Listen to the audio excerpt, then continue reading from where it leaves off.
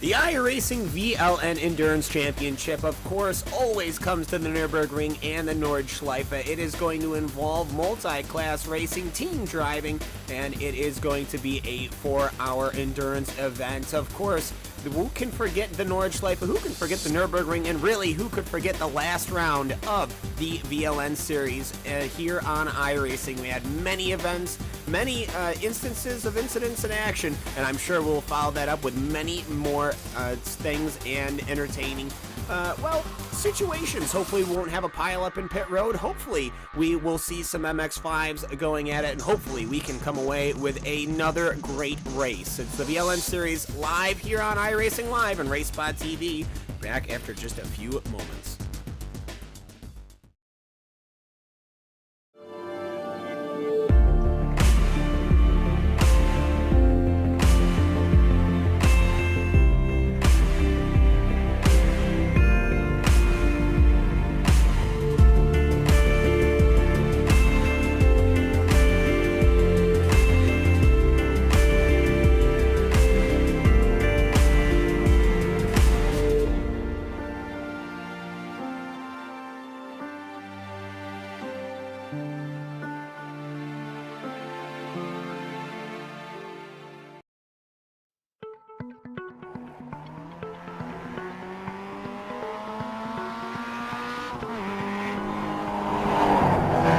I'm Eric Hudek. I'm an engineer at iRacing.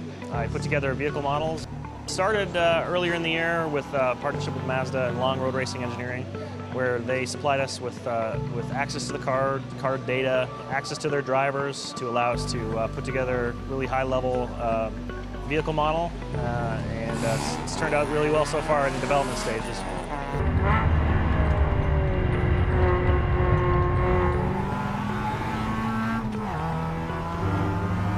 These new MX-5s are incredible. Between the BF Goodrich tire and then all the suspension engineering that Long Road Racing and that Mazda has done, I've been very fortunate to be one of the lead development drivers for the new Global MX-5 Cup car. We've done a lot of R&D on not only suspension, but things that will not only improve the safety of the vehicle for racing, but also the longevity of it in a racing environment.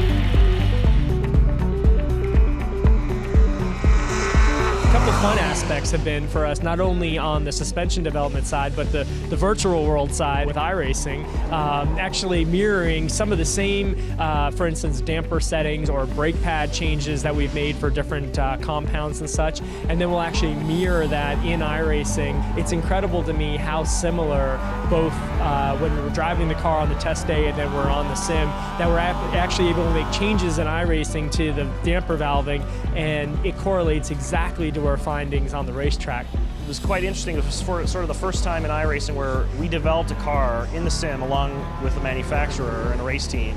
Generally speaking, a team or a manufacturer will send us a data dump of information covering everything from tires to aero if the car is set up that way, all the mechanical bits. The big difference is those cars are generally already in production or already racing, and this go around it was essentially from scratch.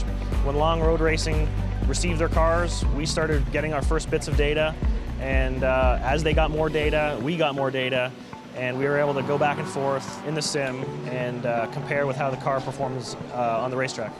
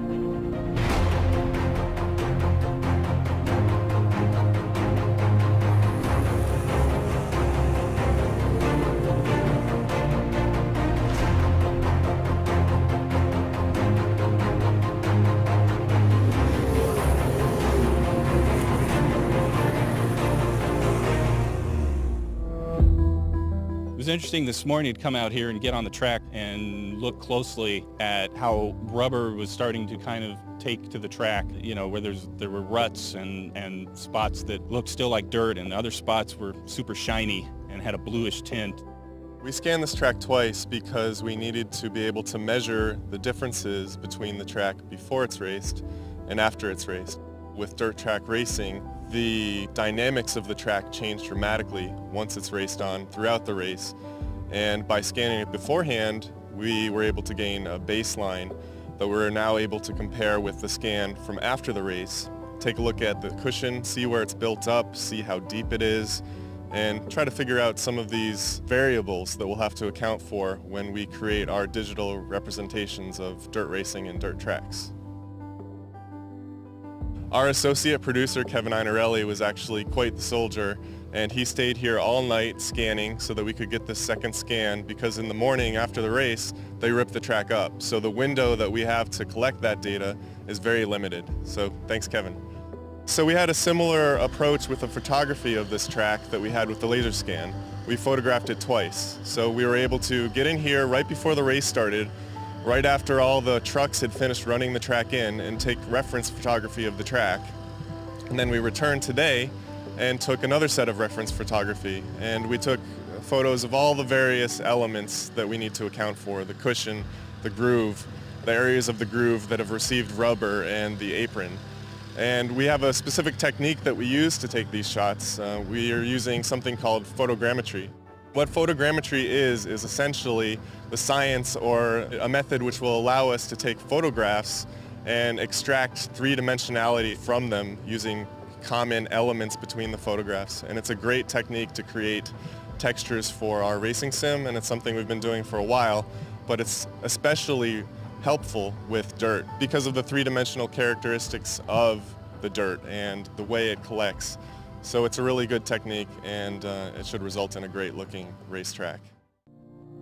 A lot of what I'm seeing kind of confirms what we already believed and already knew and have already started working on. So, you know, my plan is to get together with Dave Kamer and get in detail about what's going on between the tire and the road, because the ruts seem to be a significant piece of the puzzle, where the rubber shows up on top of the rut. So getting the tire grip correct on a track that has as much variation as a dirt track does is going to be key.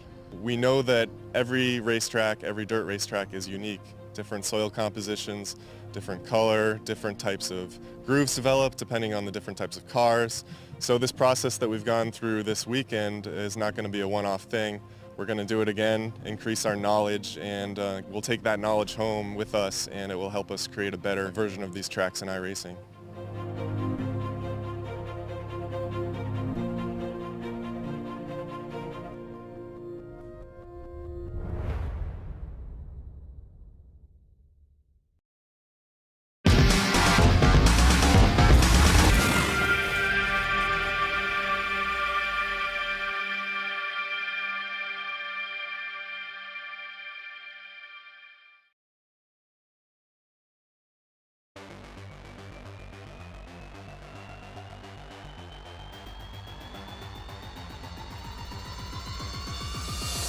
Good morning, good evening, good afternoon, wherever you may be watching. Thank you for making iRacing and RaceSpotTV part of your day. It is the iRacing VLN Endurance Championship. Hello, where have you been the last month? This is going to be an amazing race if you haven't seen it, and if you have seen it, well, welcome back to the Nürburgring. So here we are. We're going to be going on the Nordschleife. It's only 165 corners, 15.18 miles. We're only going to throw a couple classes of GT3 cars, a couple of Kia Optimas, and some MX-5s on a circuit for 4 hours. And to join me in bringing this great action to you guys, it is going to be Cisco Scaramuza, Alvin Nieves, Jimmy Broadbent, myself, Cam Walsh, as well as Hugo Louis on the cameras. And guys, it is looking like this is going to be a great 4-hour event here, but Cisco, it seems to be a little overcast, but hopefully that won't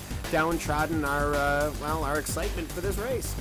Yeah, absolutely. Hello, sim racing fans, and welcome to the Nürburgring. And it's going to be very interesting because I'm jumping around the field, and if you weren't with us yesterday during the 6 hours of the Glen, well, that was an interesting race. We had an interesting Camping World Truck Series race overnight, and then now we're going to be jumping in here, and I'm already noticing a lot of similar names to what we saw yesterday in the 6 hours of the Glen, but of course, this isn't Watkins Glen. This is very different from the upstate New York road course up there. If there was a rating 1 to 10, Watkins Glen would be about a 3, and the Nürburgring would be about a 12. So yeah, it's a slightly different. But to say though, we still have just about the same amount of cars, 53 here today. We'll get the more exact numbers, but it seems that the field seems to lean to the GT3 category. And Alvin, well, here at the Nordschleife, we saw last time what crazy action we could have in the MX-5s, and hopefully today, with however many we have, it should be a good race, to say the very least. A couple of good team names in that one. Yeah, good morning, good evening, and good afternoon to everybody watching today. Yeah, round one was a really great one, race for the MX-5 class, especially highlighted by that by that lap one, almost 4 wide going into the big straightaway on the Nordschleife. Hope to see that same type of action today. Of course, it was clean on round one, and we definitely expect it to be as clean as round one. Well, that we do. We did see some great overtaking and cooperative overtaking between overall the entirety of the field, but we did just see some amazing footage we've managed to collect from the MX-5s. I mean, we had quite a few instances of these cars managing to go 4 wide down the Dotner and even at some places on the track where you really shouldn't be going side by side, they managed to do it. And so hopefully this MX-5 field can follow that up. The Dotner Ho, always an exciting prospect when it comes to these slower cars, about 130 miles an hour down the Dotner Ho. But then you get the GT3 traffic coming through. They're hitting about 170, 180 miles an hour. So a big, huge speed difference. And Jimmy, well, you weren't here last time, so I'll ask for the opinion of the newer person. Perhaps this series, if you had to put it out on a whiteboard, not necessarily the best of ideas, but, well, at least it should be a fairly good race, to say the least.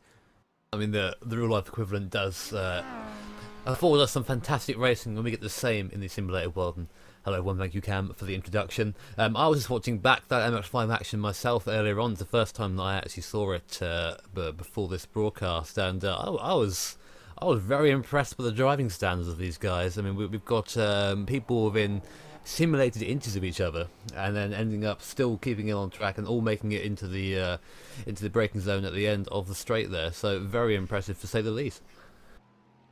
Very much indeed. In the GT3 category, of course, having many ups and downs in its own right, well, we saw some amazing racing from the GT3 category, a lot of very high-stakes maneuvers that ended up working out, but we also saw, Francisco, one of the most interesting events that we had occur in my time as a commentator. We managed to see the Gecko Vortex sim racing car managed to loop it on pit entry and cause what I can only describe as an absolute monumental pileup of cars in the entrance to pit lane.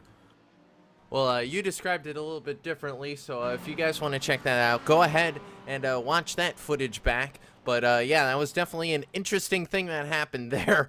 But it looks like we're getting ready to clock over, and we're gonna be seeing the starting grid here in a moment. But yeah, I've never really seen a pileup on pit road like that before, and it basically blocked traffic. There was nowhere for anyone to go, and yeah, like you said, I've never really seen anything like that before. But Cam, it's time. These cars are starting to take the grid. Let's take them through their starting grid. Oh, absolutely, and what a grid we have here today, 53 cars. I don't know if I can get through them all, but we'll try my very best. It's the Core Motorsports qualifying first with a 746.1.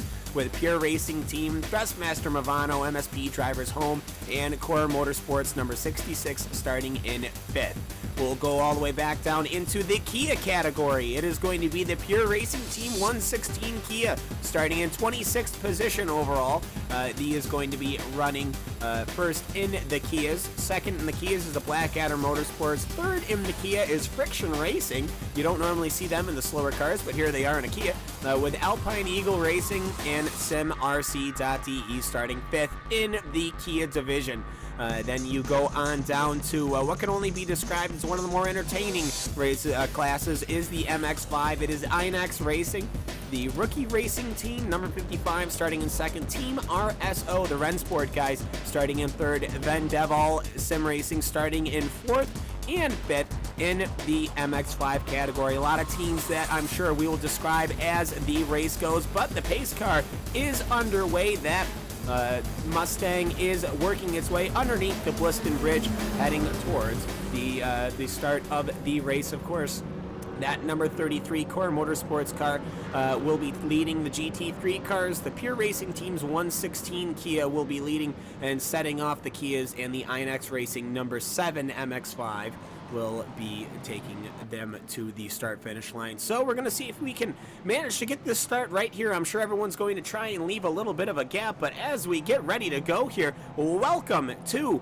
the VLN series, and welcome to another great 4 hours of iRacing traffic as a Core Motorsports number 33 car will be taking the field here to the green flag. He's holding the field, and off he goes, and here we go. 4 hours in the iRacing VLN Endurance Championship, and already the GT3 cars are going 3 wide as they collect the green flag as they are heading their way towards the very, very interesting turn number 1 here at the Nürburgring GP circuit proper. It's a very slow corner, already going 40 miles an hour as they're working their way through the arena section now, as the GT cars are still going 2 wide. Everyone seems to have gotten through so far, and we'll look back to our Kia Optima field, currently piloted the team car is Michael Schellbach, and in his rearview mirror is every single Kia all lumped up together here, and they have gotten away through the arena section in a clean start, and the MX-5s are getting away, currently piloting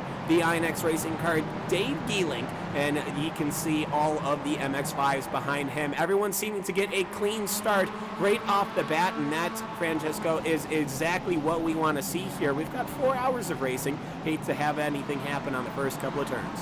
Yeah, absolutely. And it looks like most of the MX-5 class started on grid this time, which is a little bit different from what we saw last month. If you remember, we actually had the MX-5s that started on pit road actually got out ahead of the pack. It was kind of a weird thing, but not this case, as Dave Gelling, as he said, in the NX Racing Blue Mazda, has taken the lead, and right behind him is that rookie racing team number 55, picking up basically right where they left off last time we were here.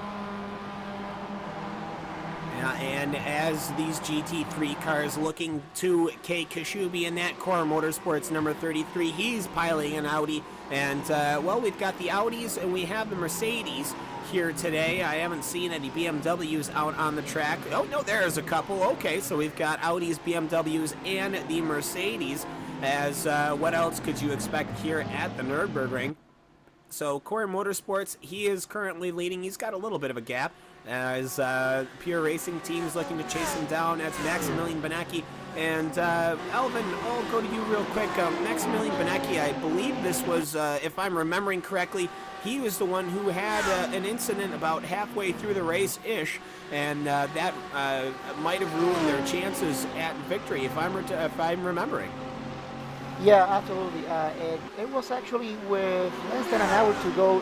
Maximilian Benecki was in the lead of the GT3 class, and it was a commanding lead. And unfortunately, at one point, while overtaking a slower MX-5, there was contact involved, and unfortunately, he lost the car and hit the wall, and that really spelled the end of the race for PRT at that point.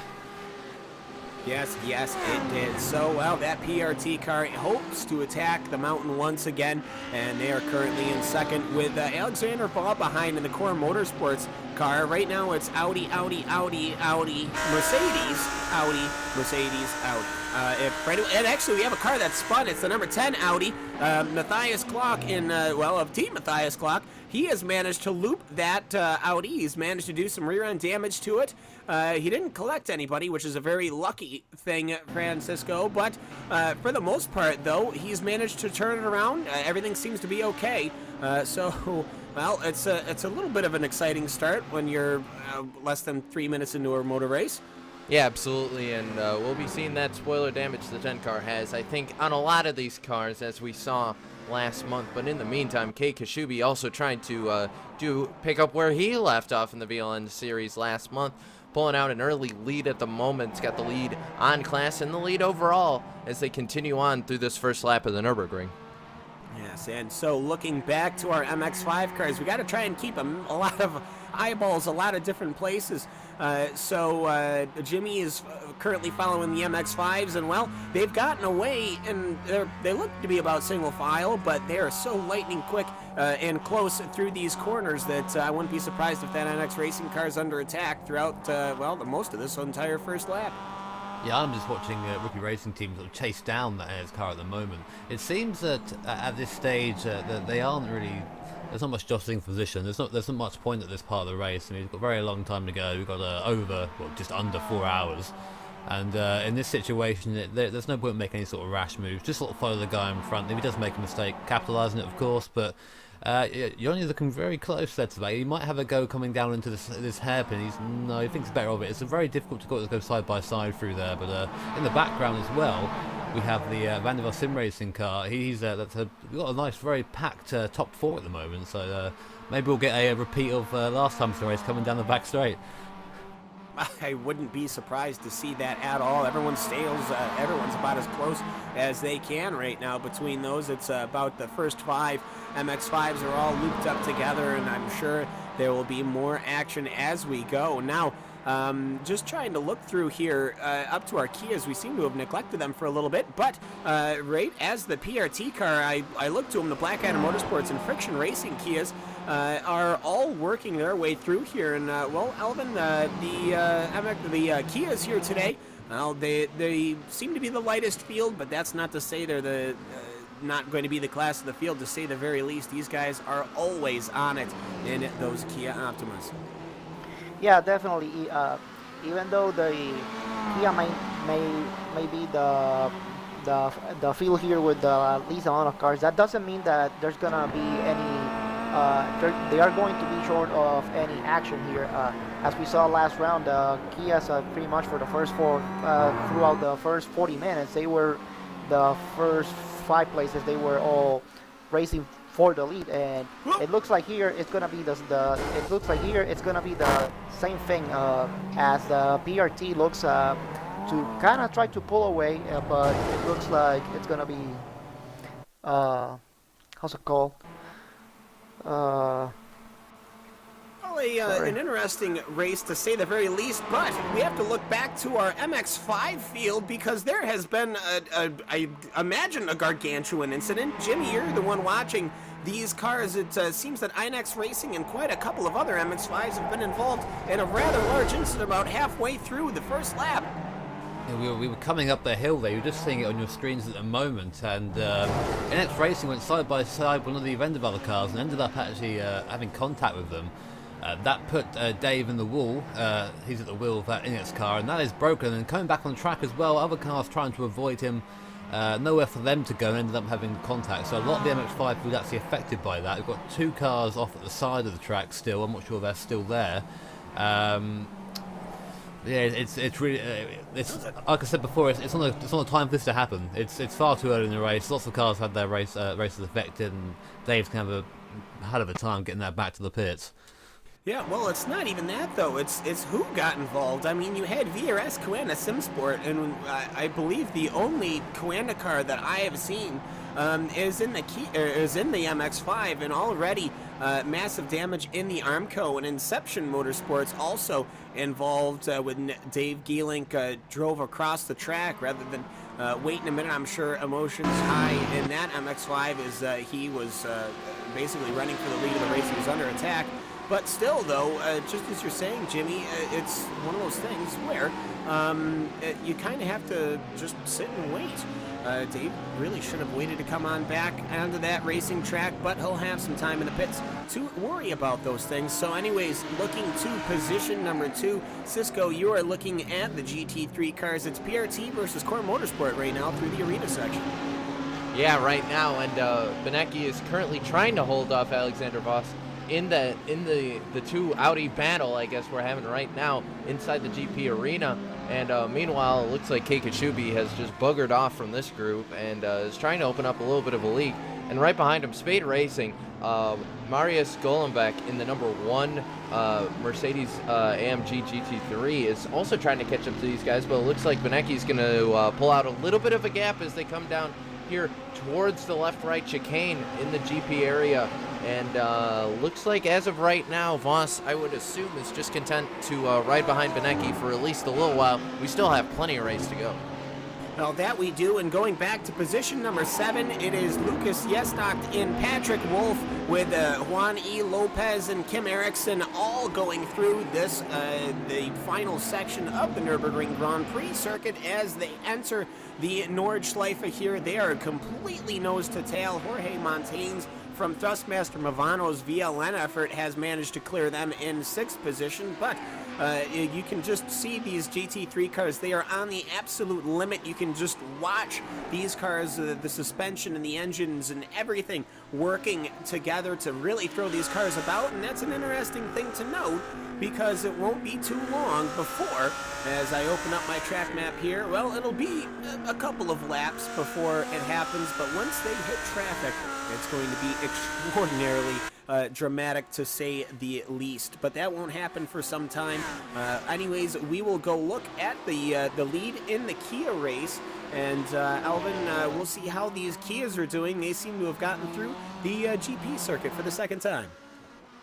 Yeah, absolutely. It looks like the Pure Racing team number 116, and the Blackadder Motorsports number 67 looks like they are making a 2-car breakaway from the Kia class. It's really similar to what we saw last race. We saw a 2-car breakaway in the Kias, but I wouldn't be surprised if the Kias from 3rd to 5th place are able to catch up eventually and make this a little bit more interesting. But yeah, so far really smooth. Seems like they are getting on with the program, but we'll see what happens after the last pit stop, which we got to remember, these cars can go as much as 5 laps, which should be around 40 minutes or so. Yes, and 9 Kias on the field in the Kia category as it stands. So looking down, well, actually, that PRT car is currently still getting harassed by that Blackadder Motorsports car, and already they already seem to be nipping away with some damage on each other. A little bit of front bumper damage on that PRT Kia, and a little bit of rear end damage and front end damage on that Blackadder Motorsports car. But either way, so those Kias go, and Jimmy, the MX-5 class, well, they're going through the Grand Prix circuit as it stands. They were, yeah, and just as I was watching, just as you were talking there, Cam, our leader, Johnny Stamper, actually had a spin coming through the stadium section, lost a couple of positions now, so he's not leading the class anymore, but still going strong, like he hasn't damaged the car at all. But we had a little bit of contact as well, a bit earlier on. We had number 43 just dazzling the position coming into the last part of the circuit, had contact with one of the Vanderbilt cars, I think it was, and ended up going into the wall quite heavily there, so another MX-5 casualty. Yes, I ended up seeing that on my timing screen that was going after the dot and anyways, we'll look to the GT3 cars, and Cisco, it looks like we have some more good racing here as Patrick Wolf. Well, I know he is good here at the Nordschleife, but that's not to say there aren't a couple of cars behind him that are looking to get past. Yeah, Juani Lopez in the Vendaval Sim Racing white car was just stalking him. We just passed one of the towns, a little bit of a left kink there, and Vendaval was trying to make a move there, but we basically have a little bit of a group starting to form. About 4 different cars in this train, and throw Black Star Racing into that, so I'd say 5. You have MSP leading that group in the 193 in front, right behind Pure Racing Team in the number 74, the 2 Vendaval cars, the 13 and the 11, and now the 69 of the Black Star Racing Kim Erickson machine. And strangely enough, they're all Audis, so it's a big giant Audi sandwich as they head through the carousel right now. And once they get out to the Danger Ho, this is going to be very interesting. I'm sure Audi Customer Sport is very happy with that picture, but yes, they are working their way through just about the third half of this. It's great to actually have a track map. Let's see here. Let's see if I can do it. They are currently at Brennahan. One of those corners as the just as the GT3 cars are getting their way through. Core Motorsports, though, it is well, they were 1 and 2 at the start-finish line, but that's not to say that the PRT cars managed to make his way through. And, well, let's just hope that these GT3 cars will stay together and don't cause anything too dramatic. But going back to the lead of the Kias, Alvin, it is still PRT and Blackadder Motorsports, and the Kias are still all together and still going very hard as they go through the carousel. Yeah, absolutely. The leading 2 Kia seems like they have kind of stabilized in terms of the gap that they are running at the moment, but the next group of Kia seems like they are starting to catch up. They are starting to bunch up together, so I wouldn't be surprised if they decide to kind of stay single file and try to catch the leading 2 Kias, because they as things stand right now, it seems like they are breaking away and they may not be able to catch them again. Maybe, maybe not. I'm sure the Kias always are putting on a good show. I'm interested, though, to see that number 41 car of Colin Kunufi of that Friction Racing Kia. We don't normally see Friction Racing in the Kia, at least I haven't. So we'll see what Colin can do, as well as his teammate Daniel Kraft, as they are both from the UK and I. Cam, I get to jump in here for a minute? Absolutely. Sorry to take that away, but Maximilian Benecki just lost second place to the other Core Motorsports, Alexander Voss in the 66, going down the Danger Ho. This is battle, and now Max is going to look on the outside. Not going to happen there as they head down into the corners before the GP Stadium, I should say. And oh man, Voss got a little bit loose there. Now Max is going to try and maybe get him down as they head down basically through the front stretch here, and they're going to head down to that right-hand hairpin, but the positions have been swapping in GT3. Oh, trouble! No, never mind. 11 is going to go around in the right-hand turn. That's Vendaval Sim Racing. Nicky Thiem is going to get it back on. Not there, boys. They're going to make it around right there, and that was an eventful turn for GT3. Yes, it absolutely was, and already Spade Racing's Marius Golemback, he is working in that number 1 car on Alexander Val. But, Jimmy, you have something from the MX-5 division. Yes, I do. We've had a lead change coming up the hill, just coming up the mid part of the circuit, long uphill section, these cars. Very good in the slipstream here, and the rookie, the Team RSO car had to concede to the Royal Varsity Motorsport car, the number 16 machine. So currently leading coming through the carousel. The top 3 cars in class very close together, with Vendaval Sim Racing just sort of waiting for his chance to strike, I guess in the background there. But we've got a nice big slipstream opportunity coming up soon. So we'll be waiting to see how that affects their positioning. And Jimmy, as that was going on, many things always happening here. It looks, and we can see a replay of it. This is the SB Motorsports number 150 Mercedes. It looks like there were 3 GT3 cars going 3 wide, SimRC, G-Tross, SST Silver, and Vivendal, which we have been watching earlier. They, well, to be utterly honest, Cisco, it looks like they just completely, all 3 of them, overblew corner number 1, and that poor Mercedes of SB Motorsports with Sebastian Schmalenbach just ended up being in the way. Yeah, absolutely, and that was Thiem, who we saw spin out in that right-hand turn before the GP area, so maybe a little bit of aggression from the 11, trying to gain back that time that he lost spinning out there, and unfortunately it is going to bite that I keep saying SLS. It's the AMG GT3. The SLS is out of production now, but the 150 just kind of got turned around there in the first corner, and not a whole lot he could do. He was basically along for the ride there. It's got it back going now, but the rear wing, you can see a little bit of damage to the rear bumper of that car. But in the meantime, we're going to send it down to Jimmy. We got a battle for the MX-5 lead. Yeah, still going strong there, despite things going on elsewhere on track. We have the Team RSO car hanging straight onto the back of Royal Varsity, winning that lead back, no doubt. We're coming up to the part of the course now where there isn't really many opportunities to pass, but you will be coming up to the back straight, and that's where I think we're going to see a little bit of adjusting the position. Bear in mind in the background, like I said before, we do have that Vendaval racing car. He's still there, just in third place. He's going to get the double slipstream, so we're going to see him coming to the mix very shortly. Just coming into the second carousel now. Cars line astern. The Vendaval car seems to be very good on the brakes, but not quite as nice coming out the corners. Had a little bit of a wiggle there coming off the second carousel. Very easy to do in these rear-wheel drive cars.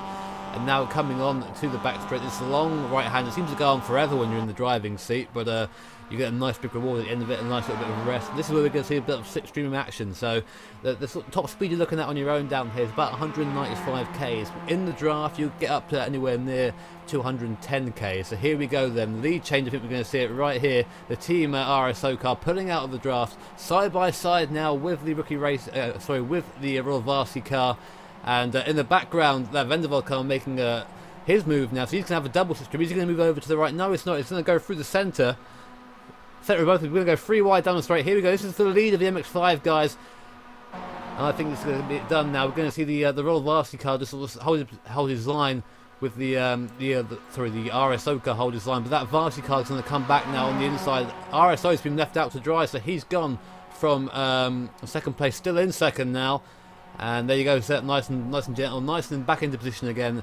No drama, but a lead change, and if they're in the same place next lap, I'm sure we'll see another lead change. I'm absolutely sure these MX-5s definitely know how to put on a good race here at the Nürburgring. Which you wouldn't normally expect, but they are always putting on a good show as Tatsuru Hashimoto makes it as they are going through. Now, it's good that these guys are pacing these things out for us, Elvin, as the Kia team is now having another fight for the lead, as Christian Chalinier is working very hard in that Blackadder Motorsports number 67. Yeah, this battle has been going out since pretty much the dropout of the green flag. Christian Challenger has been really on the back as they go now side by side, getting out of Ehrenberger. Let's hope that this doesn't end up in 2 years old. And yeah, they decide to take it better single file through this section. As yeah, they've been pretty much that has been the battle for the lead in the Kia class, as I said before. And they seem to pretty much now break away from the pack. Now they got a 3.5 second over third place in the number 41 Kia from Friction Racing. So now let's see how they can manage through. Yeah, they just seem to pretty much keep it single file. There may be some battles here and there, but overall they are just running their own race. Yes, and battles developing all along the watchtowers. As a person whose name I can't say for fear of having our video silenced, as the Vendaval Sim Racing Preto car of 138. Well, they've had it's now that 4-car battle as they go onto the Nürburgring, so very close to that concrete barrier, leaving the Grand Prix circuit and onto the hazards. A good signal, that concrete barrier, of what is to come, as the MX-5s are starting their attack. We'll go to Cisco looking in the GT3 cars. Any big developments there? That seems to be the cars with the most numerous of the cars, but I'm sure they are working their own way through the Nordschleife. Yeah, they are, and this battle, it's a little bit spaced out at the moment because of these long parts of the track. But this battle for second's been brewing between Pure Racing Team. Maximilian Benecki has currently got that second spot. Alexander Voss wants it so that they can lock out the podium for 1-2 for Core Motorsports. And then Spade Racing and Golenbeck has just come out of nowhere, basically. But a very accomplished driver. I was looking at his stats. 6,400 I rating right there. So he knows how to get it done. Definitely not a stranger to the lefts and rights of the Nürburgring here, and he's been basically just kind of sneaking behind Voss here, waiting for the front two to maybe make a mistake. Maybe indeed, but looking at that Ben Delval Sim Racing Prado car, Jimmy, it looks like there's some heavy racing going on with that Rennsport car. That Rennsport car, he made a move and he's cycling well back. There was indeed, yeah, had a go there around the outside, didn't quite get it done, and as a result actually let the Royal Varsi car through, who sort of made the best of a bad situation. Now he's challenging down the hill, not a place I like to see overtaken, but they're going to have a go, going side by side on the curb there for the Varsi car. He's still next to the, side by side leader. He's going to go around the outside. I've not seen this move before. Coming through big compression now up the hill. He's not going to be able to keep it, but a fantastic effort and good pressure. Meanwhile on the background, the rookie racing team number 55, currently driven by Union Mustampo, he had a bit of an issue earlier on. He was our leader, he spun, but now he's come back into the fray. So it's a four-way fight now for the MX5 lead, and things are, we've got a long way to go, and my voice is already going. Yeah, I know. Well, welcome to the VLN series. It's best when you just come in and your voice is already wrecked, and then it makes everything so much better. As Hashimoto is getting hustled right now by Jonas Osayan Pukaka, as well as Zerni and Mastampo, as those are those four front-running MX5 cars. As well, there's some action actually going back. We always seem to focus on the leaders, but the number 322 one-row SimSport MX5 and the Crown Racing First cars, as they're going through. It looks like the Crown car will be losing a position to that 322 car. So action, of course, going on throughout the entirety of the field. And we'll take a quick look back here. Actually, you know what? Things are going to start getting real interesting, because looking at my track map, there's quite a few pink dots that are about to get enveloped by the extraordinarily blue dots, and that's GT3 and the MX5 cars. So Cisco, anything going on in the GT3 division? Yeah, we have a battle actually. It's a little further back in the pack. It's for 14th, I think, is the leading position there, but it's basically another kind of four group. And leading that is Schmalenbach, who, if you remember, got spun out here in the GP Arena just one lap ago. And he's got the Indigo Racing featuring SimSync Pro Racing car, Marcel T, right behind him. And those two just swapped positions at the start-finish line. Behind them, JJ Nylander in the McBox car, and the MSP Drivers Home 221 car, Jan-Erik Hoffarth, is also following behind. So that's kind of a group that started to form. Meanwhile, of course, Max, Alexander, and Marius are still right following each other. So we'll have to keep an eye on those three. Absolutely. Well, I thought you were being like facetious when you said the McBox car. No, it's the McBox car. It's really the McBox car. As anyways, the MX5s right now are going at it hammer and tong. They look like they're in a diamond formation, as if they're some professional flying team. Jimmy, it's not necessarily what you want to see 3 laps into a motor race. No, it's not. Hashimoto actually lost the lead there as well. He's now down to second place in class, but we saw this already. We saw it at the start of the race, and it seems that a lot of these guys haven't learned yet, especially the rookie racing guy. He was involved in the first lap incident. He sort of just saw it unfold behind him. He came away okay, luckily for him. But we nearly had another big incident there, and as a driver myself, sort of pushing that early isn't really what I'd be advising at this point. But they're all still going, they're all still racing, giving us a nice little spectacle, and they're heading to the first carousel now. Still line astern, and we'll wait again until we get to another overtaking spot on the straight. Yeah, well, it looks like they're already trying to make overtaking positions. That rookie racing team of Yanni Mastampo, he's working on them right now. As you're just looking forward here, looking into the Kias. Well, they've gotten through. They are actually just about on the back part of the circuit. No, they're in the first section. And the GT3 cars are working their way through, and we're going to see here, let's just see if we can go on board real quick with the Core Motorsports number 33 of Kei Kashubi. We'll go on board with him, because in a moment's time, you're going to see Philip Stam in a MX5 piloted car. It's the VRS Koena SimSport number 88, and you're going to just see how fast this Core Motorsports number 33 car is going to rip on by. He gets out of the corner, he's accelerating, he's hitting about 100 miles an hour, and you'll see in, just one moment's time, as they're just separated by a couple of corners, as through this little dip here, and you should see a very slow purple and white dot. There it is.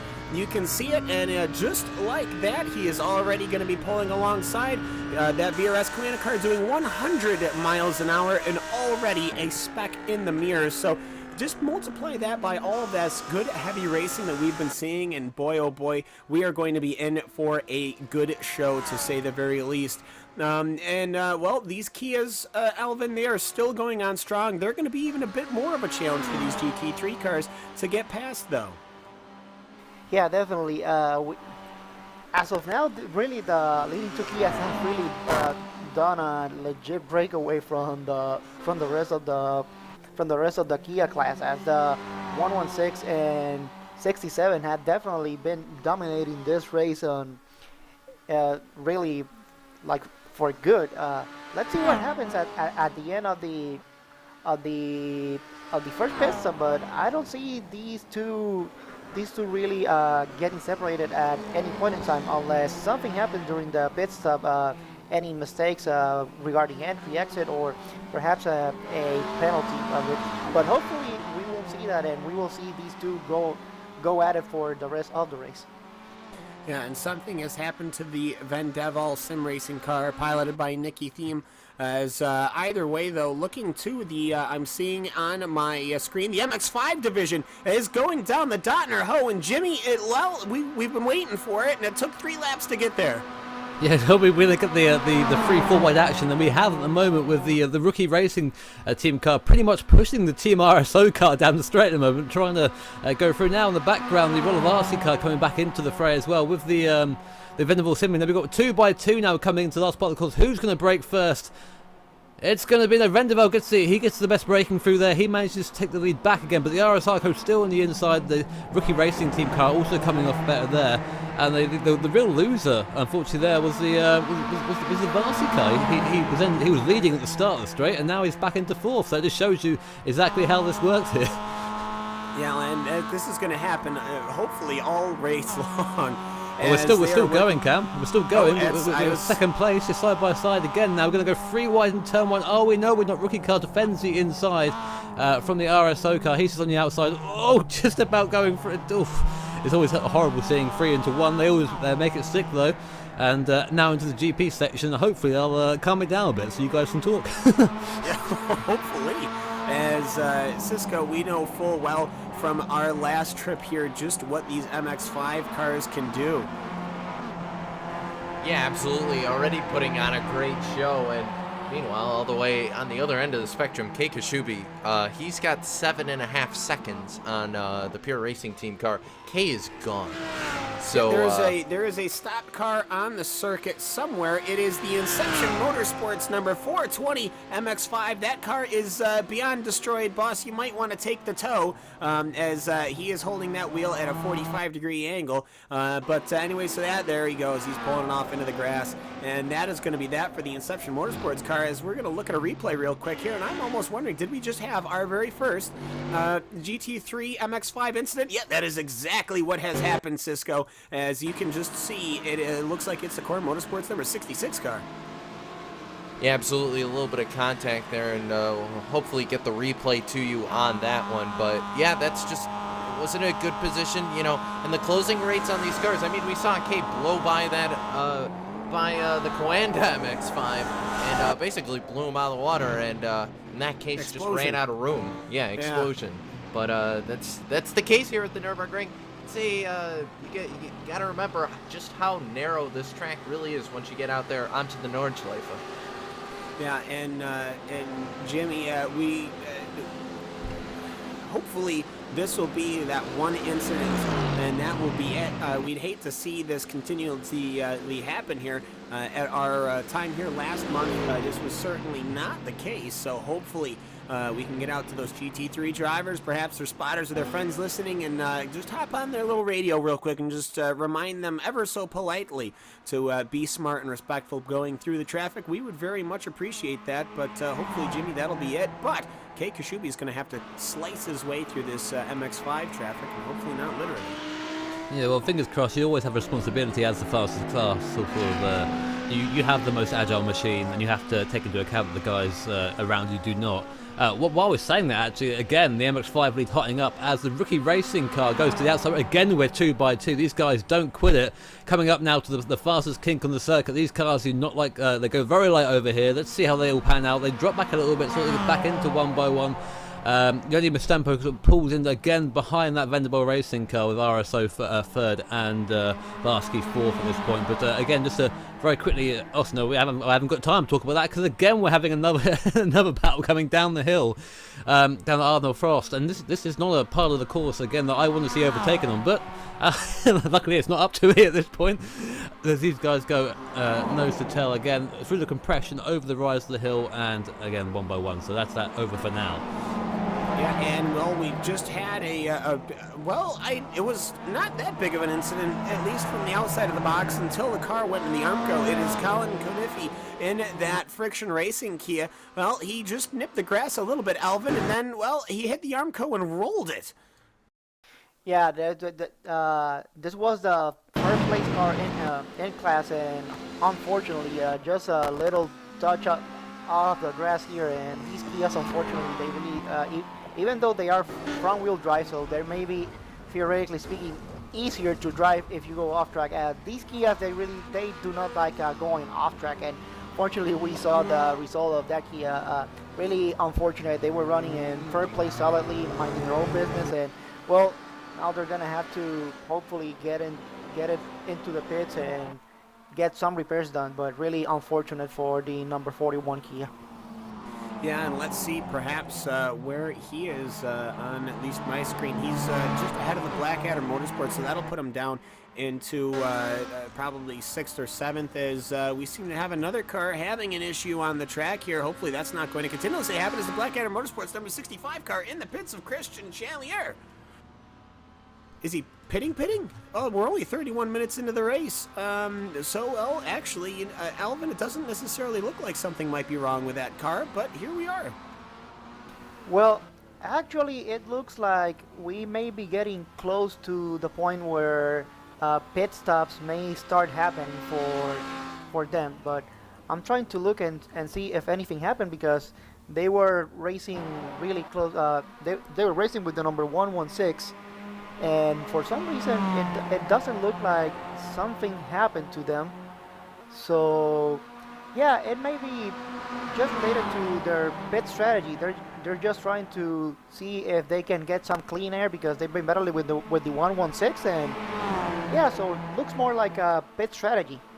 Well, pit strategy indeed. Interesting to see him pit at 30 minutes into it. But Jimmy, well, these MX-5 guys, they're not giving us much time, as they're almost looking to go 3 wide on the not on the long, very well straight. So just some dramas going on in this MX-5. I can only imagine them slowing each other down and adding a 5th car to this race. Well, that's going to mention that as well. The other Team RSO car is starting to close in behind them. He's not too far, about 5 seconds off this pack at the moment from what I saw. But again, these guys they're just dicing with each other at the moment, and it's all well and good, you know, for the sake of our entertainment. But for the sake of the race, they're just losing that time at the moment, and continually risking the cars by going too wide, going up the that sort of long uphill section there where it's very twisty. These cars aren't that agile at high speed, so it's good to, you need to really take caution over risk in this instance, I think.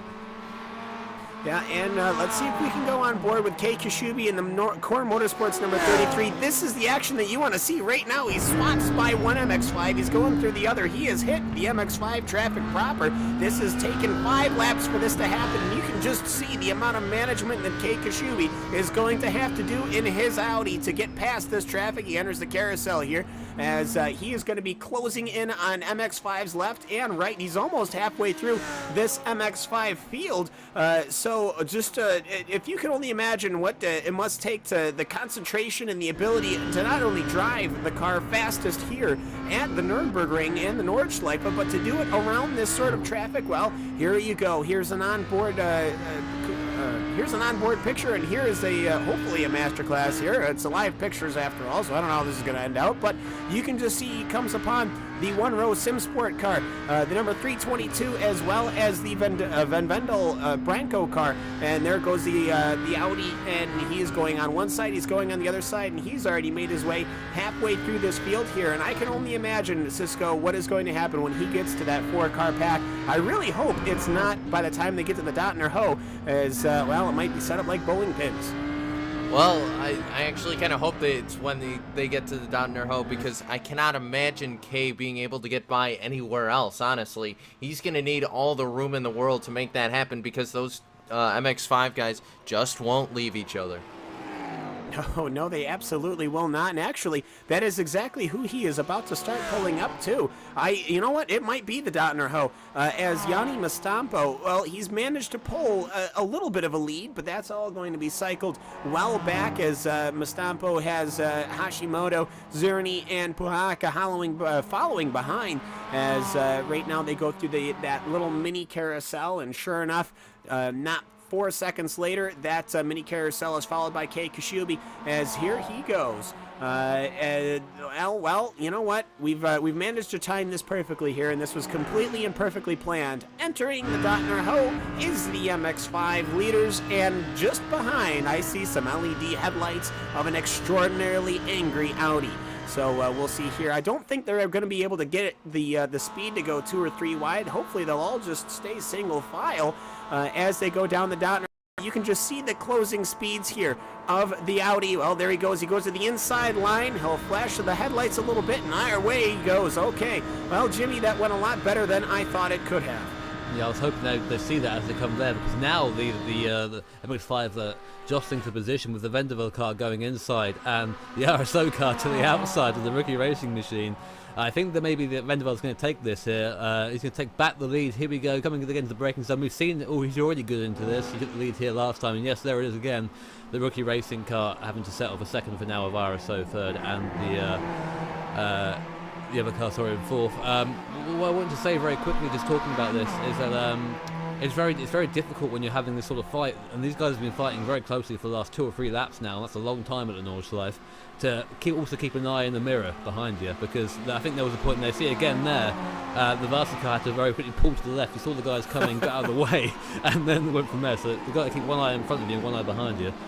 Yeah, it's one of those things. Plus, you're actively racing people, as Alexander Valls, he'll move on past in that Core Motorsports number 66 car, as he'll roll on past, and not that far behind is the Spade Racing's Marius Golenbeck. He'll have to make his way through, and this is actually a tough section of the track, no matter what car you're in, and there goes the GT3's rears just a little bit, as he'll go on the outside here on the GT circuit, and then he'll cut to the inside, and well, he'll make that work very well, but well, we'll have to keep an eye out, as this is just it's bonkers racing here at the Nordschleife, and this is just the GP circuit. Either way, though, Alvin, we seem to have neglected the Keys a little bit. How is their race progressing? Well, we are now on lap 5 for them, so we should be expecting them to come into the pits shortly, of course. We had number 67 Blackadder Motorsports come into the pits first, as it looks like it was more of a pit strategy call more than anything else. So yeah, this should be the last lap for all the Kias that haven't come into the pits, otherwise they will definitely run out of fuel. Well, and running out of fuel here, we saw somebody run out of fuel at Watkins Glen. That was a little dramatic. I couldn't imagine trying to run out of fuel here. That might not end that well. So either way, looking through here, well, you've got a line of traffic. You got Patrick Wolf from the Pure Racing Team number 74. He's trying to get around our MX-5 leaders. The MSP drivers home. It's almost like they're waiting behind, like sharks, just waiting to pounce. Now, Patrick Wolf making the correct decision behind Tobias Zerny, as he'll try to force his way through to the inside. Maybe now. No, it's a parking lot. Cisco's are trying to get past these MX-5 cars. Yeah, and yeah, like you said, it's a parking lot, pretty much, but a parking lot that's moving, at about 100 miles an hour, and somehow they're going to make it through, yep, and Pure Racing first to kind of get out of that mess with the MX-5 leaders, and now MSP is going to go by, and that was a battle, and now it looks like it's calmed down a little bit, space those cars out, so they're going to have to probably, they'll probably accordion back together by the time we hit the Dangerho yet again. Oh, I'm sure, and just looking right now at the 150 car and the 112, it's the SB Motorsports and the G-Tross SST Silver, so it's Cristobal Lopez and Sebastian Schmallenbach. Schmallenbach, who had that incident earlier, obviously not slowing his Mercedes down at all as he is looking to go side by side with the Audi as they are working their way towards the Arenberg corner as they are actually going to be arriving on the Liam X5 leaders very soon. There is Elmar Arla Cote of the RSO car in fifth that was catching them, and there goes the SB Motorsports car of Schmallenbach as he is working their way through. They are actually pursuing Jürgen Frank, the Sim RC Audi, and it won't be too long before they hit the leaders in the MX-5. And Jimmy, this is a very chaotic time because you don't normally see the GT3 cars all bunched up like this together, so this is probably one of the most stressful times of the race. I mean, if I was an MX-5 driver, I'd be kicking and screaming the way some of these GTs are approaching the overtake here.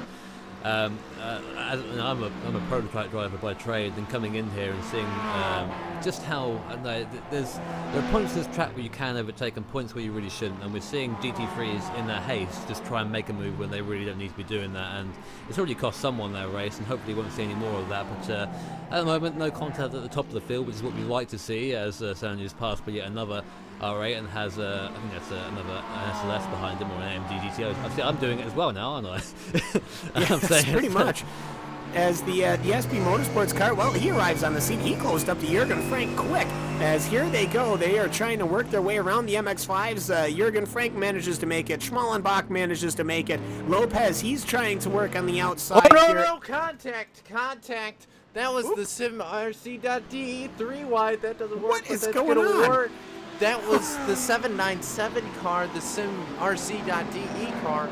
Got a little bit loose there, spun in front of the G-Tross SST car, and wow, that was... he managed to make it stick, and then he recovered, going three wide, he recovered, and then they gunned it, and the poor leader of the MX-5, Yanni Mastapo, he's got to be asking himself, what have I done? Who made this decision to sign up for this race? Who was it? As the BMWs of Van Vendel and Indigo also make it past as well. So just dramas going on through as we are looking at the replay here now, Cisco. Yeah, that was crazy, and I can't believe they made it through. That's not a wide part of that track because they're coming up to the left-hander through the village right there. They somehow made it all work. Everyone, for the most part, made it through scot-free. But yeah, if I was Jürgen Frank in that 797, I'd be counting my blessings right now because considering what he just went through, they got away pretty clean. I mean, that car isn't exactly the model of clean, but all considering the fact that all four wheels are on the car, all four body panels are on the car, all core panels are still on it, I think he's gonna be all right. Yeah, he should be here as Jürgen Frank. Well, it's very difficult, Jimmy, to try and recover this, to try and just psych yourself back up to take on the Nürburgring. I don't have the confidence to recover from things like that, but obviously Jürgen Frank certainly does. I can't imagine as a driver in the MX-5s or in the GT3 cars, for that matter, trying to recover from something like that. But here we are. It's all about having the rhythm at the Nordschleife. It's one big, long, flowing circuit and one of the most challenging and renowned in the world for a reason. I think actually the excitement got to the MX-5s. The leaders decided not to divide the position going uphill, just let the traffic through on the outside, and the speed difference between the two cars coming up the hill was it's pretty ridiculous. We're talking about 40 or 50 miles an hour difference there coming up the hill, and the actual physical size difference between these cars as well is quite hilarious when you see them side by side, because one of these GT3s could probably quite easily end one of these cars and not feel it at the front of their car. But the lead's still between four drivers. The RSO 398 hasn't quite caught up yet, but I'll keep an eye on that and let you know if anything develops. All right, and so as they are fighting for the lead, the Kias, well, we might be having some drama here, Alvin, as you don't think the Kias can be running 6 laps, yet somebody's trying it. Yeah, it seems like the number 15 JPR stands for with Davey Popov. He seems, Daniel Popov, sorry. He seemed to try to go 6 laps on on this stint, and I don't know if that is possible with these cars. However, I can be proven wrong, who knows. But with the battle that we were having at first between the Blackadder Motorsports and Pure Racing Team, it seems like the strategy that Blackadder Motorsports employed to come in one lap earlier has paid off, as they are now almost 20 seconds ahead of the Pure Racing Team number 116. Yes, and the Kia division, well, it seems that they've gotten rather spread out, but that's not to say they aren't trying to fight, as we are currently looking at the number 193 car. That is the MSP driver's home car. This is Lucas Yatstock. He's been behind Patrick Wolf for quite a while as they're going down the front stretch now, as hopefully chasing down Marius Golem back in that Spade Racing Mercedes, as here they go into corner number 1. Very wide line from the MSP driver's car, as that Pure Racing Team, PRT Cisco, having a good performance last race, and now here they are hoping to repeat it. And Vendeval, well, Juan Lopez in that 13 car looking on and hoping to take advantage of this, but a lot of Audis that we're seeing here at the Nordschleife. Yeah, a lot of Audis, but Vendavel's looking for a little bit of redemption in the GT3s. They didn't have the outing they wanted in the GT3s. Their triumph last month actually came in the MX-5. So hopefully this group, with Juani Lopez currently at the wheel, they can gain a few more positions. Right now they're sitting 7th in that 13 car, so we'll have to see what goes on there.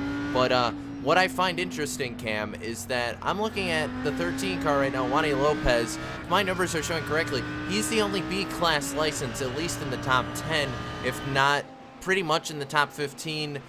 And basically, of all the currently competitive GT3 cars, there's only 2 B-class drivers, the other one being the 97, the GTL Virtual Racing Team. So Vendavel's showing he may be a B, or Juani Lopez showing he may be a B-class driver, but he knows how to get it done, and he's got the iRating to back it up. Well, yes, he absolutely does. And for those of you who do not follow, perhaps, the iRacing official branding and series and such not, we have, of course, a licensing system. Those licenses allow you to partake in particular series of races. The higher the letter, whether it be A or B, it goes A, B, C, and D, and then rookies, and that you work your way up to A, and those are going to be your fastest and more difficult racing cars, whereas down in Class D, you might have something like the MX-5s, or a Pontiac Solstice, or a Jetta, or something like that, or a Mustang even. But either way, so you work your way up through. And in Class B, you're certainly welcome to be racing in the GT3 division. But when you consider your first 3 racers are an A class that is as high as you can go, Kei Kashubi, and 2 pro drivers following Kei Kashubi with another A class driver, all of their iRatings are basically through the roof. iRating being kind of like a ladder statistic for how well you perform over a race-on-race basis. Everyone has an iRating, except for me, because I don't want to talk about it because it's that low. But so either way, these guys absolutely on it, and they are definitely deserving of being here. And Lopez, well, he's doing a great job so far, and he is just hanging right on the rear of Lucas Yatstock and Patrick Wolf, as well, I think some of the GT3 cars are having to work our way through the Kias, Alvin, and the Kias, well, they're as fast as bullets through the straight line, and well, it could pose some problems for the GT3 cars to get through. Yeah, absolutely. These Kias, even though they may be a little bit heavier and may not have the downforce of the GT3s for sure, they are definitely race cars, and it's really amazing when you see these cars going through the straightaway. They can pretty much match up to the GT3s except minus 10K, something like that. So yeah, it's really hard if you're going through a straightaway trying to overtake a Kia if you're a GT3 for sure. And a car is stopped, and in the wall it was the TNT Totally Nuts team. I don't think it is any relation to the TNT team that we are used to, but that car has been in and out of pit all day long, so that car pulled over to the side. But we'll see here whereabouts are the leaders. Let me pull up my Giganto track map Yeah, well, the leaders here are, well, they're getting relatively close to the Kias, but it'll be a while before they catch up to them. But, Jimmy, well, it's been a while since we looked at the MX-5s. I have a feeling they're still slicing and dicing and fighting to the death. They are. I mean, if this were just a single MX-5 race, my voice would be hoarse right now because of how close they've been the entire time. I mean, the rookie racing, driven by Yoni Mastampo, I mean, he seems to be the fastest car out of this pack. He actually managed to catch and then make his way up into second place from about 4 or 5 seconds back. So I think he's the fastest. The problem he's having, though, as is so often the case in these sort of slower classes, is that he can't seem to break the slipstream. We saw that the Royal Varsity car actually dropped the slipstream coming down the back straight, but managed to come back again because these guys are fighting so much. So it's going to be a 4-way race for now. The RSO 398 car is lapping about 3 seconds a lap slower than this pack at the moment, so the top 4 are going to be the race for the near future from what I can see. But at the moment, the RSO 397 car doing its sister a bit of a service while running in third, so anyone's game at this point. We've still got well over 3 hours to go, so I hope these guys can keep it up for that long. Well, I do as well, and I have to say I haven't seen, other than that time with the Core Motorsports 66 car, where we haven't seen a GT3 car strike a MX-5 car as of yet. I'm sure there's been, of course, there's that incident with Frank, but that was more of a byproduct. Well, Hashimoto, well, just look at how close that rookie racing Team 55 gets. But for the most part, though, the entirety of the GT field is through. There's one car left to go, the Team RSO 197, currently piloted by Philip Schallenberg. And that 197, he's hopefully going to make it an easy way through. Good colors on that car, Cisco. Turquoise and white. I have to say, I'm kind of a fan of it. Yeah, it's good. It's a stout-looking car, but oh, and he's through. Oh, yep, he was able to get through right there. So, meanwhile, jumping back up to the very front, Kei Kashubi now has 16 seconds on the field. So, yeah, can't he's even gone. see the headlights. Yeah, at the Dotner Ho. Yeah, he's gone. Well, hopefully he can stay that way. Yeah, it's about the distance of the Dottinger Ho because Max has just gone under the Audi Sport banner, and Kay is just now coming through the Bliston Bridge. So yeah, Kay's gone, man. He is, but he's got some keys ahead of him. He's got the Team Bushfink Racing blue car, and I think actually Cisco wasn't the Bushfink car in the GTC division in the Watkins Glen 6 hours yesterday. Yeah, they were, and didn't have a very good run there. But, we're actually jumping back to the MX-5s, Jimmy. I'm sure we got a battle going on. Yeah, you're right. That another lead change there. The Vendaval car was just, again, caught in the wrong place for the slipstream, allowing the RSO car and the rookie racing car to get back through. And now this is the interesting part for me, because if my theory holds up of the rookie racing car being the fastest out of the pack, he now has a bit of an opportunity to stretch the gap. If he can get far enough away, by the time they get round to the back straight, there's a good chance he can break this toe, but he's got to have a fantastic last section, so I'll keep an eye on that. But as for now, it's Ricky first, RSO second, and Vanderbilt third.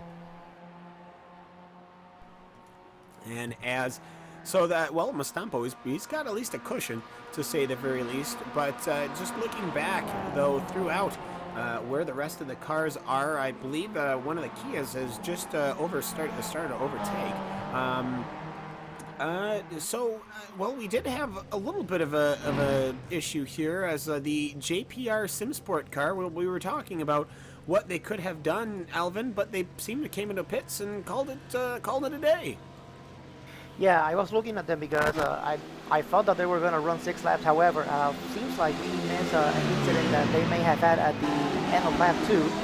So they came into the pits earlier at the start of lap 3, and that's how they managed to get in the lead. But for some reason now they came into the pits and the driver just came out of the car.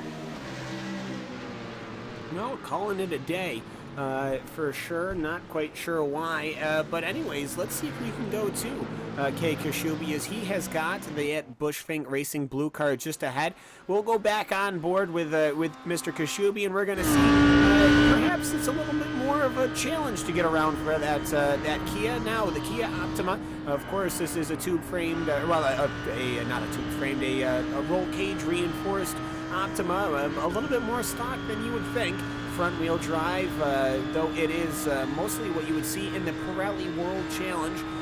In the real-life world in North America. You don't normally see this outside of North America. It's a front-wheel drive car, a little bit almost kind of like a touring car, and then compared to these GT3 cars, most certainly not an equal at all. And there goes Kei Kashubi on his headlights. He's flashing, and they're going to go alongside. Oh, the Kia kind of needed that entry, but the Audi will make it through. These Kias, Alvin, they really need a lot of track in order to allow that front-wheel drive to really get it around the corners.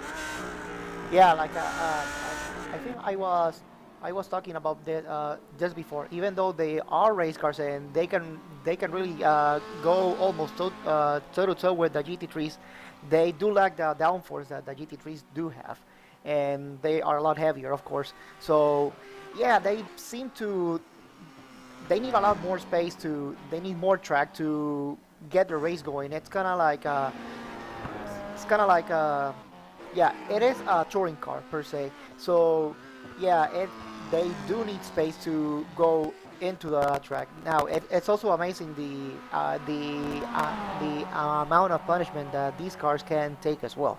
So it's a really interesting mix. Like you were saying, it's not like a race car that you see nowadays. It's a front-wheel drive car that seems like it can go toe-to-toe with some GT cars. It's a really interesting car, to say the least. To say the least, and I'm happy to have it here at the Nordschleife. I'm a big fan of it, as the Kias just went down the Dotner-Ho. I'm sure they changed a bunch of positions, and, well, as they cross the start-finish line, Jimmy, well, you know what? The Team RSO car of Tobias Zerdy is going to take a turn leading this motor race in the MX-5 division. He did, and you only did get quite a big gap coming onto the back straight, but it just goes to show how much of an equaliser the back straight is at this point. Even in the background, we had third and fourth place, who are currently Vanderwall and Varsky, and they were a long way behind these guys, but they caught up to Tola, just got a little bit, and obviously you get faster and faster and faster. And the difference is about 10 or 12 Ks between not having a slipstream and having a slipstream, and there's actually quite a lot, especially for such a large amount of time. And for us as viewers, it's fantastic. It just brings them back together again. But I can imagine the guys that trying to pull away at the front are just getting more and more frustrated.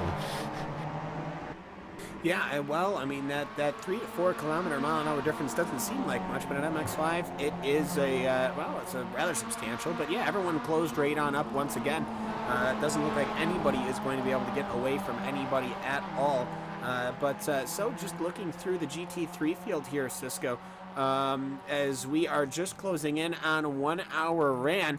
It's overall for this GT3 race, it's been all Kei Kashubi, and we've actually been having a fairly clean run in the GT3s. Yeah, everyone's kept their head on straight. Hasn't been too many issues. The only issues we've really seen have been interclass, so cars getting together from the different classes. But from what I can tell, the closest battle we're still having is Core is still breathing down the neck of Max. So I don't think Alexander and Max are going to be leaving each other for a little bit.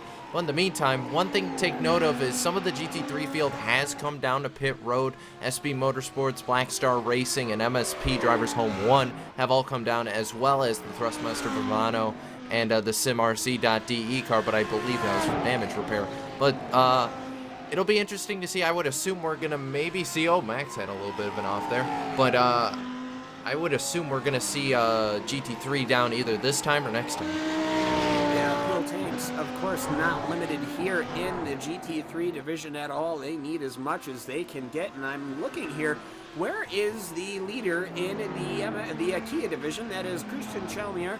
That the number 67 Kia, and well, looking just ahead of him, it's a little bit more of a different view. It might be quote unquote less exciting, but I see nothing but Kias or nothing but MX-5s ahead of that Kia as the leaders in the MX-5s are still going at it, Jimmy. Yeah, still going, and I thought the RSO car was going to have to defend there from the rookie racing car coming in, but there we are now. This is a good braking zone. If you're good in the brakes, you can make up a lot of ground, and I've seen the rookie racing car do that time after time. It's coming back.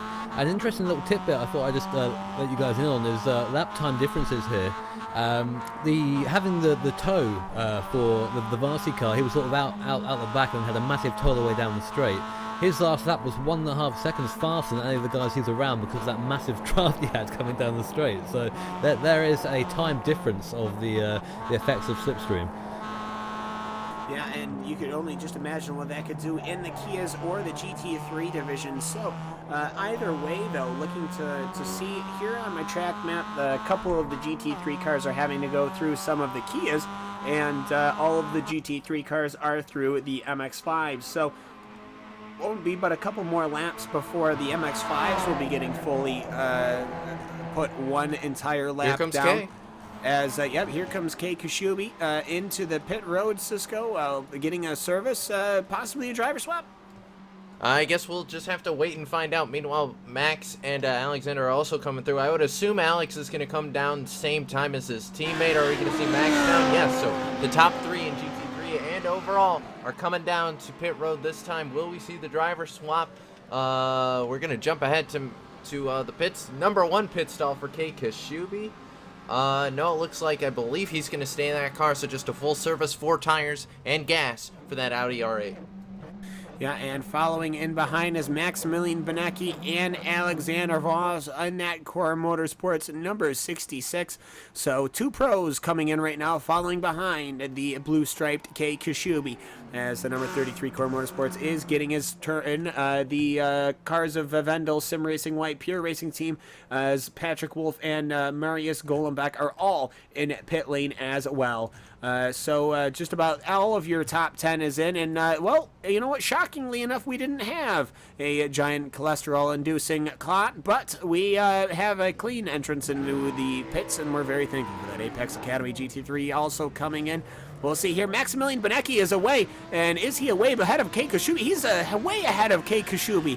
As did Maximilian Benecki not take tires? As he had a 30-second pit stop. I don't think he took tires, Cisco.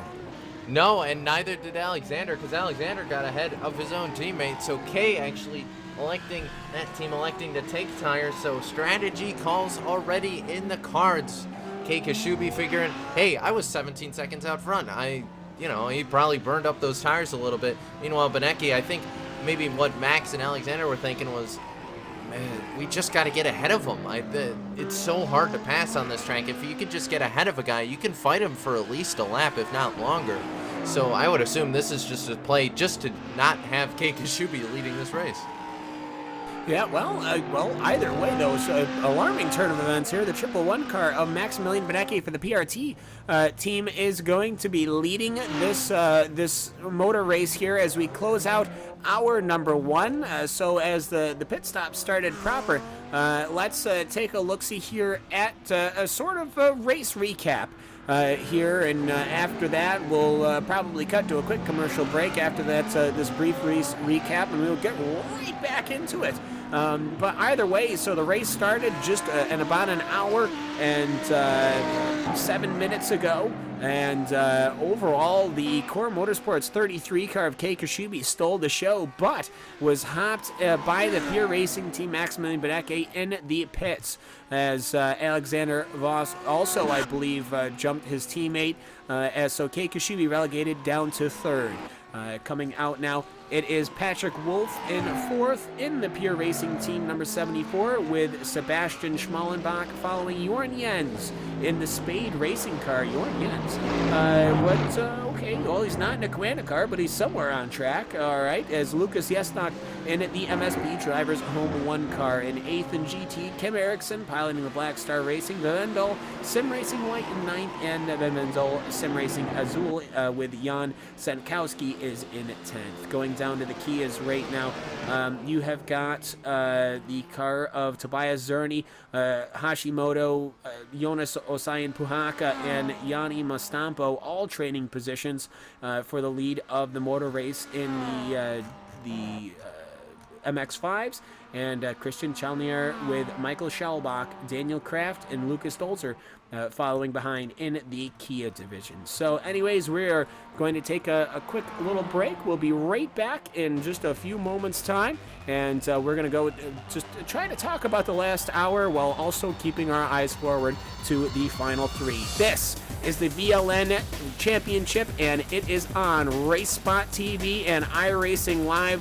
Do keep us in tow with the Twitter hashtag iRacingVLN and, of course, the YouTube chat. We'll see you in just a few moments' time, but for right now, boy, what a motor race.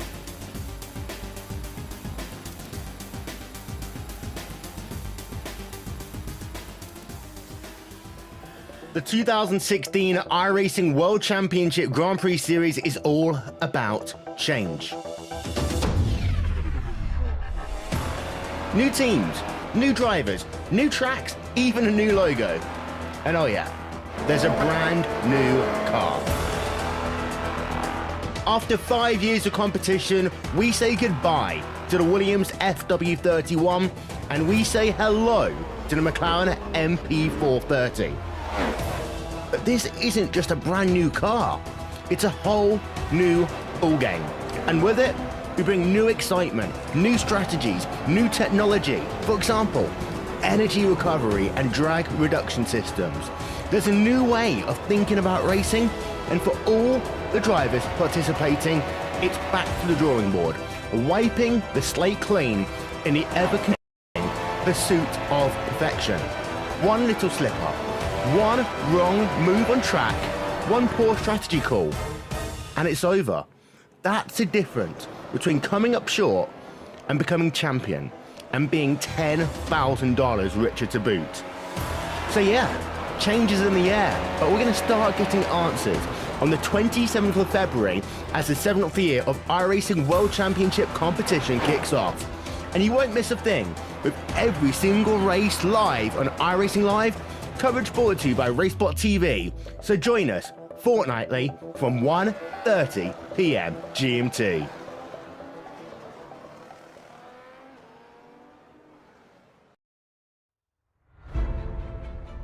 Since 2010, the highest echelon of sim racing competition has focused on NASCAR and Grand Prix racing. 50 of the best drivers in the world doing battle for championship glory. Each man for himself, and even though there may be teammates on track, each driver is in command of his own destiny. Until now.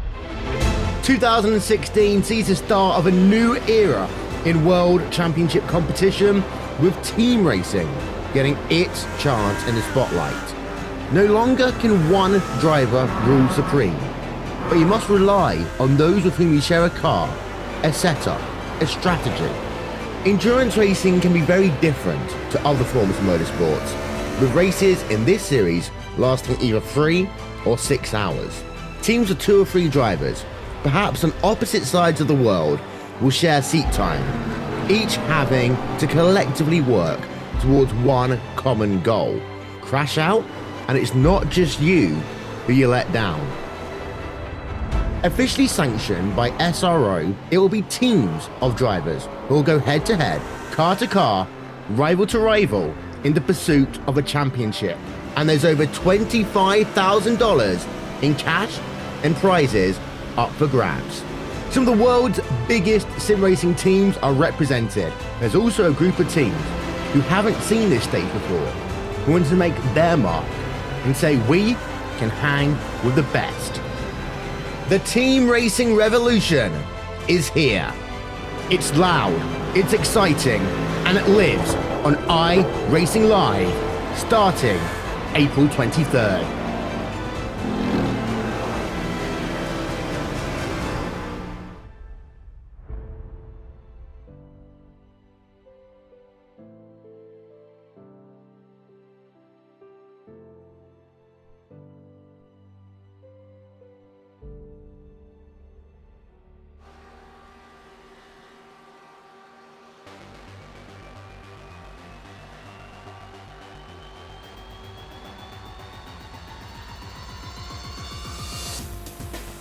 Welcome back to the iRacing VLN Endurance Championship. We have already completed the first hour. Where have you been if you are just joining us? It's been a barnstormer in almost every single class and division that we have available, and out on the Nordschleife in the GT3 division, it is currently Maximilian Benecki who has managed to come away with a lead after a pit cycle change, with Alexander Voss now currently in second after losing a position to Kei Kashubi.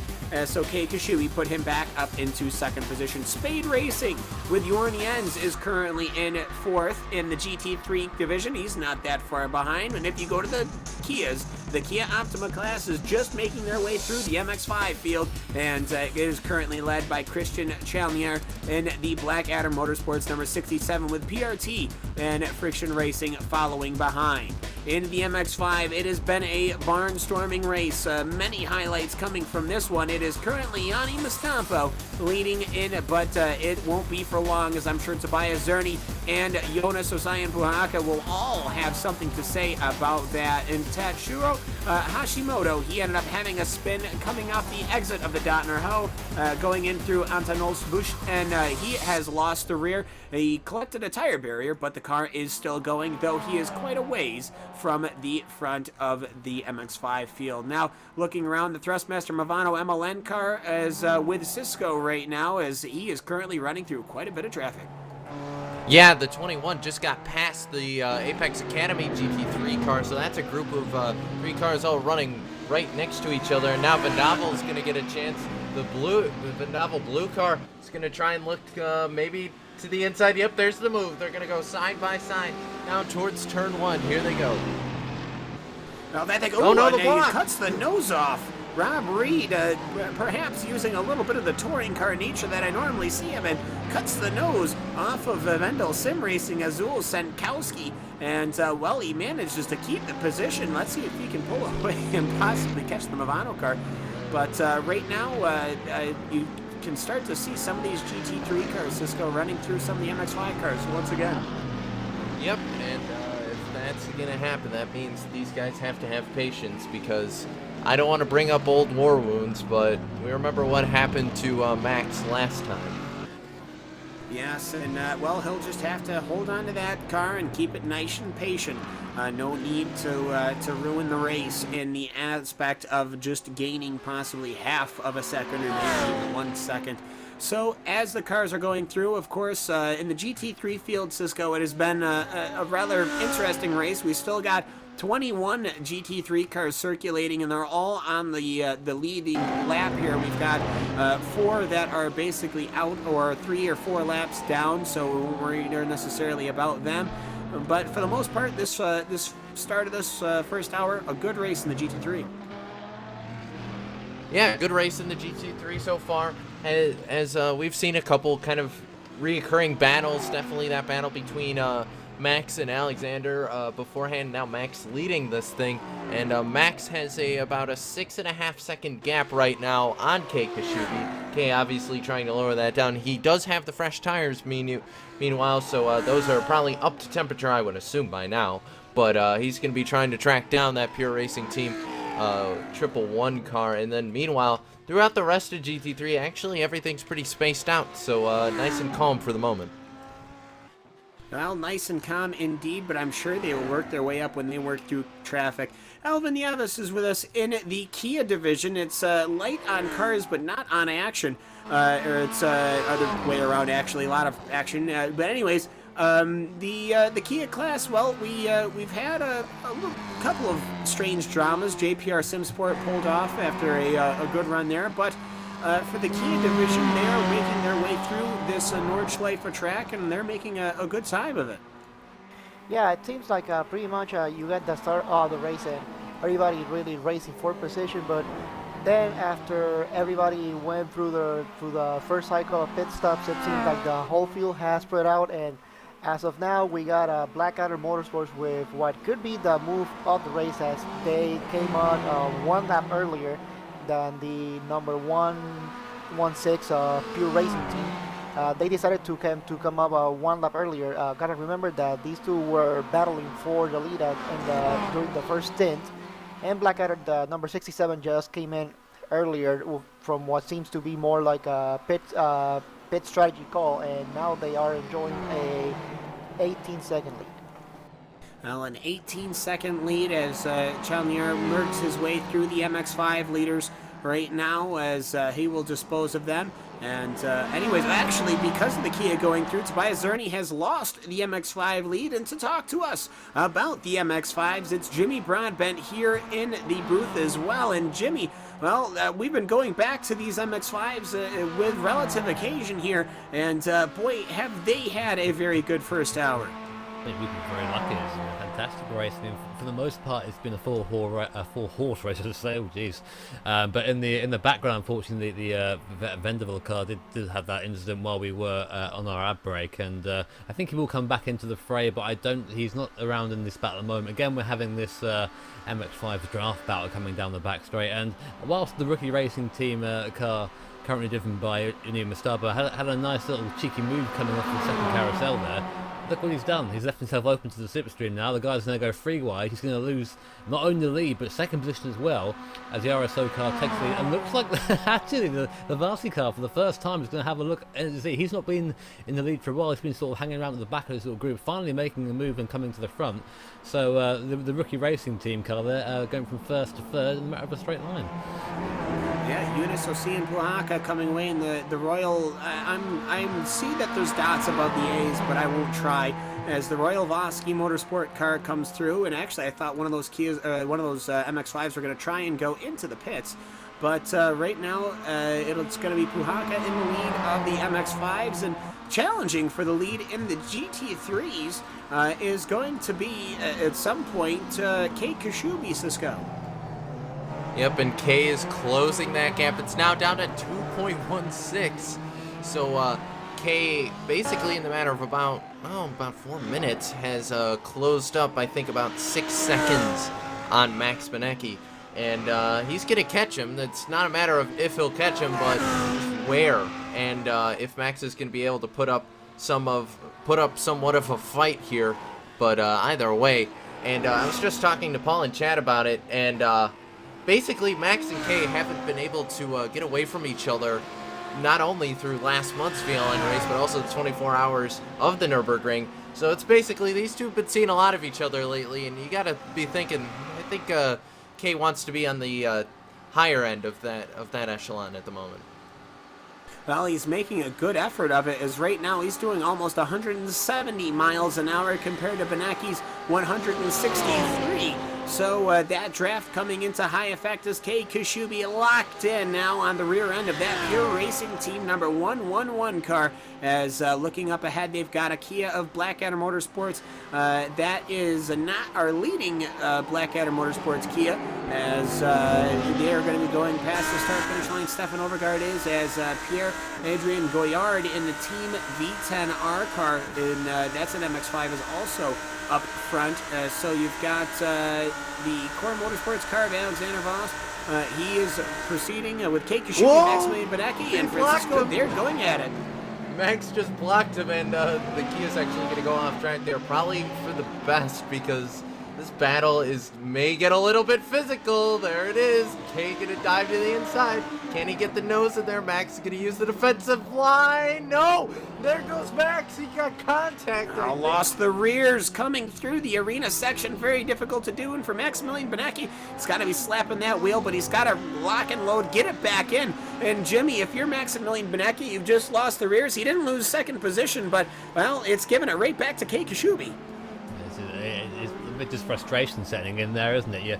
You end up, you want to be leading this race, don't you, when you want to be in a good position, and having an overtake come in that point there. I'm just watching the instant now back here, just a little bit of a tap from the rear there. These cars are very light at the rear.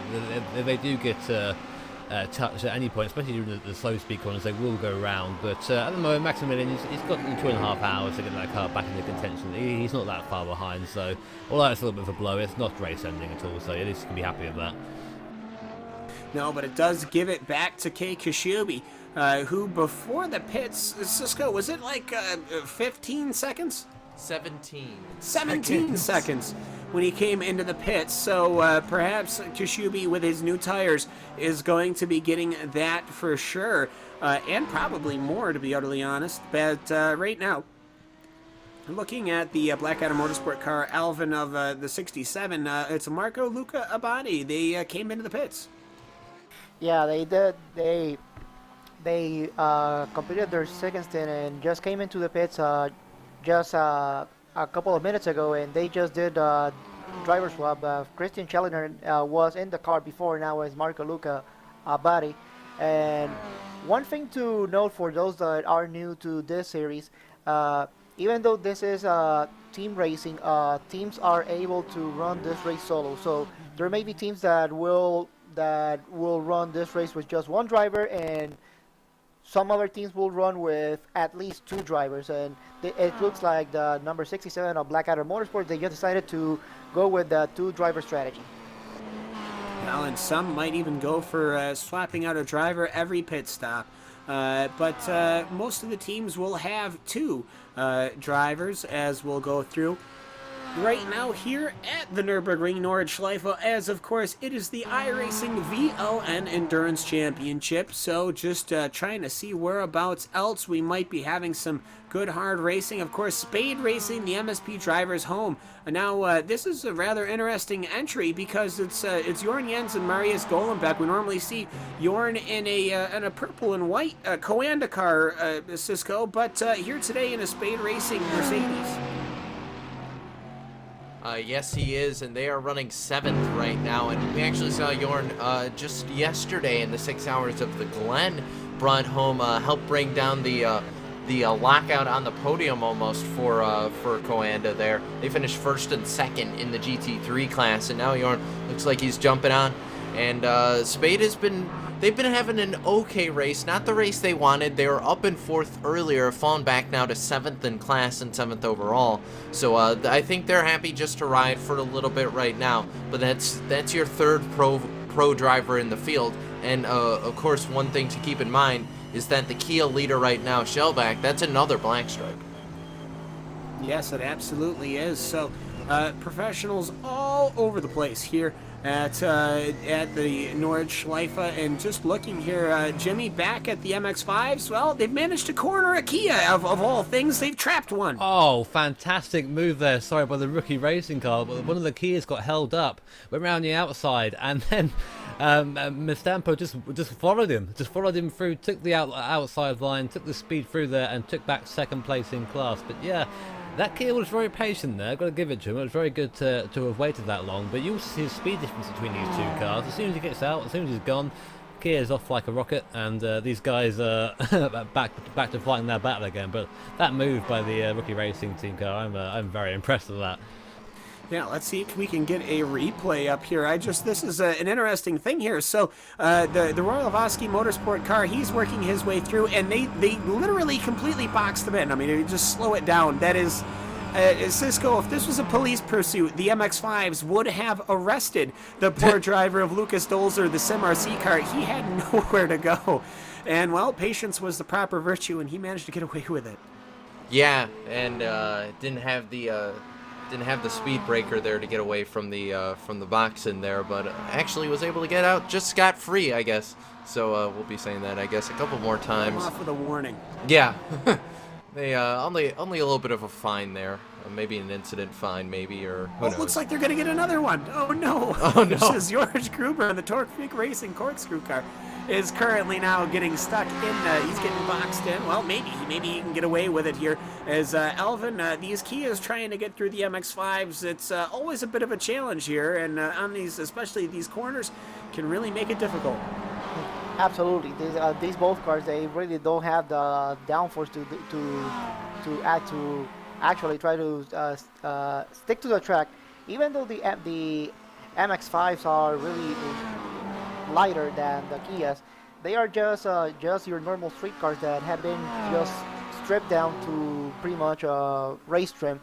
But it's always a challenge when you are on a track like the Nordschleife, where it's really a public road. It's really not wide enough at some spots, and it may be high speed at some spots. So really a challenge to try to go through traffic, whether you are the slower car where you're in the middle class, or you are the fast GT3 cars. Yeah, and July 17th, Mr. Paul Smith is going to be the next VLN round, so actually not that far away, less than 1 month, so these guys are stacking it on us. But I have to say here, as we're just about halfway through this motor race, 2 hours and 32 minutes remaining, and according to my timing screen, for a GT3 car, it's estimating about 16.1 laps remaining, which is not what you would expect in a 2.5-hour motor race, but I don't necessarily know how it comes up with that metric. But Jimmy, the MX-5 is going down the Dotner Ho. I guess what, we've got another battle for the lead again, as well, what a shocker that is, as the Varsity Racing car is set upon arriving on the scene. Oh yeah, he just come flying from the centre. There he goes. Very quick and very good. Nice for them to do the gap in the middle there. I was just noticing at the back, in fourth place, the Venderville car, who was leading before he had his incident, just coming up to this corner here actually. He's been dropping off about 3 seconds a lap, so I think his car may be damaged, or which I actually think is probably the more reasonable explanation. These cars are actually faster together. They're faster when you're racing a little pack. You sort of swap out the slipstream. These guys are left about 3 seconds a lap faster at the moment, and we have our first pit stop, our first MX-5 pit stop. The Varsity car comes into the pits. Yeah, as well as the Kia lead car, the Torque Freak Racing Corkscrew Kia is in, the Pure Racing Team Kia is in, and a Vendel Sim Racing Bronco car is extraordinarily destroyed. I don't know what happened to that car, but it's missing just about every single external component it can, so I can only imagine. Clearly it was just a tap. But anyways, the Royal Valsky Motorsport car and the Team RSO car will go past the absolutely obliterated car and actually have to back up. Zerny will, so that'll kind of ruin his pit stop just a little bit, and he will hop on out of that car. That's a bad entry into pit stop, as Alex Zerny is now going to be getting in. I can only imagine that they are brothers, as it's, of course, there. The Team RSO car, well, they're getting that service. They're putting tires on that MX-5, and well, for a lot of these GT3 cars, Cisco, they're going to be breathing a sigh of relief, and they're seeing all of the hotly contesting MX-5 cars in the pits. It makes passing them a heck of a lot easier. Yeah, because they're not in the way, and they don't have to worry about getting boxed in and falling into a rolling roadblock there. But in the meantime, yeah, just looking around GT3, it's pretty... Oh, no, it isn't quiet out there, because we got a battle going on. The 74 Pure Racing Team, Patrick Wolf, has got Jorn Jens right up the boot of that car, and Jorn, he's looking to gain a few more positions. So this will be interesting here. Let's see what happens as they head down. Where are they? They're just... Okay, they're coming up to the left-right chicane in the GP area. Oh, there goes Jorn.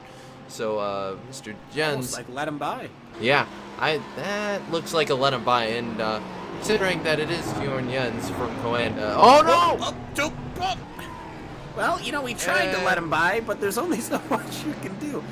Don't stare a gift horse in the mouth. With boy. Paul being in the comment section, I'm going to blame this on him, and that it's Clearly. commentator curse. So I think we can blame that on Paul Smith.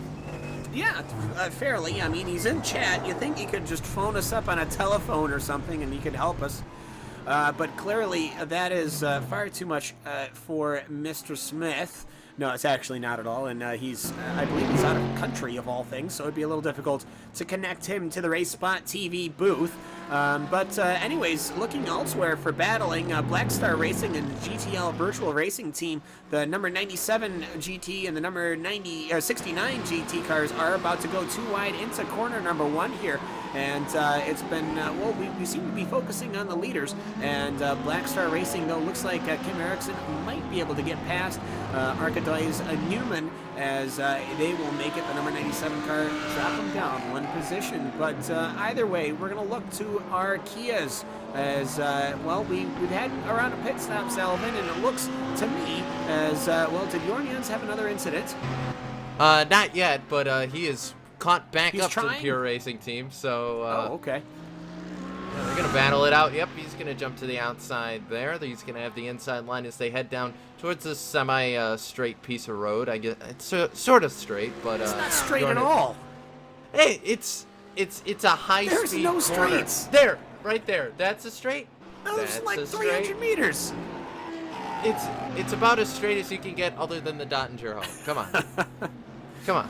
I still though that's well it was pretty honest that Patrick Wolf had let that Spade Racing car go by for the second time now, and then probably the next quarter mile they will once again change positions. But anyways, as I was saying, Elvin, these Kias, they seem to have a round of pit stops, and some people stayed in their cars, some people got out of their cars, and ultimately though it's been a good pit stop from them.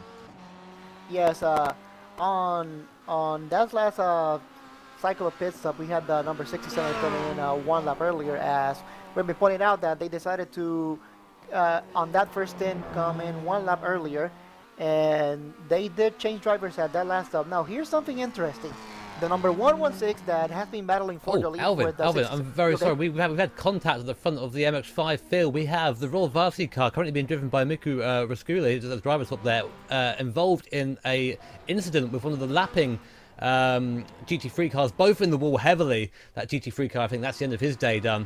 I'm not sure we can get reheard that on screen, but that is the number 16 car, and that car's done. That car is that's going to be a long stop. Oh, that looks like that's got suspension damage. That is Mikko Ruskola in the Royal Varsity Motorsport car, of course, as it looks like the Sim RC of Dustin Hickman being involved in that one. As it looks like, oh, you know what, the MX-5, that was completely on him. He lost it coming over a berm, and he just steered. There was plenty of room for both of them, and they both used plenty of room and gave each other plenty of room. Very respectful from both, and boy, you got a feel for that Royal Varsity Motorsports team. That's a bad way to end your day, and also that Audi of the Sim RC car completely losing the front end of it, and well, in sympathy for that incident, I believe the Torque Freak Racing Corkscrew Kia also spun in sympathy and did some damage to his front end. So all three categories having cars that have been involved in incidents. And well, oh heavens, it seems, Cisco, we have something that has happened to Core Motorsports number 66. I don't know what happened. They just, from what I can tell, he just parked on the track and took the tow back to pit road. So, oh, do you think he realized they couldn't make it on fuel from where they were on the track? That's the only explanation I can think of, is that maybe they knew. They came into pits some time ago. Oh, I don't know. I don't know. Because, let's see, where on my giant timing screen of death do we have this car? Right now, Alexander Bob. Yeah, this is in the pits for the second time now. Yeah, so I would assume maybe they miscalculated the fuel on that car is the only thing I can think of, but I didn't see any damage or anything like that. So I wonder if they realized, oh, we're not going to finish this lap, and came down and decided to just take the tow back to pit road. I don't know. Interesting call. As I was saying, I mean, they came into pits on lap number 9. That was their out lap, so they've only done 3 laps. Oh, big incident, actually. I've seen it.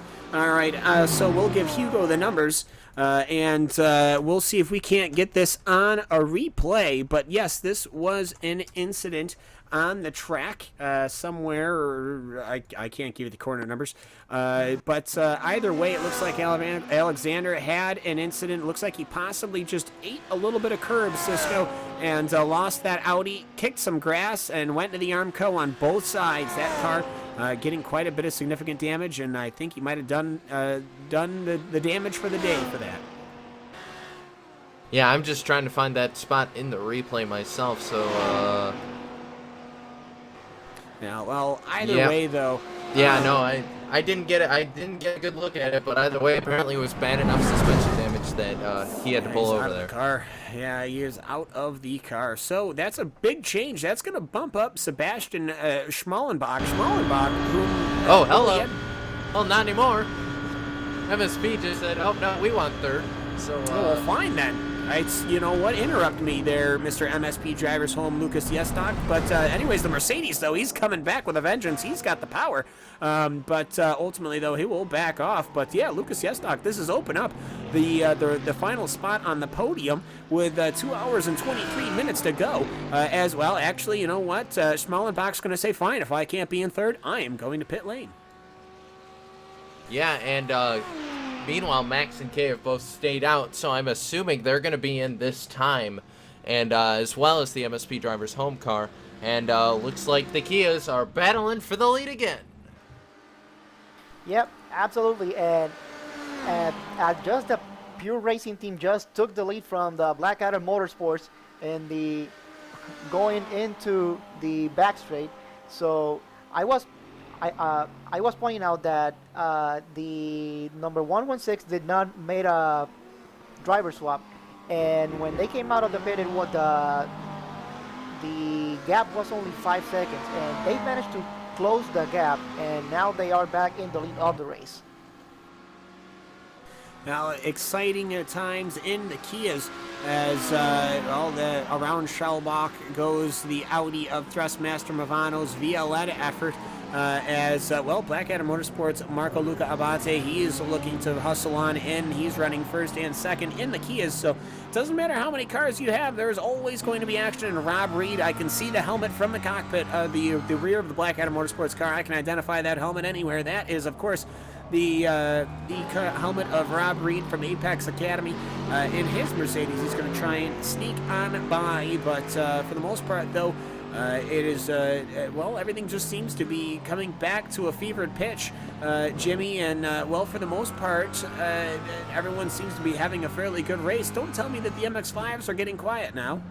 Oh, they are, actually, at this point. I mean, with the killing of Varsky, or the self-killing of Varsky, they're all very spread out now. The rookie racing team car still doesn't come into the picture. So it's running 2 laps extra on its competition at the moment, so I'm interested to see how that pans out. Also, now that they're a little bit further apart, we're actually going to get an idea of their pace, the real pace, because those numbers have been influenced a bit by the slipstream, and now we're going to see them sort of driving in clean air with no one around them. So this is where we're going to start getting the faster drivers start showing. And I think we're actually going to see Mustambo pull away a bit here at the head of the MX-5 field.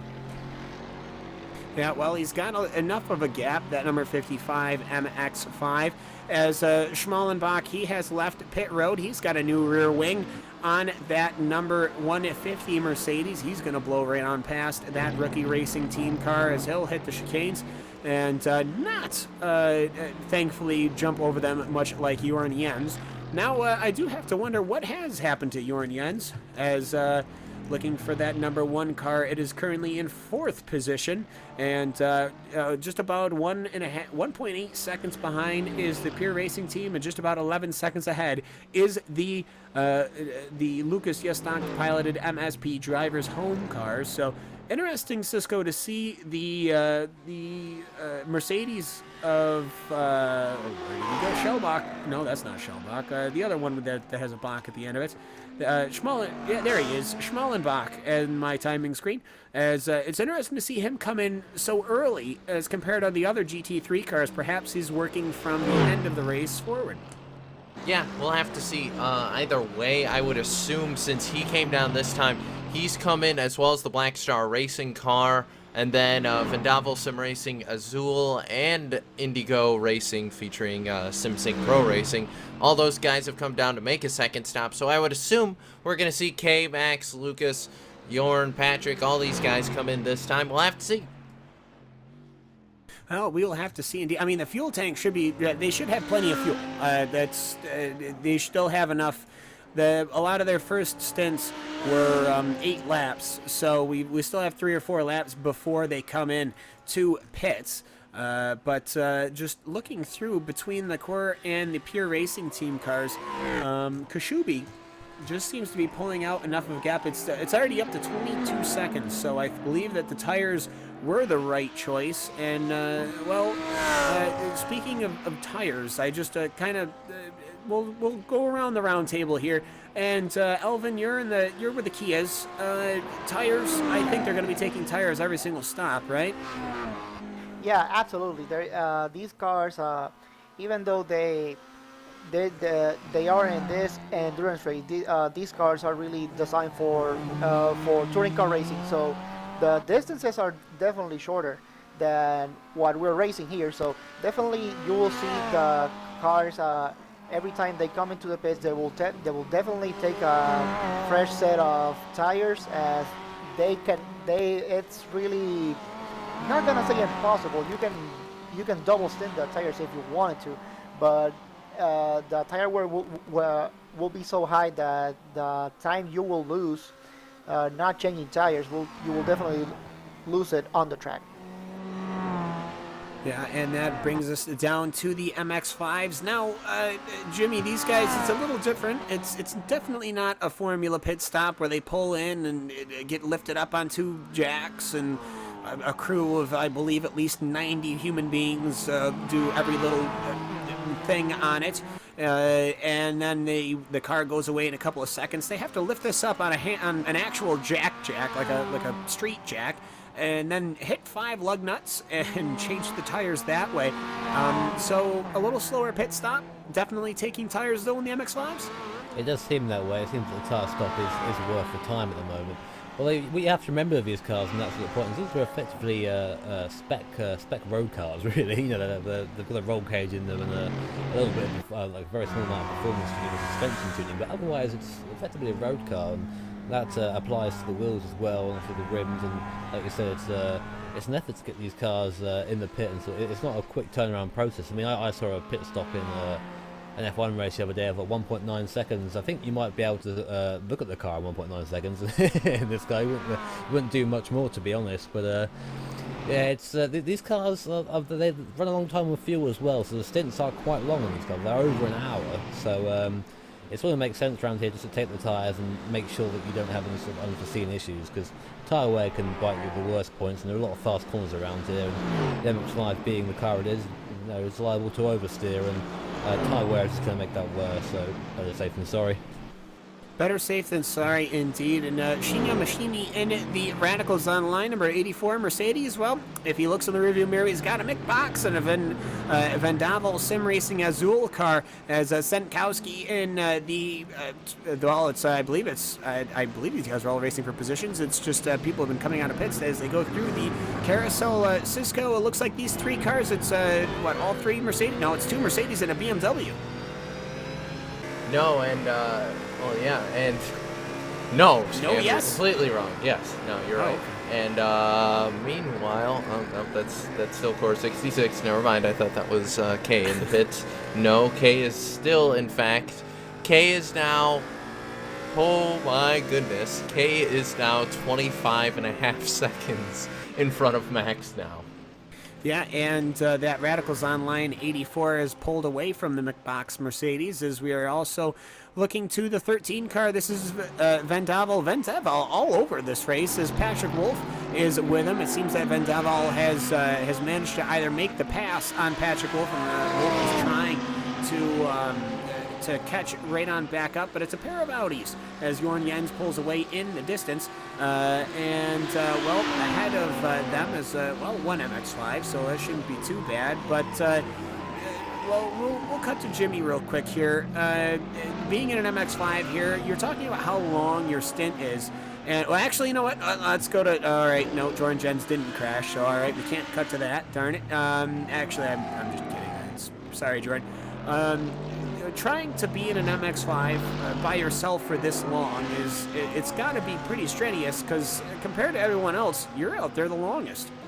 Yeah, that, and you're actually doing more work in the cockpit as well. I mean, all the other cars around here have sequential gearboxes, the Kia in form of a sequential stick, and the flappy paddles on the GT cars. Here you're in an H-pattern car with a clutch, and you're heel and toe the entire way around. I'm pretty sure by the end of this race you'll have a bit of a busted ankle. I mean, I can only heel toe for about an hour at the most, but anything longer than that would be a little bit worrisome in the old legs. So, yeah, maybe not the fastest car out there, but actually probably the most strenuous to drive. Yeah, that H-pattern shifter certainly doesn't help when you're going through a lot of corners over 100 miles an hour with one hand on the gear shifter. But either way, though, well, let's see here. if we can look at Jorn Jens, that Spade racing car, let's take a little bit of an onboard patrol here with that number 1 Mercedes. Is actually the Van Devel sim racing white car of Juan Lopez is slowly catching up as he will be making his way through here. Let's just see. Let's go a little quiet. Listen to that Mercedes engine and watch Jorn Jens push this Mercedes around this Nordschleife circuit.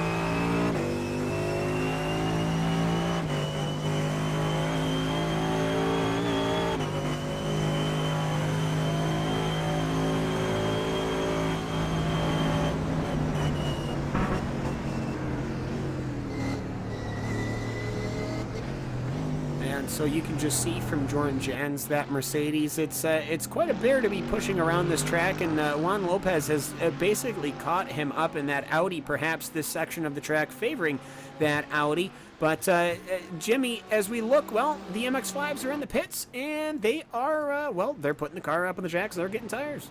Yeah, taking that very long tire stop as we mentioned earlier. That's Yanni Mustampo in the pits, our leader for the MX-5 class at the moment. This is his first pit stop of the race, and we are an hour and 50 minutes in. So he's really made that car last. Nearly done the half the race there on those tyres. So no doubt getting a fresh pair. That could almost end up as a one-stop in that case, but I don't think he's going to quite make it. So maybe what we saw from the other MX-5s earlier on is coming in and sort of working that two-stop strategy, coming in a bit early, a little bit less fuel on board, and running it that way, whereas you only sort of just filled it up and gone from there. A little bit less strategy from here, but his pace is good, so it doesn't really need to go about it. No, and the pit stop, the actual pit location looks like it's a complete pain in the rear end to get to. It's like you enter the pit lane and you immediately have to cut it 90 degrees to the right. But for the most part, though, Yanni's getting his service, and off and away he goes. And let's take a look at the official timing. Well, I knew it was going to take a while. 1 minute and 18 seconds to crew service that car, and he's out and away. So, well, either way here, just looking around this racing track, just looking here for where did the Spade racing car goes. Yes, Jorn Jens, that number 1 car is getting under attack, Cisco, from Vendel Racing, and actually just like that, Juan Lopez move him up to 4th position. He's done it. Yeah, he has been tracking that 1 car of Jorn Jens earlier on, and yep, he's gotten by now. So let's see what Juan Lopez can do. Maybe he can catch that MSP car. It's a little bit, it's about I'd say about 19 seconds ahead. So obviously it's not going to happen for a little bit, but maybe depending on how the pit stops go, you might see a battle for 3rd before too long. And how about kind of odds for Vendel, not quite what they wanted.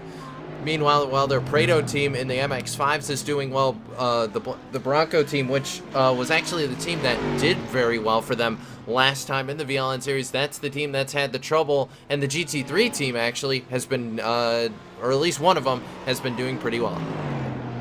Yeah, well, just as we're saying, the Vendel team, I just really seeing their cars, all sorts of over this track. They've got quite an effort going on right now. But let's take a look at the Kias real quick here, as we haven't necessarily talked about them for a while. Schalbach is still in the lead here, Alvin, as we are just about to close out on 2 hours done in this race. Yeah, absolutely. They've been pretty much once they took the lead from the number 67. They've been pretty much now sailing through, and it seems like I don't know if it's a matter of and they go off and they just had a small moment, but they seem to come back on track on skate, the number 116. But for now, it seems like it may be a matter of Christian Challenger may be faster than Marco Luca Abate on that number 67 Blackadder Motorsport. So at a later point in the race, they may change the drivers back. And who knows if Michael Shellback in the number 116 may do this race on his own as well. Well, maybe indeed, as we're about to close out on the 2 hours. 2 hours and 8 minutes remaining here in the second round, this second attempt at the VLN Endurance Championship. We're going to see maybe we can cut to a quick commercial, and when we come back, we'll be at the top of the hour. We can talk about what's happened in the first 2 hours and look towards the final 2 hours. So as we'll get ready to go to that, we'll just give a quick rundown of where people are running right now. In the GT3 division, the top class here at the VLN Endurance Championship, it is the Core Motorsports. Kei Kashubi, well, he picked the tires and he picked right. He's got a 40-second lead over Maximilian Benecki, and Benecki is actually in the pits right now. Perhaps we won't, because if they're all deciding to come on down pit road as soon as we cut away to commercial, well, that would just be how we normally do things. But Maximilian Benecki certainly going to be getting his tires and fuel this time by MSP. Drivers home will not be pitting this time. They are currently going to be in now in second position. Pure Racing Team will be in third. Spade Racing will actually overtake them in third, as well as Vendevil, Pure Racing Team, Movano, Apex Academy, and the rest of the GT field will be going in. Then looking at the Kias, it's Michael Shellbach, Blackadder Motorsports, Friction Racing, SimRC.de, and Endless Sim Racing number 76 in the fifth position in Kias. Looking to the MX-5s, well, it's a little bit different. It's a rookie racing team. Team RSO is flanked with a 398 and 397 in second and third, with the Vendevil Sim Racing Preto MX-5 in fourth, with the one-row Sim Sport MX-5 running in fifth. So those are our top runners through this front running, this first 2 hours here on the iRacing VLN Endurance Championship. So we're going to take a quick break. When we come back, it is going to be about 2 hours to go. We're going to break the last hour down and look forward to the last 2 hours. It's the final 2 hours here on the iRacing VLN Endurance Championship. We will be right back here on iRacing Live and RaceSpotTV.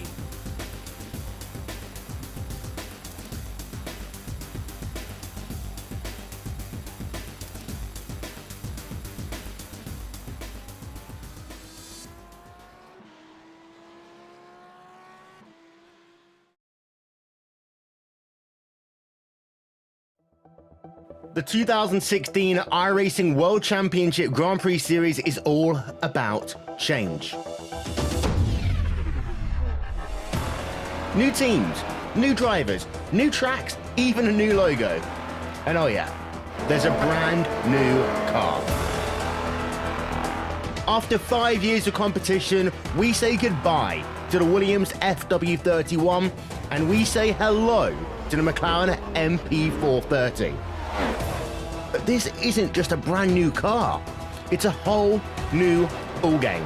And with it, we bring new excitement, new strategies, new technology. For example, energy recovery and drag reduction systems. There's a new way of thinking about racing, and for all the drivers participating, it's back to the drawing board, wiping the slate clean in the ever-consuming pursuit of perfection. One little slip-up, one wrong move on track, one poor strategy call, and it's over. That's the difference between coming up short and becoming champion and being $10,000 richer to boot. So yeah, change is in the air, but we're going to start getting answers on the 27th of February as the 7th year of iRacing World Championship competition kicks off. And you won't miss a thing, with every single race live on iRacingLive, coverage brought to you by RaceSpotTV. So join us fortnightly from 1:30 p.m. GMT.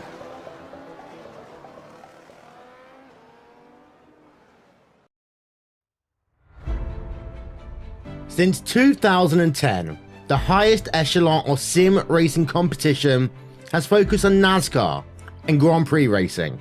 50 of the best drivers in the world doing battle for championship glory. Each man for himself, and even though there may be teammates on track, each driver is in command of his own destiny. Until now.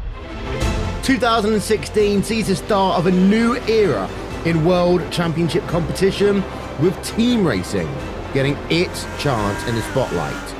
No longer can one driver rule supreme, but you must rely on those with whom you share a car, a setup, a strategy. Endurance racing can be very different to other forms of motorsports, with races in this series lasting either 3 or 6 hours. Teams of 2 or 3 drivers, perhaps on opposite sides of the world, will share seat time, each having to collectively work towards one common goal. Crash out, and it's not just you who you let down. Officially sanctioned by SRO, it will be teams of drivers who will go head to head, car to car, rival to rival, in the pursuit of a championship. And there's over $25,000 in cash and prizes up for grabs. Some of the world's biggest sim racing teams are represented. There's also a group of teams who haven't seen this stage before, who want to make their mark and say we can hang with the best. The team racing revolution is here. It's loud, it's exciting, and it lives on iRacingLive, starting April 23rd.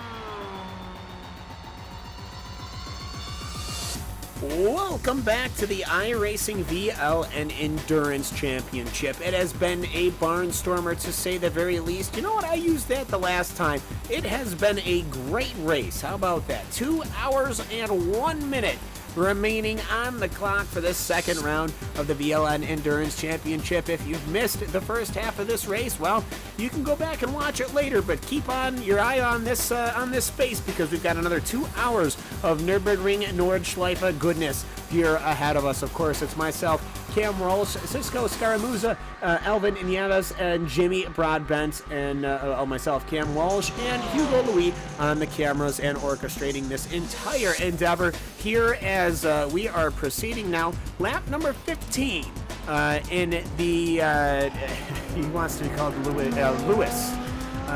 So it's Hugo Lewis. All right, I guess instead of Hugo Louis, which is just sounds so much better. I'll defend you, Hugo Louise, on the cameras.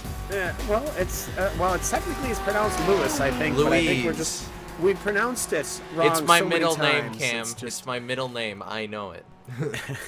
He has corrected me, though, as we're actually looking to MX-5s in the battling, and it's not for the lead. Jimmy, the Crown Racing first and Bastian Salomon car, they're fighting just as they're about to close out lap number 12. The cars have been quite anonymous this race so far, but coming together now, and the Bastian car is right up behind the Crown Racing car. I'm going up the inside, or having a look at Zoe coming over the start-finish line. He's going to have the line at the moment because the Crown car isn't really defending very well at all there. It's just sort of giving it to him. So I think we're going to see an overtake here for position. This will be for, I think it's 6th in class, but the Crown car goes very deep into the corner there, just about keeps it. There's a little bit of contact, a little bit of door rub in there, nothing too bad. Both cars get up the scrape and live to fight another day, but very, very interesting stuff there. The Crown car coming over a bit strong, I think, but I guess that's just defending for you. Yeah, well, Fetterman, well, he's fended off the Salmon charge, and, he's now up in the, it'll be what, the 6th position in the MX-5s. Now, just as a broader thing here, looking at the GT3 car after 2 hours, the fastest lap from Kei Kashubi was, understandably the 2nd lap. Actually, I don't see why it wasn't the first. Oh, I see why it wasn't the first lap. It was a 750.872 for Kei Kashubi with the MSP driver's home car is, well, it's actually in the pits. Their fastest lap was a 754, so you can just see the difference between a 750 and a 754 between first and second. In the Kia division, the fastest lap the leaders ran is a 826, so that's already a pretty massive gap, and then down in the Kia is a 944. So the lap times so very, very different, as we just have Jimmy, the rookie racing team, Yanni Mastampo. He's got new tires. He's got a car full of fuel. He's catching Patrick Langkow. Yanni again looking very fast out there and trying to get his lead back. I lost it in the pits just now. We missed that, so apologies. So I missed that anyway. But he's been closing steadily on this Team RSO car, this second RSO car that was actually originally behind its sister car, but that one seems to have dropped the pace a little bit for now with the driver swap. But I foresee that in about half a lap's time we're going to have a battle for the lead here, so definitely one to keep an eye on. Yes, and Hugo makes a good point. Is actually right behind the rookie racing team is Kei Kashubi. Kashubi coming up. Ooh, oh, so very close. He almost went to the inside line there as well. He's trying to work his way around. Kei, very nice and easy. He gets a nice little tap from the 55 of Yanni Mastampo, puts him in the grass, but it doesn't look like it's injured that Audi at all. And for the most part, though, he's gone past Patrick Langkow, and that is going to be it. As he'll run on through. As just looking around now, as well, Hugo makes a good point. These MX-5s are doing a lot of bouncing off the rev limiter, Jimmy, going down that Dontner Ho, and I can only imagine at some point we're going to have an engine that lets it go at some point. I mean, we had it happen a couple times in the VLN series. Wouldn't be in the first round. Wouldn't be surprised to see it happen in the second round. Well, hopefully not. Obviously, for our sake, we want to see all these guys get to the finish as competitive and fellow racers, but. Of the three classes, the MX-5 is the most hardy, except for it is essentially a road car. It's got lots of sort of road going cooling on it as well. So, whilst bouncing off the limiter, it's never a good idea in any car. This is a car that can take it. So again, it's a risk versus reward. So we might see in this case if Yanni keeps taking the car up the red line, we might see that car encounter some sort of issues later on. But at the moment, it's looking strong, and hopefully he'll, for our sake, continue. Well, hopefully indeed. We'd hate to see something grenade and leave a giant smoke screen going down the Dontner Ho, though that would be interesting to see. I don't think the drivers would be very appreciative. Going back to the front of the field here, it's the Core Motorsports car of Kei Kashubi. And, well, Francisco, he seems to have gotten a bit of a lead, and by a bit, I mean over a minute. 1 minute 19.6 was my last count at the lead gap. And, yeah, it's, I mean, what can you can't really say anything about it. I mean, I guess the one thing is the car that Maximilian Benecki was driving has been down pit road, the Pure Racing Team 111. Patrick Pichler is now driving that machine, so once Kay comes into pit, we'll really see what the true gap is, I think. But, yeah. The top four in GT3 still have not pit yet, as well as the Radicals on line number 84. They also have not pit, but apart from that, pretty much, oh, and the McBox team, which, Cam, I know you like those guys. They also have not pit, but for the most part, GT3 is working through that pit cycle. I would expect we're going to see Kei Kashubi down this time. Most likely, and looking at right now, there's certainly a battle going on in the MX-5s, but also there's a battle going between Spade Racing and Van Deval. Well, at least it was a lot closer the last time I looked, but Jorn Jens has countered Cisco, and Lopez, well, he had to go on the defensive a little bit, but he's managed to push away. And, of course, this is a fight for second position now, as that MSP driver's home car ended up going into the pits. So right now, Juan Lopez and Jorn Jens are going at it hammer and tongue. That Mercedes, well, it was a lot closer, but not anymore. Oh, sorry, hit the wrong button there. But, yeah. I hate it when that happens.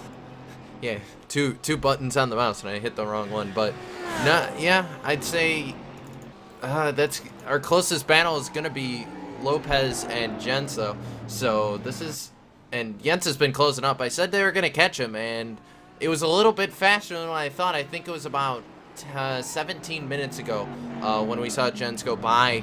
I believe it was the SB Motorsports of Schmalenbach, and now you can just see just how fast Jorn is in that car.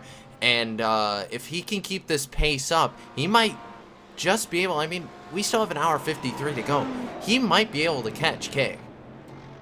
Well, he may be. You never know. I mean, we've got plenty of time here, to say the least. Hour 53 remaining, but also as looking at these MX-5s, Jimmy, they're getting relatively close to the Dotner. They're going through Sprunghugel right now, as actually in about a few moments' time they will, as they head their way towards the Kleins Carousel. If I pronounce these things wrong, just don't tell me. It's not going to help.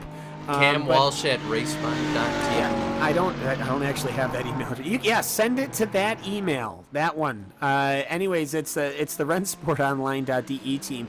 Team RSO, as it's officially known for me here, is the 398 car, currently pursued by Yanni Mastampo and Jimmy as they work their way towards the Dotner Ho. I have a feeling we're going to see some nice slipstream in action. Yeah, it's pretty much a foregone conclusion at this point that Yanni will pass the RSO car in front of him down the straight. Doesn't mean, however, the battle for the lead will be over.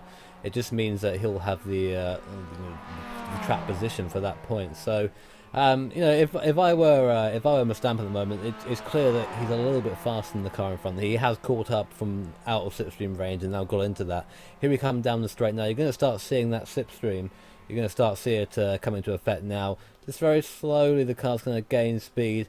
Not as fast as we usually see here, but they're now just coming up to. It's going to pop out to the right, get the overtake done. Although he's not moving. There might be some damage to that car on a straight line. I'm not entirely sure. It's not going as quick as I'd imagine it would be going. Because now the RSO car is coming back at him almost, starting to come side by side. I don't think this is going to be it. But now coming around the left-hand kink, downhill again, and there it is. The RSO car pulls out in front for now. Still the braking zone to go through here. Will there be a change lead? About to find out. Here we are, big braking zone, and the RSO car pulls in front and keeps the lead. Yeah, and well, as they're doing that, the Core Motorsports car of Kashubi will pull in. He will have pulled his stint done for the day, as Niels Koch will be taking over that number 33. I'm hearing something about the 84 car. Not quite sure who even drive. That's the Radicals Online 84 car. Not sure whom they might have hit. That's Shinya Machimi. We're going to work on that. But, well, as they... I found it. Cam. Actually, no contact there. Looks like this. Someone had reported in the comment section that there had been contact between the 16 MX-5 team, the Royal Vasky Motorsport team, and the 84 Radicals Online. No such contact, so everything good there.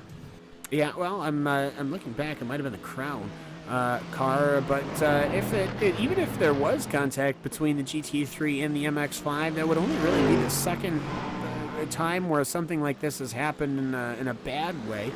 Obviously, there's no good contact, but for the most part, though, yeah, looking back at Machimi, I haven't seen anything over the entirety of his last... here we go, actually. Yes, I do see it. It's the second Crown Racing car. Well, you can actually see if we can get that up on the screens here, and I'm working on that. Oh, I can only type with... oh, that made an emoji. That's not good.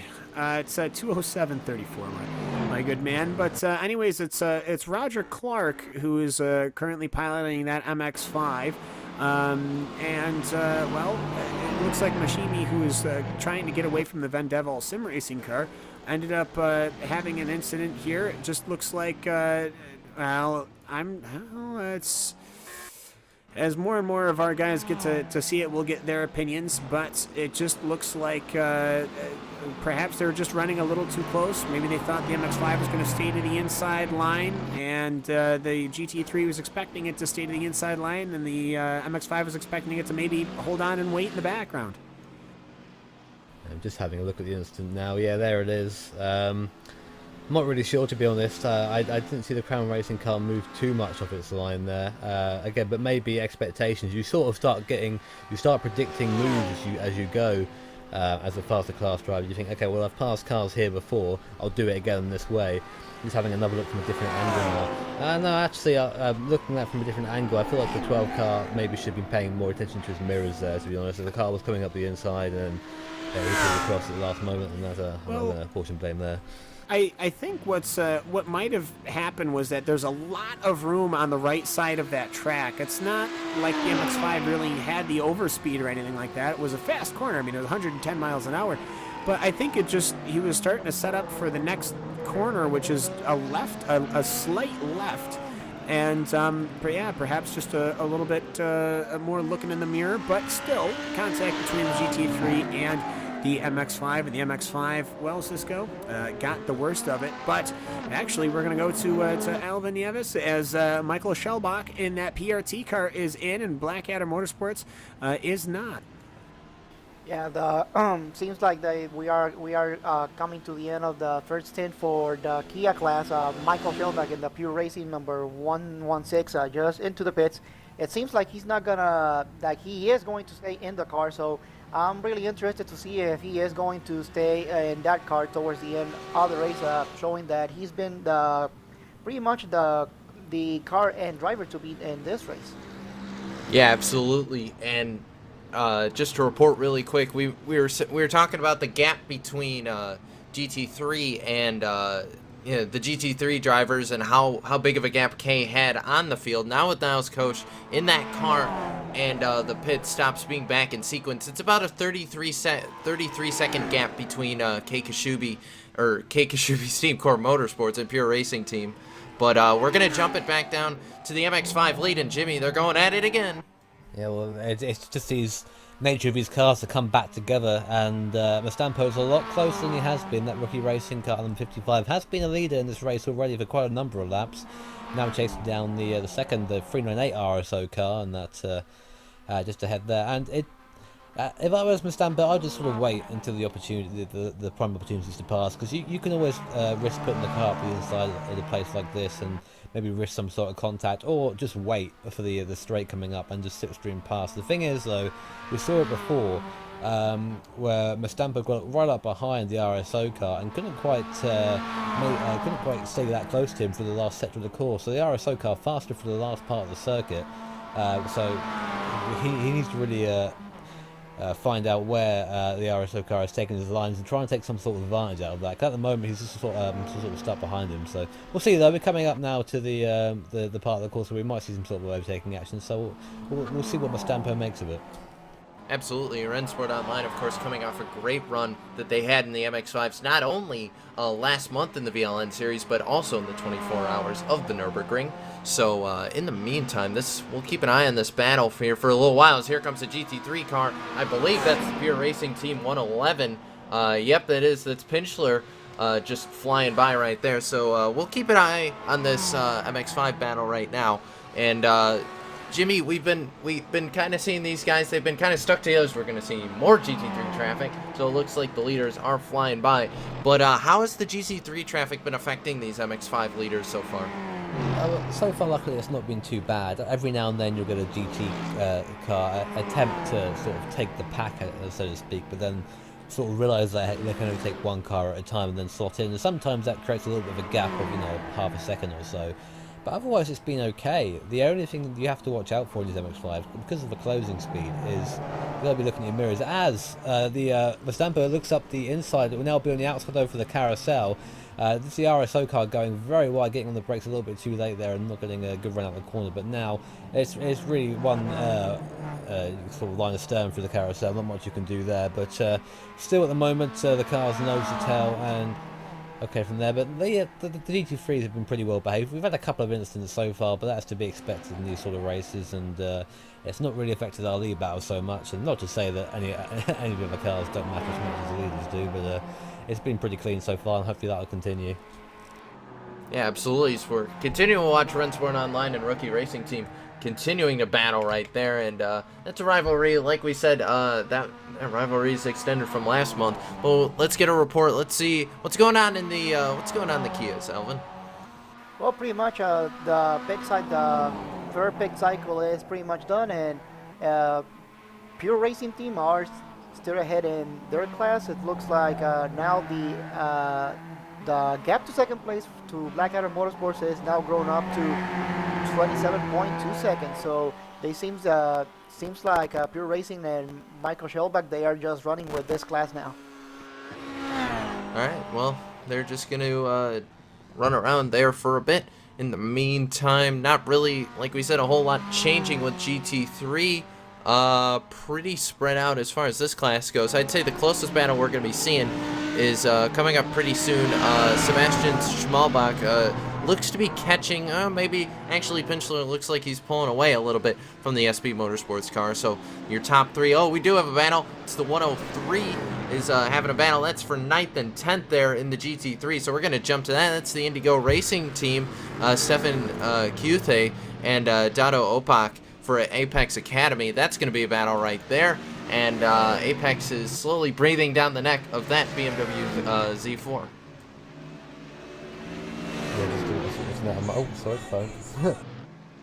Okay, and don't know what that was in the background, but yeah, these two are battling for a little bit here. So we'll go ahead. Let's hop on board with the Apex Academy GT3. We're gonna go silent here for a little bit. So yeah, we're gonna go silent for a little bit. Let's ride on board with the Apex Academy GT3. I think this is what Will would call what do you call it? Viewer immersion. I think that's what it is.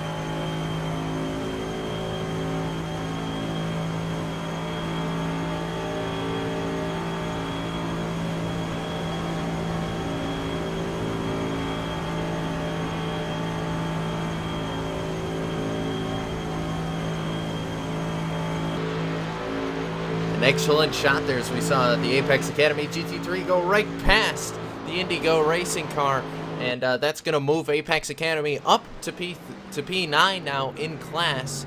And meanwhile, looks like that battle is still continuing on in the MX-5, so we're going to jump back to that, Jimmy.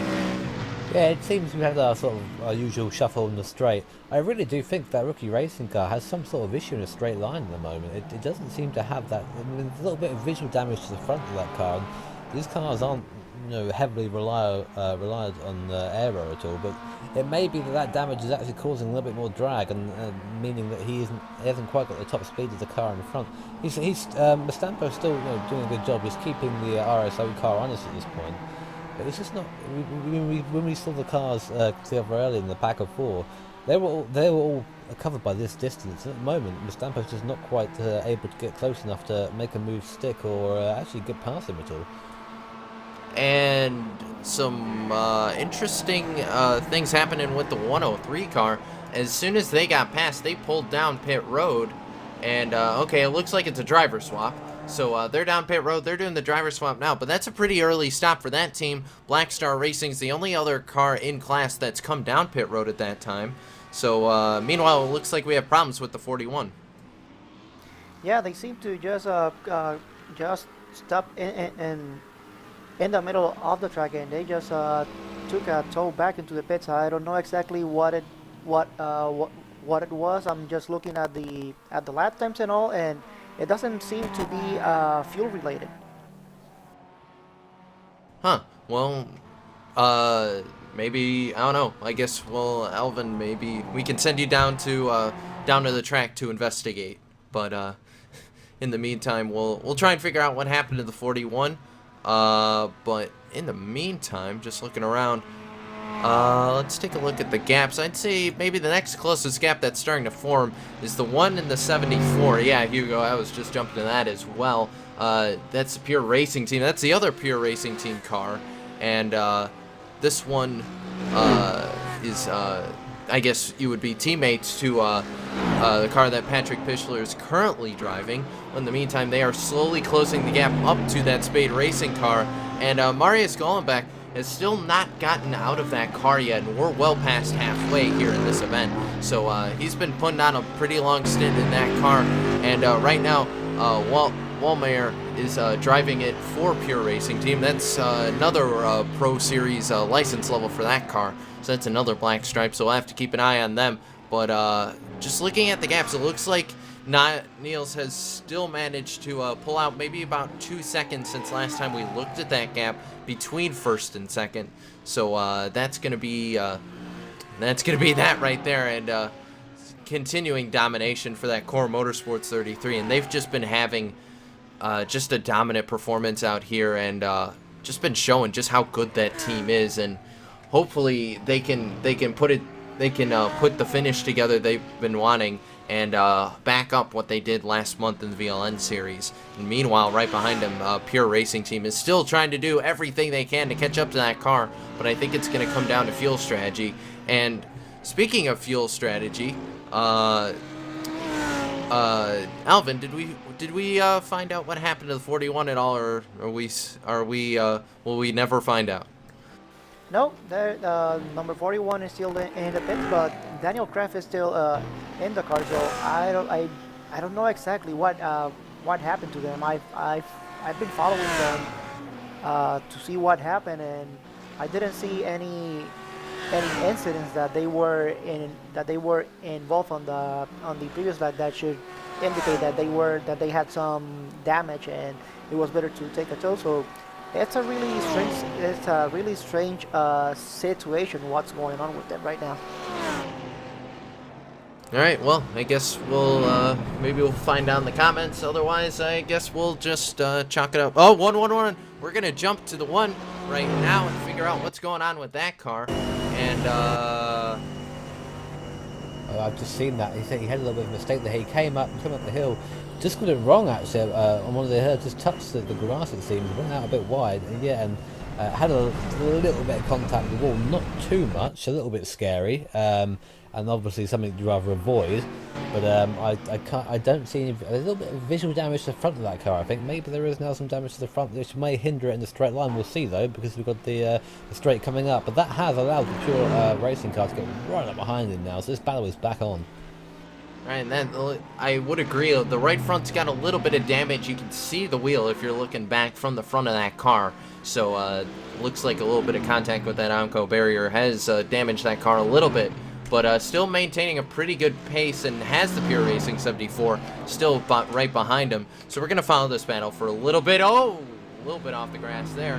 He is really pushing that car, and I think you might be right, Jimmy. I think that damage may be hindering that car's downforce just a little bit. We will see in terms of drag. We'll see it on the straight very shortly. We're not far off now. But we still have an hour and a half to go. I mean, as endurance racing go, that isn't a massive amount of time, but it's still 90 minutes to make a mistake, and especially around here, especially in North Lake, you've got 165 opportunities to make that mistake around here. So we might see that come now, but so it's important now that this Spade Racing car is fast through this section, because if it does have that damage to the front, if it does have that aero damage, we're going to see that affect it in a straight line, and that's where we're going to see the Pure Racing car come back. Yeah, absolutely, and Jorn Jens just talking about the car for his stint, they did have a little bit of damage, and that's actually what caused that slowdown, because if you remember, they were actually catching the leaders, so now I think they're just trying to nurse it back home to the next stop here. We'll have to see what happens, but in the meantime, the gap's starting to close up once again between the 111 and the 150. That's the SB Motorsports machine of Schmalenbach. And how about a round? Well, never mind, they're coming to pit road. So as that's happening, we're going to welcome back our colleague Cam Walsh. Cam, I'm guessing you went down to the food truck or something? No. I didn't. I needed a potty break. Which is far less exciting in a food truck. Also, I live in Syracuse. We don't have food trucks. Who has food trucks? I do. Oh, there it is. Bam. What? All right, cool, I guess. I mean, I like food trucks because you get unique food and stuff, but I never... Oh, MX5 league. Yeah, so down we go. I see nothing's changed as far as... Still close to the MX-5s, yeah. And also, I wanted to point out as well that the RSO 397 car, currently in third place, is steadily gaining on the first and second pairing, as it's just overtaken by one of the GT3 BMWs, and one of the only BMWs in the field, actually. They're sort of a rarity in this modern age at the moment, and I'm just, again, watching this lead, and I don't think Mustango is actually close enough to do anything at this point. He will get a slipstream, he will get an advantage, but I don't think he's close enough for the lead to change. Yeah, well, I mean, if they get close enough, we got plenty of time. Hour and 30 minutes left to go. As Cisco, I have a feeling he's talked himself into the food truck measures. So what food truck are you going to be going to, Cisco? I'm going to be going to the box cereal food truck, I believe. The box cereal. But I will leave you, Cam. There is a little bit of a battle forming with Spade Racing and Pure Racing Team 74. So we're going to jump back to those guys still going at it. Yeah, and, well, I see Spade Racing is putting Marius Golenbach back in the car. I got it. From the Spade Racing, as Jonas Wollmeyer is in the Pure Racing team number 74. And, well, both of those cars are going right on through, trying to chase down Mari Kadesoja in the Vendevel Sim Racing white car. So as those guys go through it, I mean, well, we've seen just duels all across this VLN race, Jimmy, and it's been great fun to watch it so far. And well, we've still got an hour and a half to go, and people are still right with each other. I mean, that's one of the beauties of multi-class racing, isn't it? I mean, you're effectively got 3 races going on at once. I mean, I'd be happy to sit here and, as I have been, just watch my class, watch the MX-5s go around, because there's been so much action from this class alone. And then think you've got, wait a minute, there are actually 2 other races going on the circuit at the same time. It's why I'm a massive fan of endurance racing, and why I find it so fun to take part in and commentate on. Oh, the lead for the MX-5, who just had contact from Rookie Racing. He's just hit the team RSO car going to the braking zone, got on the brakes late, applied the gentleman's rule, which is very nice to see. And for those who don't know, gentleman's rule is when there is contact and you let the guy in front sort of regain the position. But more contact and more damage to the front of that Rookie Racing team. So that's a bit of a dent in the back of that RSO car as well. But that is going to allow the sister RSO car to gain even more. So now there's about 5 seconds between those two. We're going to have a 3-horse race of first again soon. Well, we absolutely are. And first off, I have to say, bam, more skulls for the Skull Throne. I kind of do the moderating thing on the channel. It's great fun. It was very nice, I will say, as Yanni did apologize on the radio to the driver of Patrick Langhouse. So that was very nice to see. Obviously, no these guys needed a high amount of respect between these 2 cars. As going back to live pictures from me, anyways, as the Radicals Online, the Shina Mashimi car, we'll see perhaps if he can do a better time getting by these cars. Yes, he does. And so that Radicals car will get right on through. And well, I just Alvin, looking at the Kias, I haven't been around for a couple of minutes. What has been happening? Well, pretty much the lead of the race is pretty much Pure Racing team number 116. Now the gap to second place of Blackadder Motorsports is 37.1 seconds. And so far the closest battle that we have on the Kia class maybe for 6th and 7th place, but that is almost 5 seconds. So I'm gonna keep an eye on those 2 and give you an update if anything different happens. All right. Well, thank you. We are now looking at live pictures of the 9 and the 186. As it is, of course, Vendevel and a BMW. These guys are on the same lap. This is a fight This is a one-row SimSport and Vendevil Sim Racing Azul car. It's Sentkowski and John Atkinson. They are working their way through underneath the bridge. They are kind of in the second half of the race, going through Adenauer Forest as they head towards Metzgenfeld. Just a couple of quick rights and lefts ahead of them. As well, that BMW, I have to say, Cisco, it's a very colorful BMW. I have to say I'm a big fan of it, but we've got a BMW versus a BMW here. Yeah, absolutely. We haven't seen a whole lot of that. This race being dominated predominantly just four Audis in the top 5, Mercedes AMG, and then another Audi. So 5 Audis in the top 6. So Audi has been holding a stranglehold on the top group here. But the Beamer's starting to show up. First one's at 10. Oh, no, I guess we're jumping back to the MX-5 Absolutely. lead. Jimmy, the MX-5s are fighting, and there's a GT3 cars making way. Oh, they never stop, do they? And this is a very interesting place to have traffic down here. The MX-5s keep the left-hand side and keeping that there's a safety there for the passing traffic. But again, we just had the rookie racing car just close up to the back of Patrick there in the RSO car. Not much else he can do though. He's just been hanging around at the back. He has come back. He was a lot further back than he was at this point. I mean, just about 3 or 4 laps ago. But now he's right with it again. So it's very interesting. And again, behind them, if you look down the field just one place to the sister RSO car, that gap is still coming down. So the lap times only about a second quicker for the RSO car in the 3rd place. But it's quicker nonetheless, and I think that car will be back in the fight for first very shortly. Yes, and that Team RSO car, as Langkow is just ahead of that rookie racing team car. The GTL Virtual Racing Team number 2, Viktor Smolar. Oh my goodness, Smolazike is making his way through the MX-5s, and actually that has put Langkow off just a little bit. That might allow Yanni the opportunity to overtake. As no, he does not. So Patrick Langkow will continue to stay behind though. But I have to say, there are fights developing all over this racing track. Philip Schallenberg and Tobias Soltauer, they are going at it. It's the 103 BMW and the Audi of the 197. They're about 3 seconds apart, and they're actually chasing down the Radicals Online car. So these guys are actually very close. And of course, Atkinson of the 1 row and Sentkowski of Vendevil Azul, they are also at it. So these GT3 cars are certainly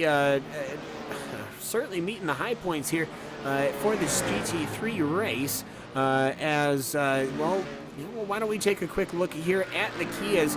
The Kias have gone through, I'm presuming, another pit stop, Alvin, and how are they looking right now? Well, it looks like as it stands right now, things haven't really changed that much since I last reported with them. Pretty much all of them went through their own pit stops. Pure Racing Team, Michael Schellbeck is still in that car. I guess he's going to finish this race as well, because he hasn't shown any signs of fatigue or anything like that. Plus, he's pretty much opening that lead now. It's 42 seconds, so I don't see any driver changes for that Pure Racing Team number 116. Yeah, and we'll go to Jimmy real quick. The Team RSO car of Langkow, well, he's under attack from Mastampo. Mastampo, well, I mean, as they go through this carousel, it's starting to close in on when Mastampo wants to make that move. Yeah, he's had a couple of opportunities to do that, and especially coming up the hill again. But it seems like he's sort of learning from past endeavours. I mean, it's not at the point of the race now we will be making those risky moves going 2x2 uphill. It's a very slim part of the circuit there. You can pretty much, if you were lucky, get maybe 3 cars side by side. Which will probably end up in some sort of incident, to be honest, and it has done in the past. But now he's just sort of biding his time. There is an hour and a half left of this race, or just under, I should say. So it's not going to be a life or death situation, and we know that Donny goes a little bit longer in the stint as well, so we might have the car in front, the RSO car, pit in before we have any sort of overtaking action going on. But these cars run very long. I wouldn't expect to see that stop until around just past the 3-hour mark. So until then, we're going to have a nice fight on our hands, and of course the RSO 397 always gaining in the background.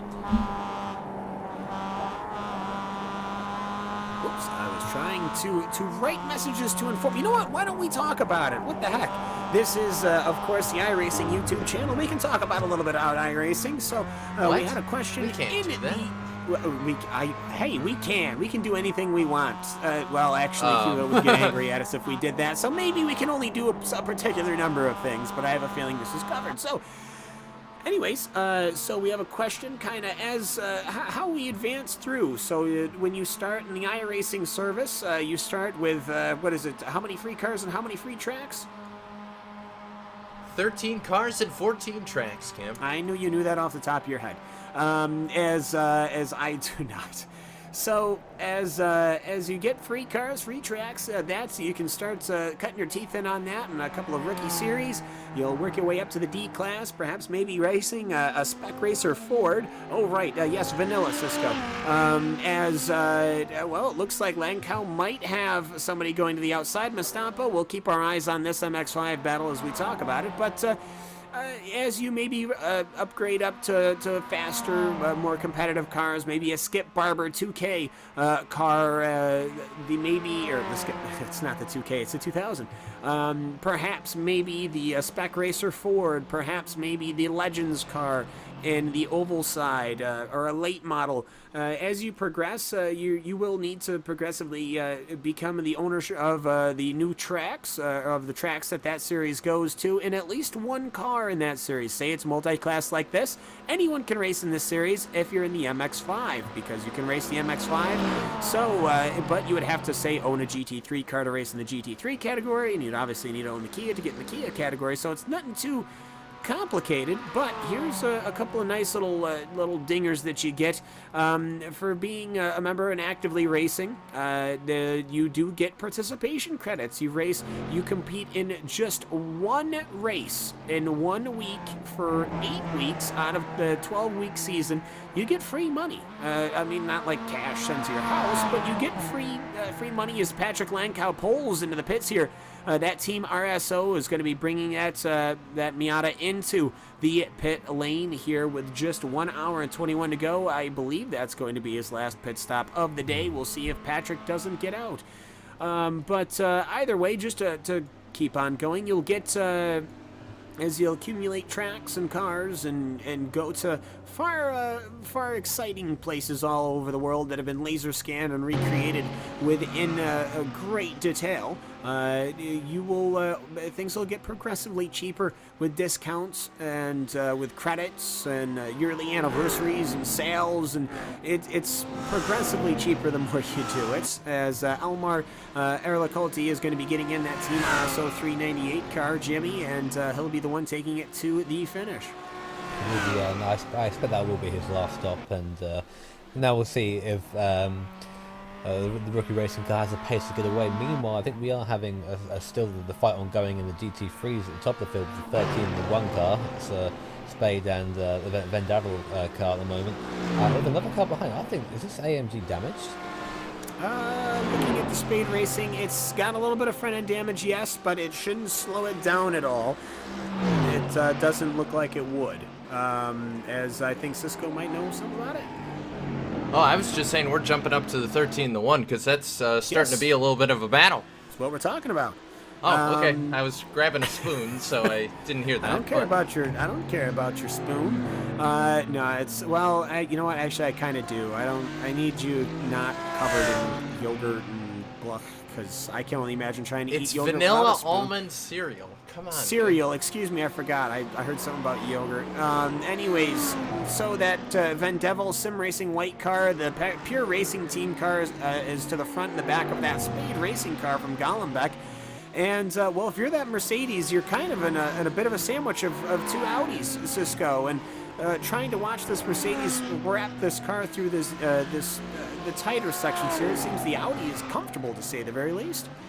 Yeah, definitely. That mid-engine, of course, lot different balance of a car versus what you're going to see in the AMG GT3. And of course, Jorn Jens is watching along with us on the stream. So Jorn, hello. Your car is doing very well. He's about to try and make a pass for fourth, and off in the dirt he's going to go. No, he's not going to pass. Backs out of it.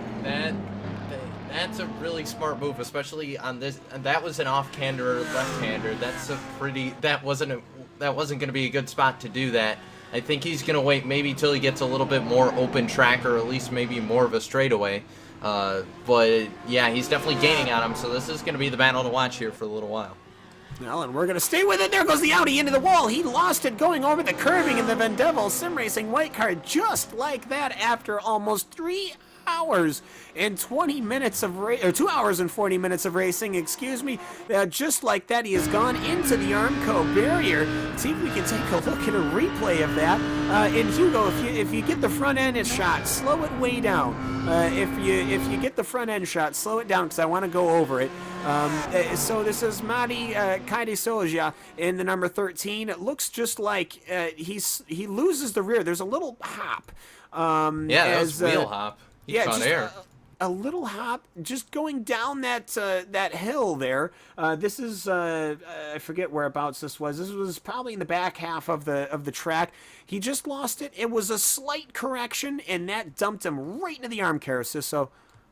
And that's actually coming up, I believe that's right before the mini carousel. So, yeah, the right kind of back half of that track there. And that's not the first time we've seen a wreck there. We saw that one there last month in the VLN series, and it was because of the same thing, that wheel hop. The only difference was that wreck, they caught a little bit of the curb there. This time, it was just the altitude change, and that's all it was. It upset the car. Bam, there's the Armco barrier. Because, of course, if a car's in the air, you can't steer a car in the air. Great. This isn't insert arcade racing game here. That won't be mentioned. And thank you, Hugo, for the pictures. That's perfect. That's exactly what I wanted to see. You can't control the car if the wheels are in the air. Words from Ciso Scaramuza. And anyways, so going back, and now Wallmeyer. Those two are kind of on their own. They've got a Kia to go around here. And, well, that was very unfortunate from that car. But, well, we see the Royal Vasky Motorsport MX-5 of Jonas Puhaka. He is exiting pit road. Though, from that incident earlier, he is obviously a little bit out of contention. Pit lane getting just slightly more and more full. And, Jimmy, these MX-5s, well, it's ever since the RSO car went into pits, it seems to have quieted down a little bit. I mean, we're coming up now to the window for the last stop for the MX-5. We know these guys can do almost 2 hours a stint, so I don't expect to see many more. We are going to see the rookie racing car coming again. He's going to have to come in again. Well, I wonder if he's going to do a splash and dash at the end and sort of just keep a heavy car. Strategy-wise, I'm not sure how that would go. I mean, you're carrying that fuel all the way around, but he seems to be able to carry the speed. The weight of the fuel doesn't seem to affect the MX-5 that much, so maybe he's got the superior strategy there. But yeah, he's out front at the moment, just sort of leading things off. He's not under any sort of challenge for now, although I do expect to see that the 97 car come back. I mean, last lap time from the 397 car was a 9:43.6 compared to a 9:47.7, so very big lap time difference there. Yeah, and, well, actually looking at Yanni Mastampo, he's got the G-Tross SST Silver right behind him, the 112. Hill will slither right on by, as the G-Tross SST car has been working fairly well today. It's the last car, I say fairly well, actually, I'm pulling up the thing, maybe not so much. It's the last car on the lead lap as far as GT3 goes, but you know what, I will say, Cisco, the car, except for a little bit of damage on the left side, which I think they got in the first lap, it's a good, clean-looking car. Yeah. Yeah, it looks fine, and it looks like we do have the paint updated finally on the 111 there, so we have the proper paint there. So, in the meantime, I believe I did say you can't control flying cars in the air. I thought I said I know, that's can't. what you said. You said you okay, can't. So they were saying in the comment section I said you could. You can't. I mean, this is an unnamed arcade racing game that we can't talk about. Yeah, no, we can't. But I just, it's It's like me saying, well, you win the race if you cross the line first. It's like a John Madden statement, of which I am big fans of, being an American apparently. It's the thing that the driver's holding on to controls the car is also a good one. Well, as we're looking through here, that Patrick Pitchler piloted PRT car looks a heck of a lot better, I will say, as we try and coordinate these things, sometimes they just don't work out. And now, just throwing this out there, if you don't like us, which we can't understand why you wouldn't, none of us would be able to, and he'd probably throw a shoe at you. Mr. Will Vincent and James Barry is going to be covering some live Formula Renault action on an alternate channel. You can switch between on iRacingLive between amazing legendary coverage here at VLN and some open wheel diddly cars around some other track. Clearly Cisco, when you compare the two, there's no comparison. No, absolutely not. I mean, the booth crew we have here is only the best. I mean, Hugo Luis is the best producer in RaceSpot. I'm going on record saying that, Hugo, I support you 100%. And that's definitely. Of course, we have Alvin and Jimmy as well. I mean, that complements the booth. We're stronger without Paul, that's for sure.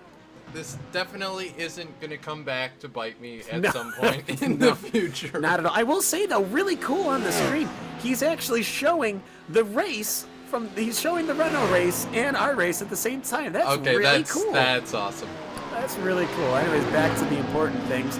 It is the 186 and the 69 car, the one-row SimSport and that Black Star Racing Audi.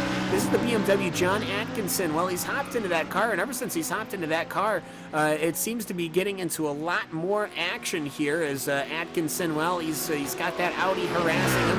And for that Black Star Racing car, well, he's trying to figure out what maneuver he could possibly make to get by that BMW. The BMW, well, it's rather aerodynamically efficient car when it comes to these high-speed corners and medium-speed corners, whereas the Audi a bit more of a balanced car. You know what? We'll ask Jimmy about this because I have a feeling he knows quite a bit about GT3 cars. Just the difference between the BMW and the Audi, enough to put it on a good show like this.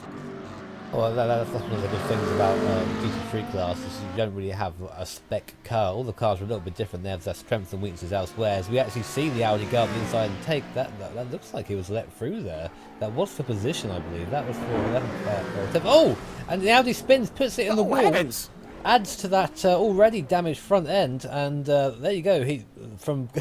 He got past, he was let past, and then spun, I think, out of glee, and that's the end of that. Oh, that was the curb hop. That was the curb that did that there. He got him, got a little bit of wheel hop, and yep, lost the rear, and that's all she wrote for the Black Star Racing 69 car. I will say, it is sometimes hard to convert from chasing somebody to being in front of somebody being chased, and if you're not ready for it, it can kind of jump out at you and sneak you on the other. Either way, let's take a quick look at these Kias here. Alvin Nieves is here with the Kias. It's the Pure Racing Team 116. Shellbox still in the lead, and Blackadder Motorsports, they're in the pits. Yep, it seems like that Blackadder Motorsports back into the pits as well. Looks like it's just the routine pit stop the routine strategy that they have been running so far. Looking at pretty much looking at the lap times. This is their scheduled pit stop right now. They should be, with the time remaining, which is now an hour 10 minutes to go. They only need just one more stop, and they should be good to go to the finish. Right, so as these cars are cycling through, SimRC.de, by the way, is in third in the Kias. Actually, I believe they're going to be hopping up to second over Blackadder Motorsports as they are in the pits, but I'm sure once they come in the pits, it is going to be the other way around. So, either way, though, a little mistake from either of those Kias, and that could open that rate back up. And Jimmy, well, if I look to the Kia lead, or to look to the MX-5 lead, Rookie Racing Team, Team RSO. Back at it again. Alex Cerny lapped 2.5 seconds faster on the last lap on that rookie racing car, so he's reeling him in. I really do think there is damage to that rookie racing car. I mean, I'm talking mechanical damage now. It's slowing it down, and here we are now coming up to the lead. Gonna look to the outside, just sort of playing with the toe at the moment, not quite going to commit to anything just yet. We're going to wait to get a bit closer, I think. Although I think it will make sense for Alex just to wait for enough. I think he's got off the throttle a bit there. Yeah, he's not looking to we may see a move coming down to his right hand. A very popular place here. A driver that's good on the brakes to make up a lot of time through here. And let's see what happens. No, it's a little bit too far back at the moment. He wasn't too far for a little kink, but I do think we're going to see Alex pass that rookie racing car very shortly. Well, certainly, then Mastampo's going to have to try and work his way through. And Alvin Chalniera's back in the 67. He's pretty hot footing on his own right. Yeah, as I was looking at lap times and looking at strategy, I kind of missed the fact that Christian Chalniera is back on the number 67 car. So even though the gap when he came in, it was around 47 to 50 seconds. It may be a little bit too little too late. Yeah, and I just got a message here from the producer, Hugo Louis. The live timing today apparently is not only A, up, but B, hasn't crashed yet once today. Why did you say that? I kind of haven't said all race long what the timing is because I didn't know we had it. Thanks, first off. But second off, RaceSpot.tv/timing. It's your source for live timing for the VLN Endurance Championship. All race long, apparently. Yes, once again, some epic work from Nick Thyssen, whom does a lot of our stuff. And apparently, did it get an upgrade? Oh, you can see everything. Driver changes, pits on there too. Yeah, the timing screen is always a great thing when it works. Apparently, works great. Go crash it by putting traffic into it. Well, I'm just saying. You broke that. You broke me right there. I'm sorry. Anyway, so Nils coach in that. Also, is it coach or Koch? Koch? Koch? I would assume Koch. Oh, 97.65. We're jumping right there. Yeah, yes, it is. Looking through here, I'm trying to figure out where that even is. Oh, yeah, that's on the front straightaway. Okay, yeah, I see that. That's Smoller Zayek and the McBox car, Cisco. Yeah, and that's a pass that's using the draft down the Dodger Ho, and they're just coming under the Bliston Bridge right now. I think I'm on replay. Yes, well, only by a couple of seconds. Only by a couple of seconds, so not that big of a deal. But yeah, the Mercedes there of JJ Nylander, he used the power of that the Mercedes, and he has gotten through on his way to the 15th position, and that Audi has completely blown the first corner, going as far out as the gravel. So the GTL Virtual Racing Team number 2 car, well, that's a little bit of an oopsie. Yeah, that's, I think he was going for the other way through that corner, the road that is blocked off there. But sadly, you can't go through there. There is a big giant tire wall there. And concrete barriers. Oh, I just see the tire wall there, but... Oh, maybe it is just a tire barrier.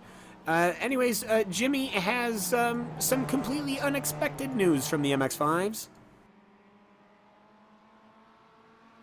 Oh, he's away. Oh, he did say he was going away. Oh, I missed that. Well, I would pretend to be Jimmy, but I have a horrible fake British accent, so therefore I will simply say he went to the food truck. He went to the food truck. But we're going to jump to the MX-5 lead in the meantime. To the it's MX-5 still a battle. leads. It's the 55 and the 397 of Alex Zerny. And Yanni Mastampo, as it's okay. It's the 666 and the 20 is there side by side, actually. It's the Crown Racing First and Bastian Salmon cars as they are switching left and right. Where are they on track? They are currently heading towards the Metzgeveld corner as going past Where's Selfen. As pronunciations are my strong suit, as the Vendevel Audi looks to get through Alvin. He's making his way through, and the Crown Racing First and Bastian Salmon cars are still fighting it out. Yeah, it seems like we are really approaching right towards the end of what should be the last cycle of pit stops for everybody. As now we have the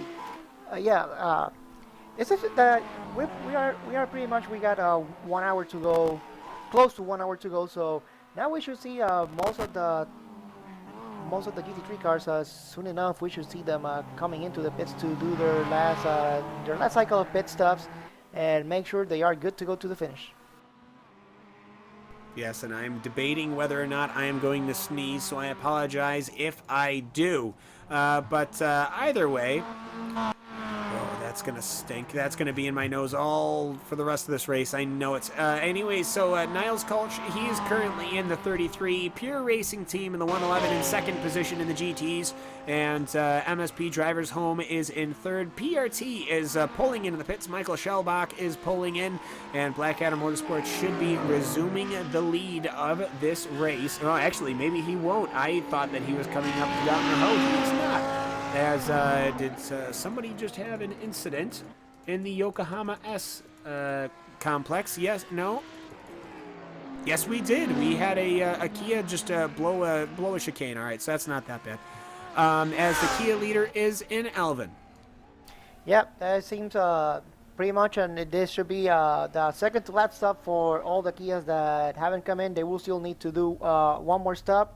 And to my surprise, the Pure Racing team just changed drivers. Now it's Mark Elkeman in the car. So I was saying that most probably Michael Shellback was going to finish this race, but no, they just proved me wrong.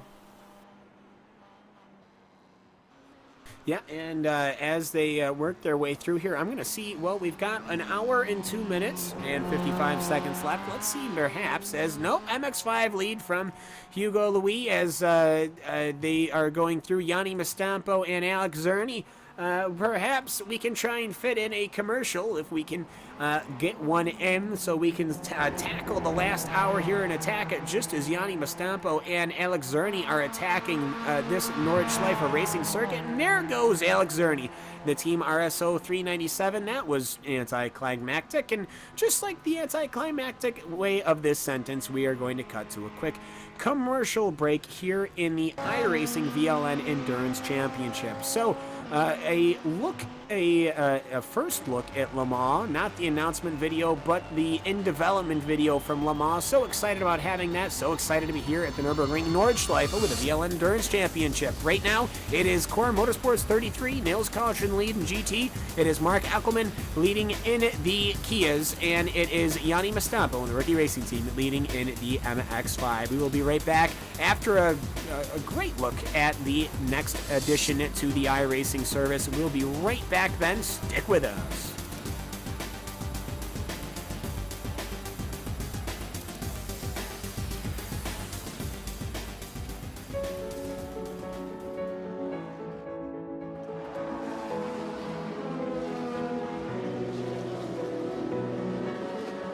First time going to Le Mans, a lot of people were talking to me and they said it's something different, and I always had to get used to new racetracks, and I never had a problem. It was always quite easy to adapt. And so when I went to Le Mans, I thought that's just another racetrack. You know, what are they talking about? Going out there first time, it was really something very special, and I realized in the first few laps, they are right, that's something different. Le Mans is so fast. Wherever you accelerate, especially with a prototype, you are over, let's say, 150 miles per hour. So whatever corner you exit, you just push the throttle twice, you shift up, bam, bam, bam, 300 Ks. Going there, I realized everything you have done before was nothing.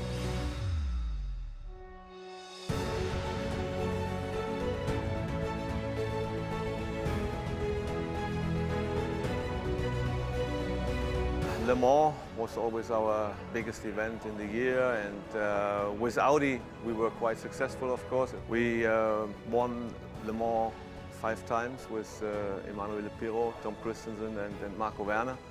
We actually had the first Audi win in 2000, and then 2001, 2002 with our good old R8. And then later on we also had the first TDI diesel wins. I was always interested in racing games. We were looking for something where you have a big community and you can do races day and night. And we found this with iRacing. It's really, really impressive and it's a lot of fun. So whenever I'm at home, I'm with the guys and we try to work on the setups and that's the funny thing. It's like real life, you know. You cannot just jump in and play around. I mean, you can do, but there's no chance to win a race or to be competitive. So you have to work on the setups. I mean, for some people it might sound a little strange for a race driver being in real race cars end to end. Working with this simulation is very, very, very similar. It's very, very close to reality. That's why it's so much fun. And wherever I go with iRacing, I really feel like on the real track. All the details, the line, the bumps, it's very, very similar. I give you an example, Sebring, turn 1. There is a stupid bump at the exit of the corner. That's the same thing in iRacing. So you have to get things right, and if you hit this bump wrong, you're off. Yeah? It's a big, big help. It's a big help. I mean, when I did my first race at the Nordschleife, when I was, I don't know, around 2021 with Bernd Schneider and Manuel Reuter, we were the 4 youngsters. So we had to do the 24-hour race at Nürburgring. And I remember it took us around 30-40 laps to know it's left or right, and another 30-40 laps to feel confident and going fast. And you can imagine another 20-30 laps to be really at the limit. Yeah? So in total, let's say you do something around 80 or 100 laps out there with a real car. If you learn the track on the computer, on the PC, with iRacing, you know 100% what's going on out there. I wish we had these possibilities when I was starting my career, you know. It's great, really great. Le Mans, going there, you have to be really careful, and you always have to have in mind that the average speed is so high. You go on the straight, you back off, you feel slow, but you still have 270 on the tackle. Yeah. As iRacing in a simulation, also there I'm pretty sure you will feel that it is different to other tracks. You will also find it very difficult to find a good braking point. Yeah, your reaction has to be much better, because you have to get it spot on, otherwise you just go straight, or you are much too slow in the corner, so that's a big difference. Le Mans is very impressive, no matter whether you are in a real car or just on the PC doing it in a simulation. And I'm really looking forward to being a nice prototype again. I doubt that I can do 5 wins in Le Mans with iRacing. The young aliens, they will kill us out there, there's no doubt. The community I'm with, it's MSP Drivers Home. Bunch of people, really, really funny guys, good friends, and very, very enthusiastic. Big Audi fans. We are doing our races together in iRacing. That's a cool thing.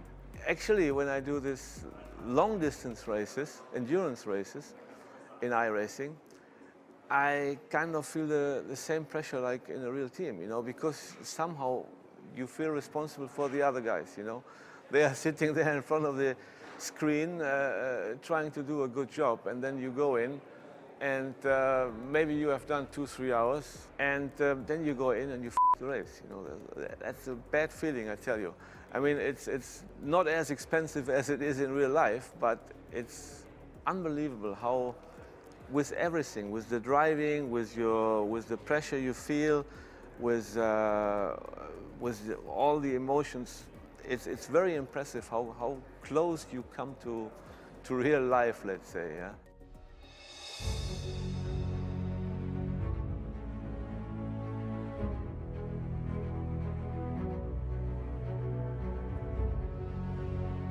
everybody can be sure as soon as it's out, you will definitely see me somewhere in the practice lobbies and fighting for a good position, definitely.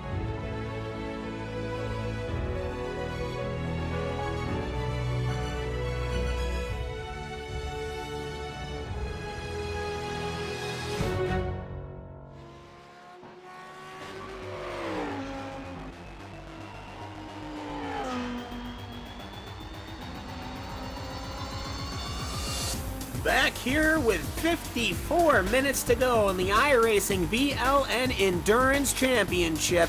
Of course, we are live here on iRacing Live and RaceSpotTV. The booth is jam-packed full of talent and skill and attractive commentators. Myself, Cam Walsh, Hugo Louis on the cameras, Cisco Escaramuza, Alvin Nieves, and Jimmy Broadbent bringing you guys the coverage today. And what coverage it has been! Absolutely one for the record books. Don't know much about the race, though. I haven't been paying attention to it. I've been staring at myself in the mirror because of how awesome I am. No, what you are seeing right now is the MSP driver's home car, the 193 car.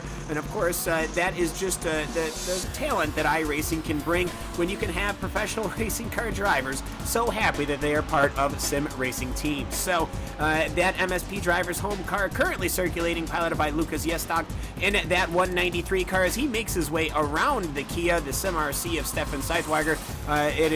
They are currently in 4th position. Up front in GT3, though, is still Niles Couch in the Core Motorsports 33 with Spade Racing's Marius Golenbeck in the 2nd position. Pure Racing Team, Patrick Pitchler in 3rd. In the Kia division is Pure Racing Team as well, with Sim RC and Endless Sim Racing. And then in Kia, in the MX-5s, it's Rookie Racing Team, Team RSO, and Vendev All Preto. So, guys, well, it's been 3 hours and some change. And, well, we still have pretty much almost all cars circulating except for 12? I think so. I don't think your count is better than mine, I think. I know we lost a lot of the MX-5 at the start of the race. For those who missed that incident, obviously I'm the MX-5 guy here, so I'm going to talk about all I can. We had an opening lap scuffle between about 6 or 7 cars, unfortunately, and that was the end of them. But since then, we've been pretty clean in the MX-5s. Yeah, and, well, 13 cars that are retired or at least damaged to where they're uncompetitive. I will say, though, Cisco, very unfortunate. I don't know what happened to the Crazy Calf car. We had a Mad Cow Racing car, and it's 21 laps down, so I don't know what happened to that car, but something. Yeah, I'm not really sure what happened. I wanted to do a Mad Cow report during the race, but unfortunately they were out way too soon before we got the chance to, so no Mad Cow Racing report this time. But that's okay, because we have a battle right now between the 3 and the 83. Yeah, I guess you could say they got euthanized. The German Sim Racing.de car, the Inception Motorsports car, Vendevel Sim Racing, just a plain Vendevel Sim Racing car is out. Inex Racing's out. TNT's Totally Nuts team car is out, not related to the TNT Racing. P1 TV Motorsport is out. Team Matthias Klock is out. JPR, Vendevel's Bronco car. The SimRC.de GT3 car. Core Motorsports number 66 is out. The Crown Racing second MX-5 is out. The Kia Racing, the Friction Racing Kia was significantly damaged and is 6 laps down and is circulating. Oh, hello. Car that is circulating, yes. And the 3 just bounced off. I don't know if there was contact or not, but the 197, the RSO GT3 car, just bounced off the Rally Madrid MX-5, and that's brought this battle between the 3 and the 83 a whole lot closer, Jimmy. Sorry, I'm just on that now, so I just had to go find that on my screen. I wasn't expecting to look at that. Interesting. Again, we're having a bit of traffic coming into play here, which is a bit of a shame. We don't like to see that going on, but at the front of our field still, we're still looking at the Rookie Racing team. They're still out front. They're still looking strong. The Van Devil Sim Racing team will also come back as well. They're currently running in 2nd place. I think they're owed a pit stop though, so we're still waiting for them to come in to sort of get an idea of the end of the race. But still all to play for, and that's fantastic to say after 3 hours, isn't it? Well, speaking of 3 hours, of course, we are the ones who have lasted the longest, Cisco. Apparently that silly little Renault series is done for the day. And this definitely isn't going to get taken out of context whatsoever. Not at all. Not in any aspect will we get in any sort of retaliation, I think. Anyways, so looking through the rest of this field right now, we've still got 17 GT3 cars on the lead lap. And Cisco, when we think about it like that, that's very impressive to say the very least.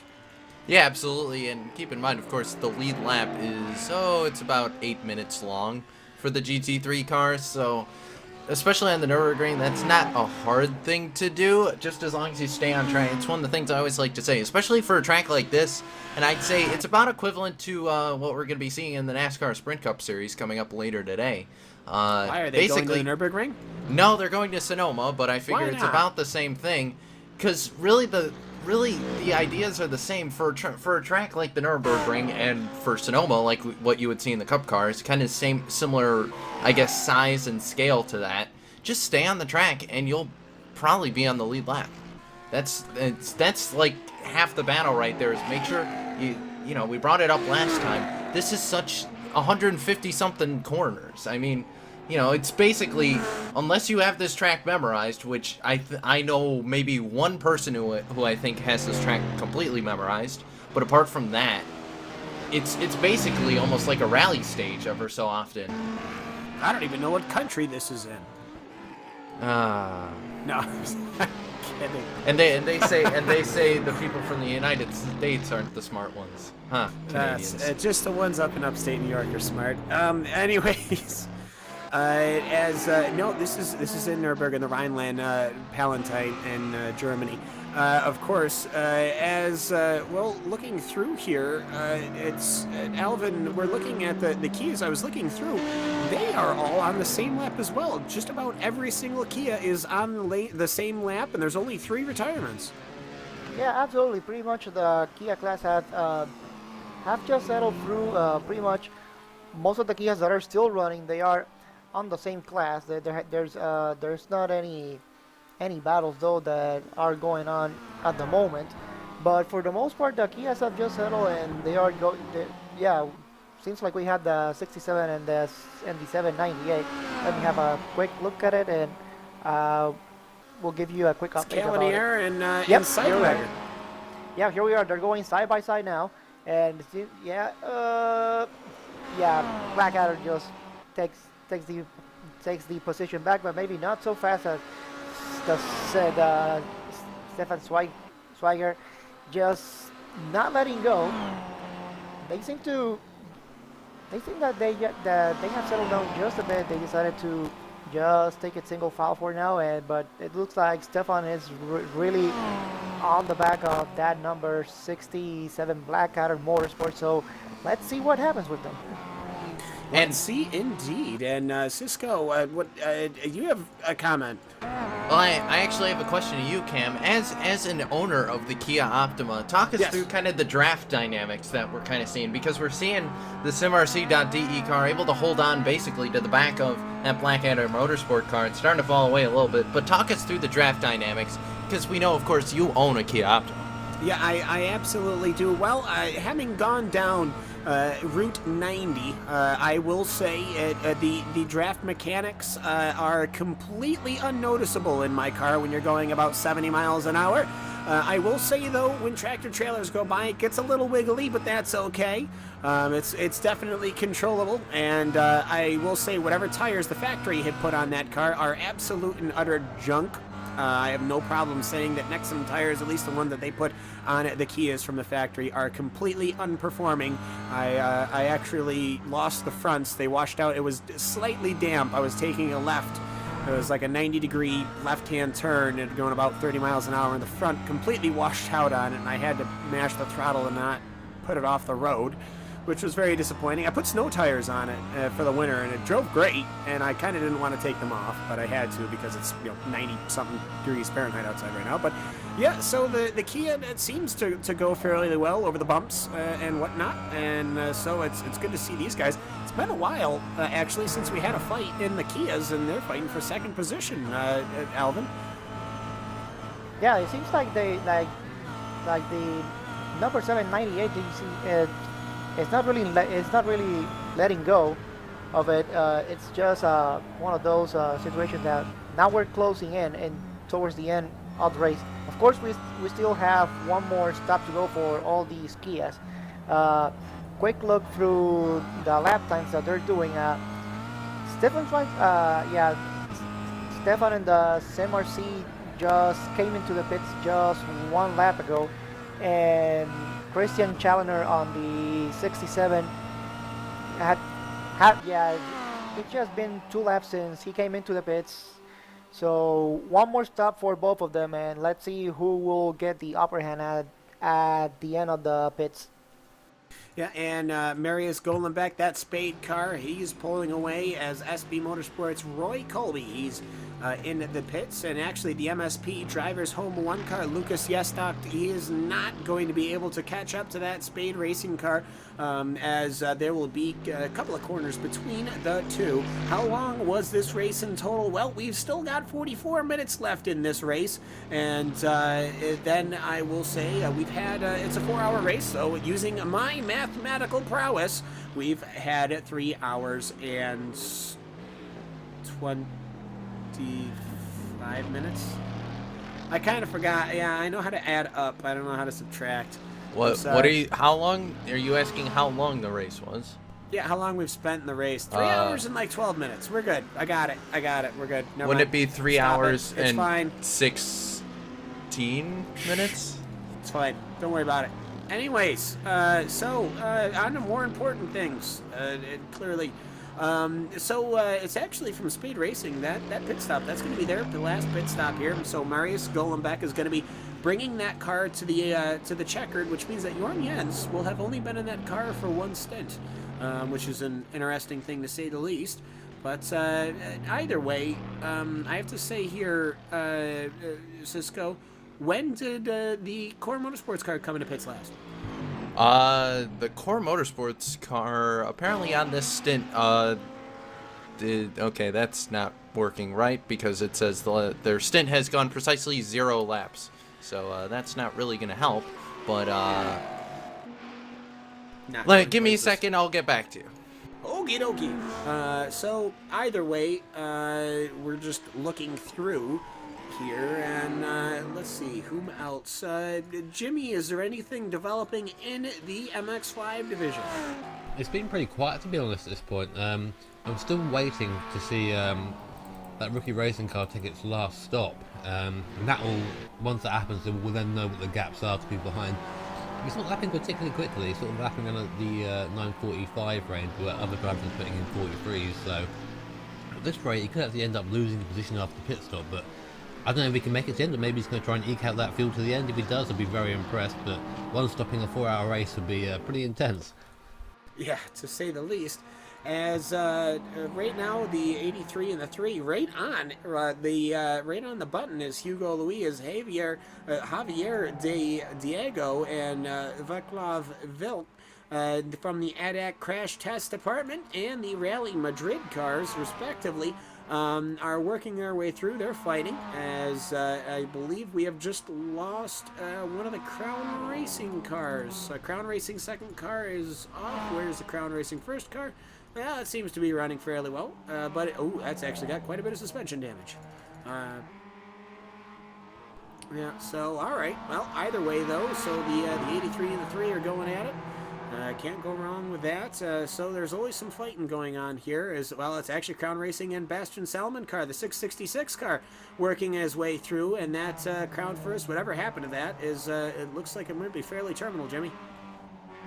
Yeah, that's the way it is. I didn't quite catch the incident that he was involved in, unfortunately. But it's annoying when you get to this point in the race and you end up having that that incident, because we're more than 3 quarters away from the race, and to say, I lasted X amount of hours before I crashed is actually quite heartbreaking when you think about it. But yes, it just means come back next time and do it again. Do it better next time. Well, absolutely. As we'll take a look at the 798 as we're about to let that be. That is in second position in the Kia division. So Alvin, as Stephen Sidewiger and Christian Chalnier are working their way through it, I almost worry perhaps they could work their tires out to where one of them might have an off. Yeah, they've been pretty much playing really hard since the last cycle of pit stops. One thing to kind of point out between the Kias, they are pretty much in the window where they just need one more stop and they should be good to go to the finish.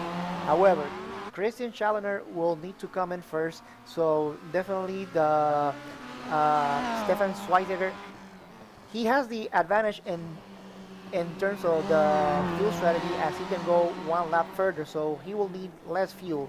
Now, interesting will be if they decide to take tires, as Christian Challenger just went into a little landscaping excursion there, but everything seems good to go with him. So, yeah, they just need one more stop, but it seems like SimRC, they are in front and they also have the advantage on the fuel strategy as well.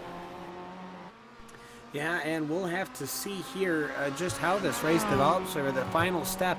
Well, for the last two steps on the podium here, as just looking at where they are and where the SimRC and the Black Adam Motorsport cars are, as the 84 and the 65 are now fighting for it. As where's the 84 car relative to that? There you go, 186. That makes more sense. As it's McBox versus the... No, it's Radicals Online versus One Row SimSport. Drew McBox, and I thought they were in that. They aren't in that. This is One Row SimSport versus Radicals Online. One Row just got past them. I saw it pop up on the sidebar I have here. Thank you, Hugo. But, yeah, how about One Row, who we haven't really talked about at all this whole race, and they're starting to... They're starting to make a charge towards that top 10. They still have to get past Blackstar first before they can break into the top 10, but they're trying to rally, and Radicals, everything's kind of falling apart for that 84 car. Yori with Alka, I think, if I can remember, at the last VLN race, Yori did race, and he kept the car nice and safe. The lap times weren't the greatest in the world, but you know what? His lap times, Cisco, are infinitely better than mine will ever be here at the Nordschleife. And I think as he gets more and more experience, especially in this Mercedes, at this track, in this weather, the lap times will go down. But Yori, well, I mean, he's not seeming to have any trouble keeping the car going along as we're looking all the way up to the fight for second position, Cisco. Yeah, absolutely. And if you want to see Cam drive on camera, write to us at livesimracing@gmail.com and we can set that up. What are we setting up? You driving on camera. Oh, that would be But we're going to boring. jump to the one and the 193. There we go, Spade Racing. There's the battle I was looking for. And it's Spade versus MSP, and I think these guys have been on and off for basically this whole race. And here comes the draft into play, and MSP's going to dive to the outside. Thank you. Podium spot for us. Yes, just like that, that Audi has gone past into what will be one of the front-running positions. As, well, actually, what has happened to Spade Racing? Oh, you know what? Spade went into the pits. That is what happened. So Spade came out just ahead of the MSP driver's car, and seeing as the MSP driver's car has already gotten their last pit stop, this is a race. This is a full race for position. Well, it looks right now like Lucas Yestok is going to be getting into third right now, as the PRT and the core cars are still first and second. And Jimmy, just looking back to the Kias right now, everything seems fairly settled in now towards the end of this race with just 36 minutes to go. Yeah, well, this is all the battles we've seen so far. They've come to a head. I mean, we've got a couple going on the track, with a couple of GTs still squabbling, but after this amount of time, it's actually quite rare to have anyone close to each other. I mean, this is why the first hour of our MX-5s was so special, because we had four competitors pretty much all within a second and a half each other for an hour, you know. And not to say though, like the race becomes less interesting as time goes on. It becomes more about strategy. Like the MX-5 race, again using my own class as an example here, that is still wide open, depending exactly on what the rookie racing team does, whether we can make that tank last. And if he can, this race is in the bag. But if he can't, then it's going to be very close between him and I think one of the RSO cars. I still think the Van der Volle car, which is currently in second at the moment in class, is still waiting, is still owing a pit stop. So I still think they're sort of out of position in terms of how it will end up. But we don't know. We have to wait and see, and that's part of the fun of endurance racing. Part of the fun indeed. Stefan Seidweiger in his Sim RC car and Blackadder Motorsports 67 car is still going at it. Alvin, they're going through the GP circuit right now, which might seem these Kias just a little bit better, but once they get to the Nürburgring, the actual Nordschleife proper, it's going to be all there on from now. I have to say that Sim RC car, that mirror is full, that Blackadder Motorsports car. Yeah, definitely. Now that they are in the GP circuit, they pretty much have a relatively wide racetrack compared to the Nordschleife, of course. But now they got pretty much pretty good room to kind of try to race each other. But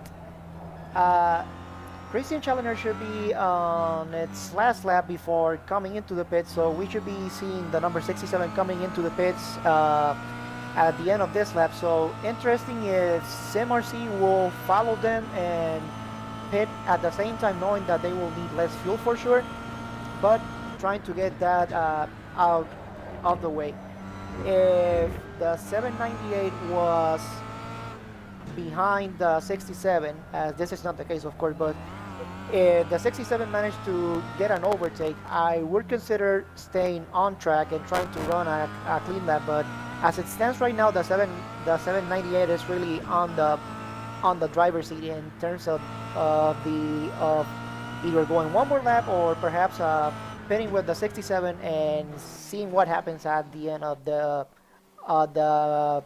pit stop. Yeah, and well, as we'll have to see here, is actually they're getting hustled right now. Let's perhaps see here. Whoops, I just closed out the window for the cameras.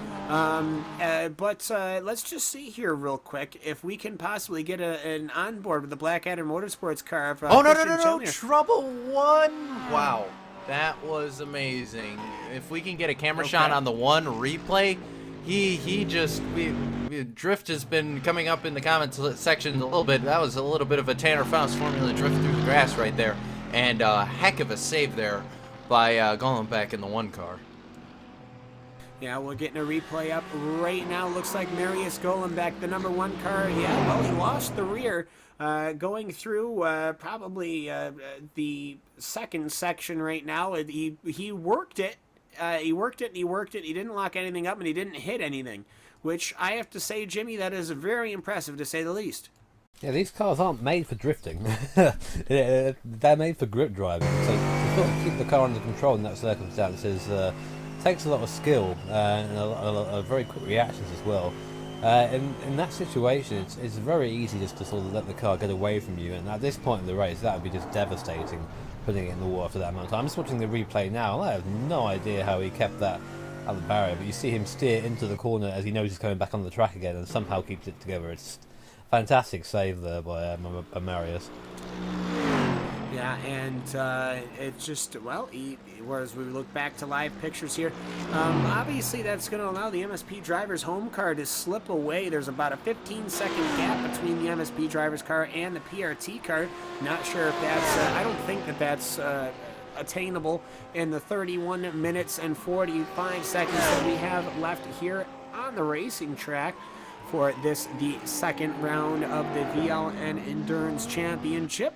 But for what we do have here, anyways, let's go back to these Kias as a pure racing team car of Jonas Wallmeyer has arrived on the scene, and he's going to try and make his way through. But they are going side by side, and Cisco for that GT3 car, it's kind of a pain in the butt. Yeah, it is. There we go. A little bit of a there for a minute. We're back. And, yeah, he's going to jump to the outside there. I wouldn't recommend passing there, but it's going to work, and that's going to open the door for Blackadder Motorsport, and they're going to jump to the outside, and it's going to be a drag race down to the next turn.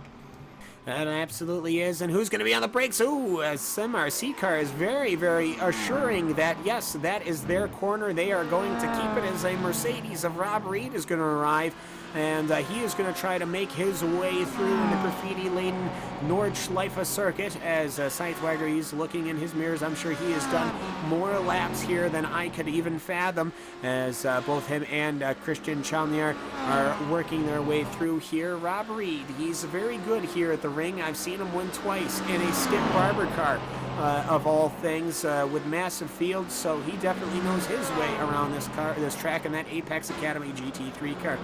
Well, he makes his way through very good on his part. Actually, I think that Apex Academy car is chasing the Pure Racing Team 74.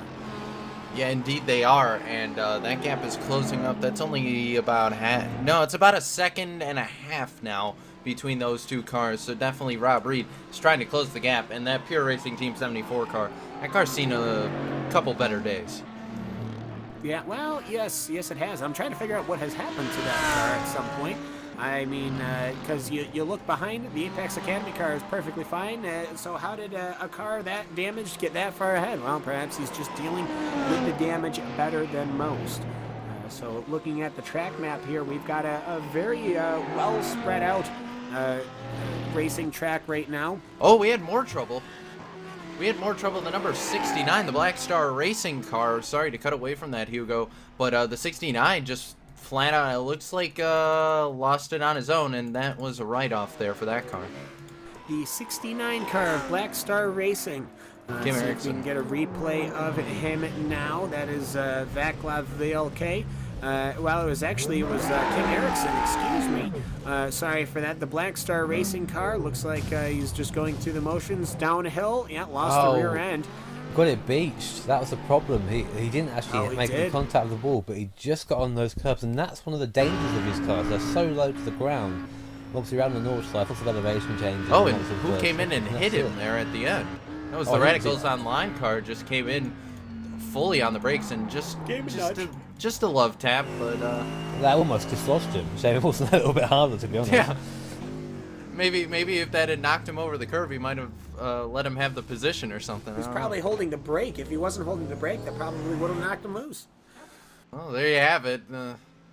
Never hold your brake in an incident then. That's clearly great advice. There's one thing to take away from this second round. It's don't hold your brakes. Also, if I hear anyone ever saying that because I said this, you didn't hold your brakes and you caused an incident, I will laugh at you. All right, well, now that that's over, let's cut back to what Hugo is trying to get us to look at. And Jimmy, still a little bit of a battle between the 3 and the 83. That's the ADAC Crash Test Department team and Rally Madrid. No, I still feel that isn't the best particular name to have for a racing team, but that's still going so far, and they're still going strong. In the background, see Rally Madrid has been involved a couple of instances earlier on with some of the other GT cars, but is still going. A little bit worse wear on the side there, but it's still moving, which is more than a few teams can say at this point. But this is currently the closest battle in our MX-5s. It looks like, I'm just going to have a quick look at the lap times, that yes, it is, that Rally Madrid car is lapping a little bit faster at the moment, so maybe closing in, but we'll have to wait and see. You can't really make any sort of moves around this track unless you're on a straight in MX-5s. Going up the inside, the braking difference isn't enough for you to be able to just throw one up the inside and sort of hope for the best. You do that one of these cars, you end up just locking up and going off, so there you go, being very patient on the GT car right there. So that's that off the cards for now. Yeah, and the MSP driver's home car making his way through those two MX-5s as Rob Reed has gone past a couple more lap cars, I think I'm understanding. No, he got past the Pure Racing Team car, that Apex Academy, that battle we saw. Rob Reed just blew past that 44, so that's over and done with. And meanwhile, the Pure Racing Team leader is just getting ready to roll off pit road right now, Alvin. Yeah, absolutely. The number 116 just finished its last stop, and interesting that the second and third place, SMRC number 798 and the 67 Blackadder Motorsports both came at the same time.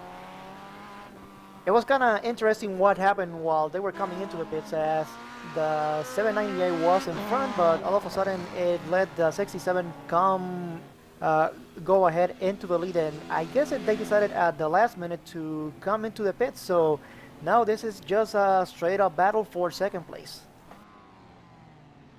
Yes, and that battle seems to be, as our European friends will always say, hotting up, which I've still never understood what that actually means. But as the cars are still going through the motions here, I have to say, for all intents and purposes here, Cisco, it's one of those races where it's been a masterclass for that number 33 Core Motorsports car. I mean, completely unscathed as it goes past Hashimoto in the Vivendel Preto car. That Core Motorsports Audi has been putting on a masterclass here at the ring. Yeah, absolutely. And SimRC.de has gone. Have they gone right back past Blackadder there on pit road? Yes, they have. So I'm actually going to just throw it back to Alvin. Alvin, they're at it again. Yep, it was kind of interesting. The 798 just came behind the 67 into the pits, but somehow they managed to come ahead on the lead. But as the number 2 just spun in front of them. Yeah, but as I mentioned, even before this last cycle of pit stops started, the SimRC needed less fuel than the Blackadder Motorsport, so that may be the edge that SimRC needed. Now, both of them changed tires; they should be good to go. Now let's see who has the best car. And that pass actually on the car that had spun out there, that was for position, despite the fact that it was a GT3 car. That was for overall position. He's probably going to go flying by once they get back onto the main track. But for the moment, the MSB Drivers Home 21 car, Patrick currently driving that car and not having the night they want. No, not at all.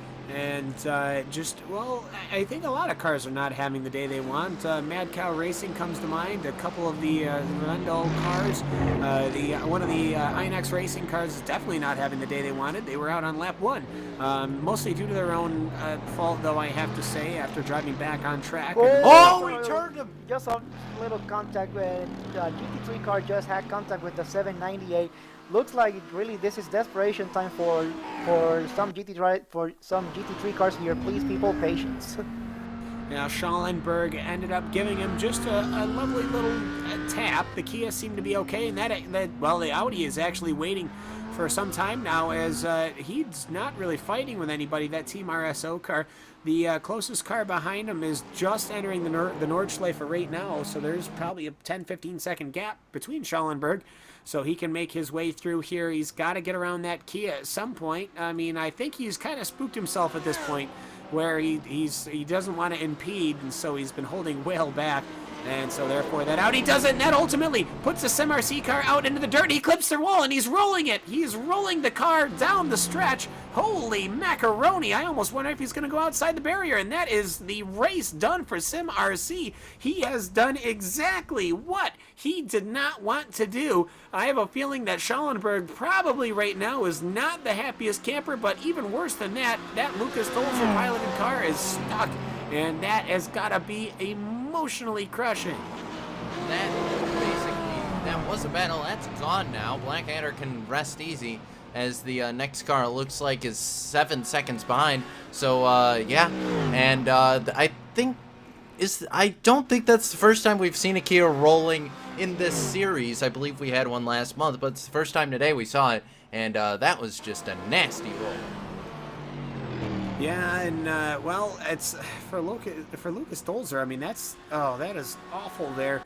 That contact, I'm sure we will get a couple of replays up here. That's a big incident. It's just. I think what's happened here, it's not necessarily that there was contact. There was no contact made between the Team RSO car and that Kia. What ended up happening is that the Audi had waited because I think after that nip he didn't want to impede the Kia at all. When he finally made the decision to go for it, he ended up taking the line away and then broke right in front of the Kia, and it ultimately just, the Audi kind of took a very tight line, and the Kia had to get on the binders because it really needed to get the fronts to grip, and it can't do that off throttle. With a Kia, with it being front wheel drive, it has to be on the throttle, and so he had to back it off. That lost all traction. He almost saved it. to be utterly honest, until the tire barrier ended. If that tire barrier was 15 feet longer, everything would have been fine. And he nipped the tire barrier, went to the Armco, and once he went to the Armco, well, Jimmy, it was kind of the spin cycle from there. Yeah, he just caught it in the wrong way, and that was the end of that. It's a massive shame for him. It was so close to the end of the race, and to be taken out in that way is again, it'd just be devastating. I'd be effing and blinding if I were in that driver's seat right now. But just at the front of my field, I like to my field. Nice little ownership of it. We've got the MX-5 leader. The rookie racing team had a really bad lap last lap, a 10:27. So I'm not really sure what happened there. It wasn't a pit stop, just an error. But that actually means that in the background now, not too far down the road, is the Team RSO car, the 397, which actually set the fastest lap of this class on the last lap at 9:41. And give you an idea of what it's like, the average time we've seen so far is about a 9:44, 9:45. So really quite quick. I think at this point, if the rookie racing car has to pit, then this is RSO's race. Yeah, well, I mean, it's for the rookie team racing and both the RSO cars. I mean, it's been a very, very good time for the MX-5s. It's one of those things where you wouldn't normally expect, but this is the second round here of the iRacing VLN Endurance Championship. You wouldn't expect this car to be putting on such a good show. But Cisco, I mean, we can agree here that the MX-5s are a great addition to this series. Yeah, absolutely, and keep in mind, that's a car that you can get free with a brand new subscription with iRacing. So if you like what you're seeing on screen, want to jump in and race with some of the best racers out there, sign up today, iRacing.com. Check us out. It's some of the most concerning. Oh, okay, that too. But I do want to mention though that Lucas Stilzer has been checked and released from the infield care center. He is okay after rolling that Kia. So he did walk away. He got right back in the car too. He's sitting. If you can find him, he's sitting right now in that Kia. And I don't think he he's. just got out.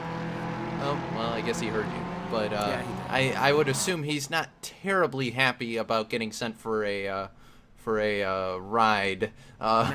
Not with 19 minutes left in the race.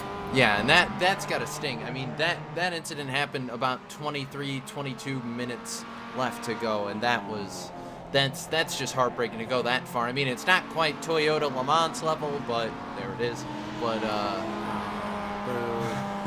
I had to bring it up, but that's such a. I mean, they were in that battle with Blackadder and Alvin. That's just such a tough break for them. It is, and that's such a bummer for them. But also, it seemed it was we almost hadn't really had many battles in the Kia all day long, and then we were going to have like a last lap race to the finish in place of the MX-5s. But that has been robbed from us, though very sadly. But either way, though, looking at Neil's coach, he is currently in first position. He is hovering. He's going to be coming up to David Barraclough in the Torque Freak Racing Corkscrew Kia at some point in the near future. So hopefully, as long as Niles can keep that car running nice and clean, as he is working his way through the carousel right now, he'll have a good finish to this race. Patrick Pitchler is in second. The MSP driver's car of Lucas Yesnock is in third. With the Spade Racing car sitting back in the fourth position after a massive drift. And then, of course, with Kias, you've now got the PRT car in first, Blackadder Motorsports in second. That Sim-Marquee car, it's still technically in second, but now it's going to drop well down once the timing catches up. Endless Sim Racing will take over third, and in the MX-5s, it's Rookie Racing Team, Team RSO. So we'll see here, Jimmy, just how these guys are starting to work their way through. Just looking at the live gap between Yanni Mastampo and the car of Tobias Zerny, it's 7 seconds, and the gap between the two RSO cars are 40. So really, it's just going to be between Yanni Mastampo and Tobias Zerny. Yeah, and that gap has come down quite a lot. Like I said, the last lap, I think it was about 30 seconds. There was a mistake somewhere from the rookie racing car. I'm not quite sure what Mastampo did there, but obviously a massive issue, causing him to lose a lot of time. And he's catching him hand of fist at this point. That RSO car is looking hooked up in its current stint, and we're still expecting a stop from Mustampo at the moment, so he needs to be staying out there. I mean, we've got 15 or 14 minutes left for this race. He pitted last time with 1 hour and 55 minutes elapsed, so he's pretty much due a pit stop any time now, if that's an indicator of how far he can go on a tank of fuel. But otherwise, he might be out there on very old tyres, and I think it's starting to affect him a little bit. He's starting to slow down, but he's still got time to defend. We've seen already that catching someone around this circuit is, is one thing, and as a famous commentator once said, passing is quite another. So we'll see what happens. Well, we will see indeed, well, just trying to look around here, see what we can get ourselves into here around the Nordschleife. There's never a dull moment here. We just need to figure out who's a race and what to wear. And so overall, though, everything seems to be spaced out, but not enough to where it could be, well, boring. To be completely blunt, because one little off, one little skirt, and that could definitely have an issue. Excuse me. I'm sorry, I was talking so much I caused my brain to lose oxygen and I had a yawn. Which happens. Sure. Hey, that's what a yawn is. Anyways, you know what? Well, just don't pass it to me, because we all know I'll yawns try. are I'll contagious. try. But while there is. No, go ahead. I found a battle, and it's Hugo's been. We've been watching it on the cameras. It's this 83-3 battle. That's still my favorite team name I think out there today. Is the ADAC Crash Test Department that have not managed. They haven't done a very good job though. Being the ADAC Crash Department or Crash Test Department, they haven't had to crash test that car, and I guess that's for the best. It's perfectly fine. I mean, it's on fire, but. Yeah. No? No, I'm not going to give you that one. Really? Sorry, mate. I've been waiting for 3 hours and 44 minutes to say that. Isn't it 46 minutes? Something like that. And a half. Well, either way, they're the one-row SimSport GT cars. Yeah, hello, that's boop boop coming through. As the paintball-splattered one-row SimSport GT car makes his way past at lightning speed, and we kind of go back to our 100-mile-an-hour battle here with Rally Madrid looking to possibly go on the inside, Jimmy. Yes, this is a battle that's been going on for a while now, hasn't it? They've sort of just been very in close contention with each other, and nothing's really come from it. They're just sort of following each other around. But the Rally Madrid car, we can only assume is that little bit quicker because it's still there. It's still sitting behind that crash test. I do like her name actually. The crash test car. Hopefully it won't end in any sort of tears for them. We want to see a nice clean battle here. But this is the sort of time that the Rally Madrid car needs to start thinking about getting the move done, because there's just over 10 minutes left of this race now, and it's. You can't sit there and wait for the opportunity at that point. You have to go and make the opportunity. So hopefully we'll see some nice clean action coming up soon. I mean, we have that, and of course our lead battle to look forward to. So I think it's going to be quite an interesting end to this MX-5 race.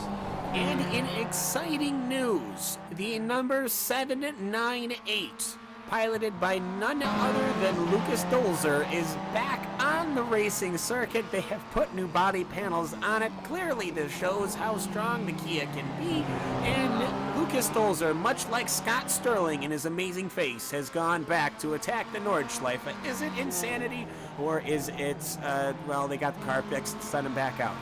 We don't know, but he actually is going to be back out, and that looks like a quick fix. Yeah, well, it is.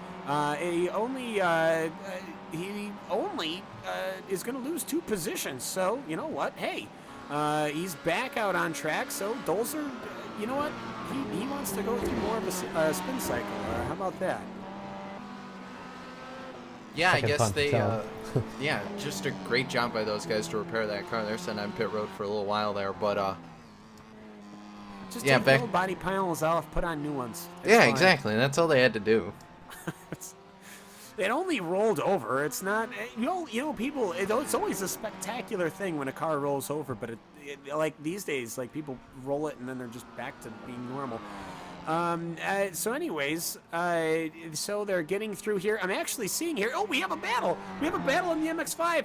Philip Stam, the VRS Coanis M Sport car, and the Crown Racing first car. Well, that wasn't much of a battle as the Coana car goes past, but hey, you know what? That Coana car, they've been dealing with damage all day long, so you know what? Good for them. Oh, I've just seen a crash in the MX-5. That was the Varsity car who was actually involved in the lead earlier on. I'm just looking back at the replay now. I haven't got the whole replay here because I can't. But he just seems to get loose and goes off into the wall. He damages the rear end a little bit of damage there. Nothing too bad, unfortunately. But he's back at it again. He's still suffering from that incident he had earlier, so he's still back in pretty well fourth last in running class at the moment. So bit of a shame for us guys. 138. What has happened to the 138, the Vendaval Sim Racing Prato car? Nothing has happened to the Vendaval car. Okay, never mind. Because all right, ignore that. Nothing happened. Are you looking around too quickly and seeing things that aren't actually there? Yeah. What was in that cereal? Things. All We right. have a battle. We have a battle right now with the 103 and the 65. And this is going to be in our GT division. 103. Yes, it is. Yes, it is. Yeah. Indigo and McBox going across the start-finish line. Let's see if we can go on board with JJ Nylander and the McBox car. No, he's already going side by side. That would make the onboard camera useless. Therefore, the Indigo Racing v Simpson Pro Racing 103 BMW. Of JJ Nylander. He is going to be losing a position possibly to the all-black McBox car in 12th position overall. That 65 car, Jimmy, well, he's possibly, he's moved himself up. He'll almost break the top 10. Well, it's another position in the race. It's always nice to take one more, isn't it? Especially towards the close of this thing. Speaking of the closest place, we are, again, only about 10 minutes or so from the end now. And still we have these iMX-5 that are hotting up. The rookie racing car has put in its best lap of the race, a 9:41.4, again just dipping in there. So still plenty in the tank there from rookie racing. So maybe he was just cruising around. Maybe it was keeping that fuel, eking out that fuel so he can get to the end of the race. Because I don't see him stopping now. If he stops now, he's lost his race. So it's pretty much worth staying out there, to be honest. I mean, it's more than losing the race. I mean, second place is only 53 seconds behind. If they had to do a stop, which obviously they wouldn't need, you only need 8 minutes of fuel.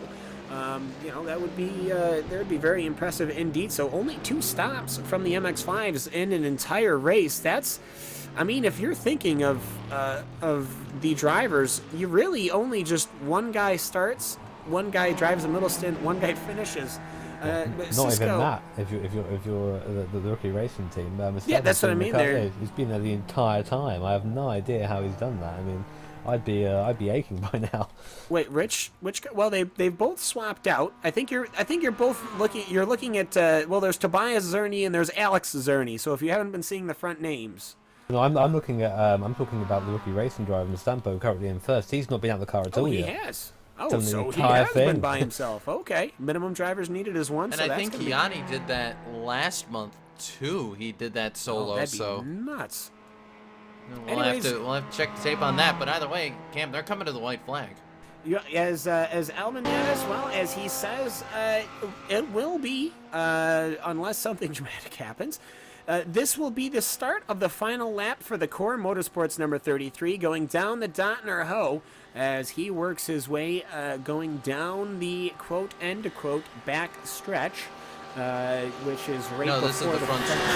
Oh, this is the front stretch. I thought the pit stretch was the front stretch, and this is the back stretch. No, it's all combined into one front stretch in my mind. Oh, okay. Oh, all the way from Galgenkampf to the Yokohama S is all one. Bingo. Okay. All right, I got you. As Niels Kolschis will be decelerating on the stretch of front, as that Core Motorsports 33 car will take the white flag here. One more time to go around the Nordschleife and the Nürburgring Grand Prix circuit. as the Pure Racing team is well back. Hasn't even hit the dot in her hoe in the MSP cars.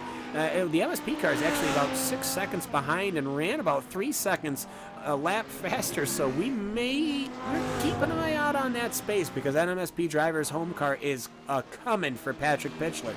And for everyone else in the GT category, everything seems fairly categorized.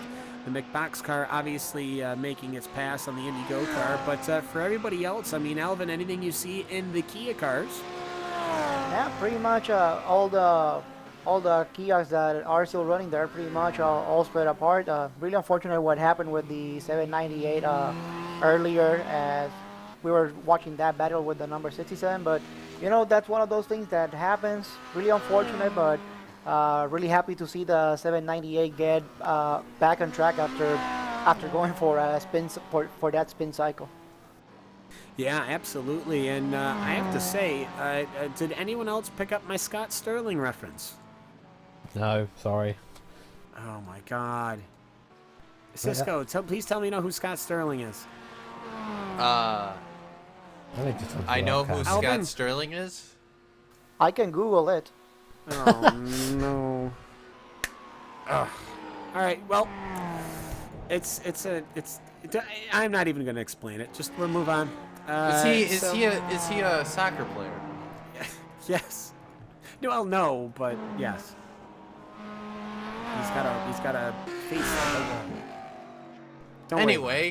Don't worry about it. I'll tell you after. It's. Anyways. Just looking through here, does anybody in the chat know who Scott Sterling is? Somebody's got to have my back here, right? Paul's gonna know who it is. He's gonna say in chat. He's gonna make us all look. I hope so. That would be great.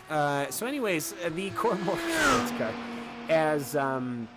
is making his way towards the Ironburg corner here. He's about at 165 miles an hour. As we look to the SB Motorsports and the one-row BMW, ooh, they're a lot closer than I thought they would be. The BMW Cisco is making his way through. Yeah, absolutely. And that's that one row. They've been on the charge for a while. And one person. Thank you, Matt Schultz. Thank you. But in the meantime, one row is, man, they are gone. So oh, absolutely. I have a feeling maybe that SB Motorsport car might be carrying some damage and or fuel concerns. I wonder, and also that car bouncing around on the track does not look very happy in the suspension. No, but if he was trying to be slow enough to where he would be passed so he didn't have to run a last lap, I got some bad news for him. It's a very long way to go. Let's take a look at our rookie race team, number 55, as he picks up the white flag. As he picks up the white flag, going through, poor Paul Smith. It's, oops, somebody else got it, J-Rock W24, as understood. So Yanni Mastampo, he is starting his last circuit of the Nordschleife here at the VLN Endurance Championship. It's not the time +1, it is the time on its own. At least I'm hoping, otherwise I'm going to look like an idiot. But for the most part, though, as Yanni Mastampo starts his last cycle, I got to give out the massiveness of the applause that is to Mastampo. I mean, it says rookie racing team, but it's really just Yanni. It's just him, and the one pit stop he's done so far. I'm still waiting for him to come across the line to say that his strategies work, because well, one more lap of a normal circuit, you know, is a minute and a half usually. It isn't 9 minutes. You know, it's not a normal circuit. One more lap is still a very long way to go. I mean, it's about nearly 25 Ks, isn't it? So it's nothing short. So if he can get the thing to the end, he's done a fantastic job regardless. But if he can finish it off by bringing it home with one pit stop, my hat's off to him. Well, he's made 2 pit stops. One, when? On lap 22. Where? Yeah, I have him on 2 pit stops. Yep, he came in, he got tires, which is weird. You'd think with 4 or 5 laps, or like 2 laps to go, he would have, not come into the pits, but he came in the pits, he got his tires, yeah, so he had another stop. Oh, well, ignore me then. No, you're perfectly fine. I mean, he snuck in there. I mean, it's, like 5 minutes left to go. Anyways, Looking to Niels Koch in the Core Motorsports 33. He is going through the carousel right now, and so he has got about one quote-unquote sector to go as he's going to work his way through it. The Pure Racing team right now, the 116, he is going to be picking up the white flag. Mark Eckelmegan, he is going to be picking up that white. He only has one circuit left to go here at the Nordschleife. And so he has got plenty of fuel, plenty of tires to go. So between that Core Motorsports car and the Pure Racing Team car, the gap is definitely unsurmountable. As right now it is 1 minute and 23 seconds. That is all on pace. It's not like the Pure Racing Team car made a mistake. It is not as though the end of the competition has had any huge issues. It has been simply the pace of not only Niels Koch, but Kei Kashubi that has led this car to the front of this field. And it's going to be equal times between Kei Kashubi and Niels Koch, though the fastest lap goes to Kei Kashubi. It was on a completely open circuit with no traffic, and as such, Niels Koch is going to be pulling his way through. It's going through Spoonhoevel before heading towards the second carousel, the Klein's carousel. That number 33, purple, yellow, and black Core Motorsports car. Core Motorsports, I think they're relatively new. They've been around for a couple of years, and they've been working their way up and up through the ranks. And as endurance racing has gotten more popular, I have to say, Cisco, that Core Motorsports team is looking strong. They're looking strong, but their main rivals right now, as we've seen throughout this VLN series, that Pure Racing team, they have been so close twice now to dethrone Core Motorsports, but unless something big happens here, Niels Koch and Kei Kashubi have stolen the trophy for VLN yet again. Yes, they have. The headlights are flashing as he's going down the Dotner Ho. He's got nobody ahead of him except for the G-Tross SST silver car, so no worries there.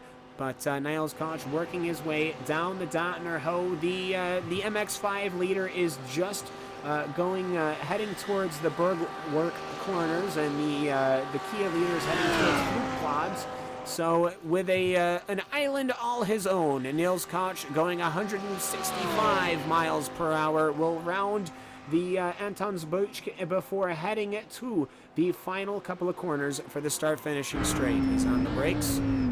And that number 33, after 4 hours of racing here at the Nürburgring and the Nordschleife, it has been conquered by Core Motorsports. Give them the checkered flag. They will cross the start-finish line, and that will be it as he throws up the smoke. And that is going to be him at the start-finishing line. A 7:55, his final lap. So everyone else that crosses this line now is going to have finished. The MX-5 of Royal Vasky Motorsport having halted at the line, waiting in tradition.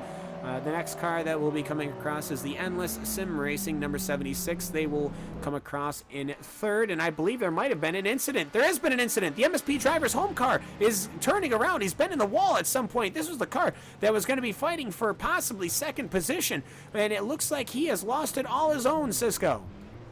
Yeah, and that was going through the carousel, got out of it a little too soon. Bam, right into the wall.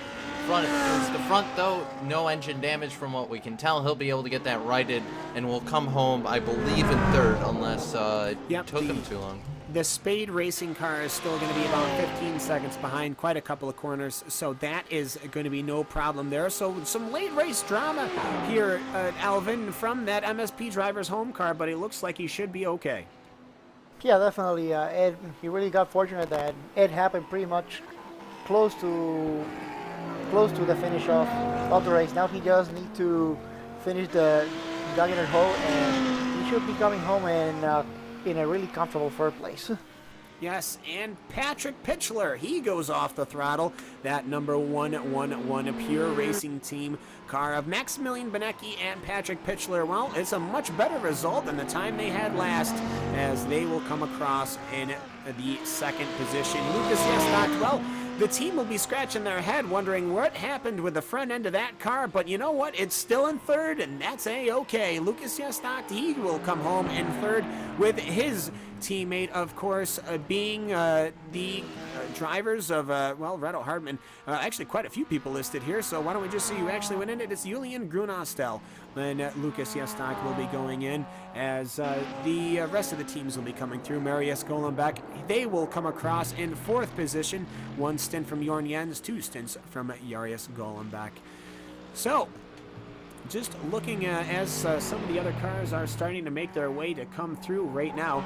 The Miata leader is just going through Brunchen right now, which is still quite a couple of minutes away. And so, in the meantime, let's start talking about this GT3 run, as we'll put the cameras on the start-finish line, hopefully, and watch the cars just tote on by.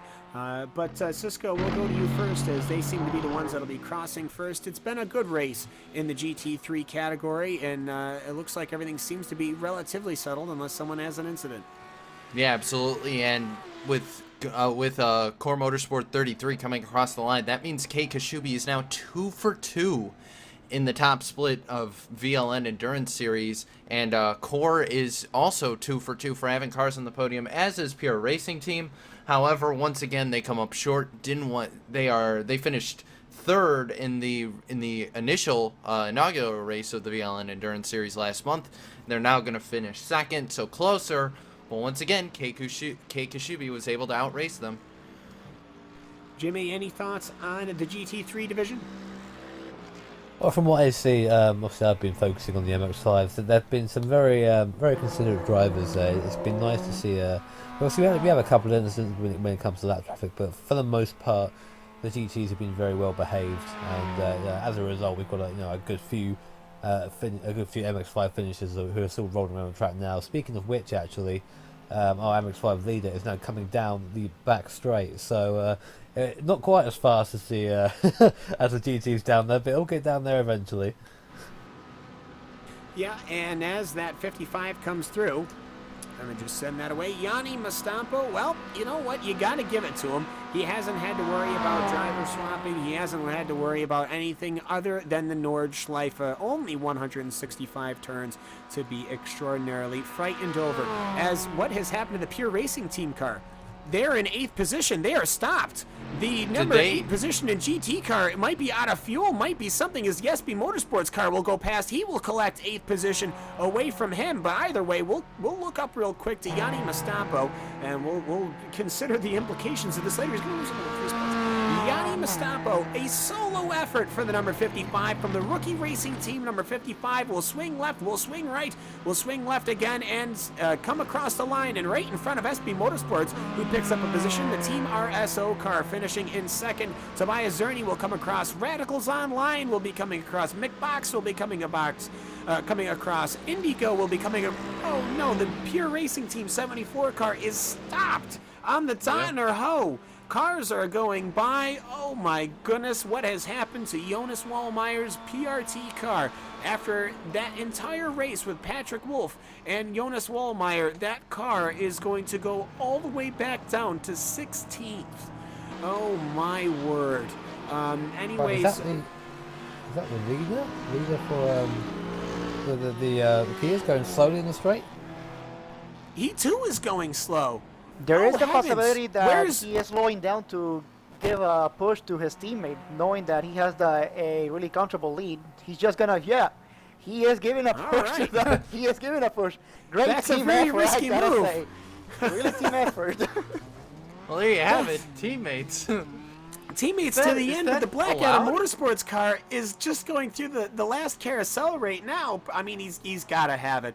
That Pure Racing Team Kia has got to have the time in the room, as the Team V10R car will slowly drive by with an eyebrow raised. Well, you know what? That's team spirit right there. As Jonas Wallmeyer, he's allowing this to happen here, as the GTL Virtual Racing Team number 2 car will take away that position from the Pure Racing Team car. Oh heavens! Anyways, with an Audi attached to the front, Mark Eckelman will come across to win in the Kia division in the 4 hours of the Nürburgring, the second round of the VLN Endurance Championship. Look at the teammates there, down there flashing his lights and appreciation, just rolling down the straight line. Thank God he got to the end, he's saying. Yeah, and for Christian Chandler, I mean, that had to have been a moment of right, we have a chance at this, but no, Christian Chandler will be coming across the start-finish line in second position, and Endless Sim Racing having already come across. What some drama at the end of this race. Now we have just but 3 cars left to cross the start-finish line. Well, 4 actually. We have the G-Tross SST Silver number 112 car of Ivan Sol and Cristobal J. Lopez, the ADAC Crash Test Department, the Rally Madrid, and the Bastian Salmon car. So, all right, Cam, I got an interesting stat for you. Yes, you do. I was looking at the standings for last month's race, the Kia standings. First, Pure Racing Team, the 116. Second, Glacier Racing. But third, the 67 Blackadder Motorsports car. After them, you had, Endless Sim Racing. After that, you had Torque Freak. After that, okay, that's where it starts to differ a little bit. But basically, all 3 winners from all 3 series, they're all 2 for 2. Well, hey, that's how you want to get things done here. And as these MX-5s start coming across the line, we are going to start going through the results, as I don't imagine anything is going to change. I hope anyways, as they will finish 31st, 32nd, and 33rd. So, as it stands right now, give me my music, and for the second round of the iRacing VLN Endurance Championship, the win will go to Core Motorsports, piloted by Kay Kashubi and Niles Koch. Pure Racing Team will come home in second. MSP Drivers home in third. Spade Racing will come home in fourth. Vendevo Sim Racing White will come home in fifth. Apex Academy recovers to sixth. One Row Sim Sport moving from 19th to 7th. And SP Motorsports from 7th to 8th. Radicals Online will finish in 9th. The McBox Car will finish in 10th position. Indigo Racing Feet Sim Sync Pro Rara will come home in 11th. Team RSO, the GT division, will come home in 12th. GTL Virtual Racing Team 13th. PRT 74 will finish in 14th. G-Tross SST Silver 15th. Vendevil Sim Racing Azul in 16th and 17th is going to be MSP Drivers home. In the Kia division, it will be Pure Racing Team, piloted by Michael Schelbach and Mark Alkman. They will come home in 18th overall. Blackadder Motorsport following behind in second. Endless Sim Racing in third. Torque Freak Racing in fourth. SimRC.de recovering from the spin cycle to finish in fifth. Blackadder Motorsport 68 finishing in seventh, with Team Bushfink finishing, well, actually they will finish in seventh. And then going back to the Kia division, Rookie Racing Team, solo effort from Yanni Mastampo for the second time in a row. He will come away with it. Team RSO finishing in the rest of the podium. So it's the 397 and the 398 finishing in second and third. Oh, I missed the drop. All right, I thought that was going to be a good drop, and I missed. Venteval Sim Racing Prato will finish in fourth. One Row Sim Sport is going to finish in the fifth position. The ADAC Crash Testing Department coming home in the sixth position. Rally Madrid in seventh. Bastian Salmon in eighth. Royal Vasky Motorsport, well, what could have been? They were racing up to the front, but it's not going to come away with it as the VRS Quinta Sim Sport. Oh, what a frustrating day that must have been, as they had an incident on the very first lap. Crown Racing first, Team V10R, and then a whole bunch of retirements, which we won't waste our time going through. So there you have it, the second round of the iRacing VLN Endurance Championship. But the end of the race is just the first chapter here in our coverage at RaceSpot. We're going to have some driver interviews, some opinions, and certainly we're going to get ready to close up the shop here at the Nordschleife one more time, where I think we're going to take a quick break, and we'll be right back after a few messages with a couple of opinions from our commentators, and then a lot of interviews heading through with this second round of the iRacing VLN Endurance Championship. Stick with us.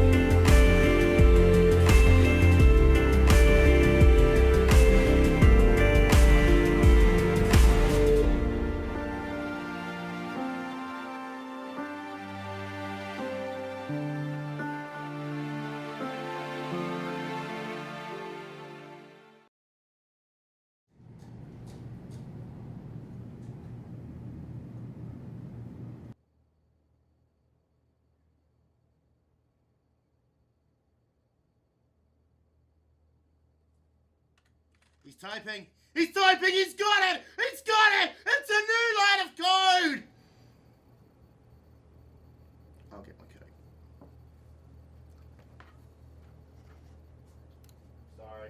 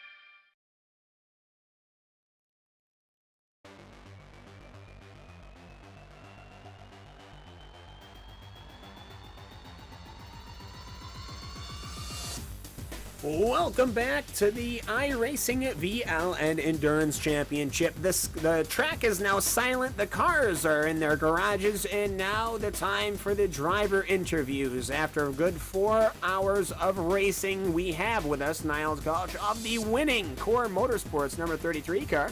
Somebody there brings them right on in. Niles, you are going to be here with us in the RaceSpotTV booth. It's the Audi here at the Nürburgring, and you managed to come away with it after 4 hours in a rather commanding fashion. Yeah, Kai did a great job in the first 2 hours, and we chose the right strategy, and after that it was just managing the gap and watching out not to do any mistakes for me. Well, not doing any mistakes indeed. And, these MX-5 cars and the Kias, it's the second round now, so we're a little bit more experienced, but it's still a massive challenge trying to manage that traffic, I imagine. Yeah, of course. The Kias are a bit more of a challenge because they are somewhat the same pace in the corners, and it's hard to pass them, but most of the MX-5 cars are easy to pass in straight line speed, and the drivers are watching out not to do any stupid stuff. Well, we saw yet again. I mean, we always worry that this is going to be a bloodbath. I think we saw a couple of questionable incidents, but most things have been solo car incidents. Do you think as we progress in this VLN Endurance Championship that people are just going to get better and better? Of course, I think experience is the most important thing in motorsport, and the races will get cleaner and cleaner over the time, I think. Well, I mean, with that, I mean, you guys have been putting on a great show here in both rounds of this championship. So, of course, we'll give the floor to you. Anybody you'd like to give a thanks to, a shout out to, or anything you'd like to let her out, go for it. You're obviously the ones that came home with a win here at the Nordschleife. Yeah, first of all, thanks to the whole team and to our sponsor, VTech. Well, and with that, that's Niles Gulch. Now, I do have a question. What is the correct pronunciation of your last name? Because I always wonder. It's Koch. Koch? Yes, I know it's hard to pronounce for you. It is a little, but I try not to offend. So thank you. But either way, that's Niles Koch. And either way, we will go to somebody else from oh no, we don't have anybody else from the GT3, so let us head right on over to our Kia winner. It will be the driver Michael Schellbach here with Mark Eckelman, who was his co-pilot, but we have Michael here in the RaceSpotTV booth. Michael, well, it's the Kia. Not a lot of cars here today, but you know what? You came away with it at the end of it. Just take me through the race. It was a pretty tough race. We had Blackadder was really good at the pace, so they lead the race in after 1 hour, I think, and we really pushed hard to get that back. And I'm really happy to take the win here. Was not easy. Yeah, I mean, you guys, obviously you've come home with it again. I mean, so obviously you guys are very familiar with the track, but I mean, it's been getting closer and closer here. And you guys are doing a great job in the Kia, but as more people are driving the Kia on this circuit, it's really starting to close up here in the second round. I can only imagine what the third round's going to bring. I really hope that too, yeah, that we have fights like in the GT3 with even more cars, more teams going into the Kia and try that car and drive it on the Nordschleife. It's really fun. Oh, very fun indeed, knowing from driving my own in real life. Just the normal Kia, though, not a cool one. But yes, either way, it's still trying to manage the traffic when you're the middle child as far as the classes go can be pretty difficult. How do you plan these things, really?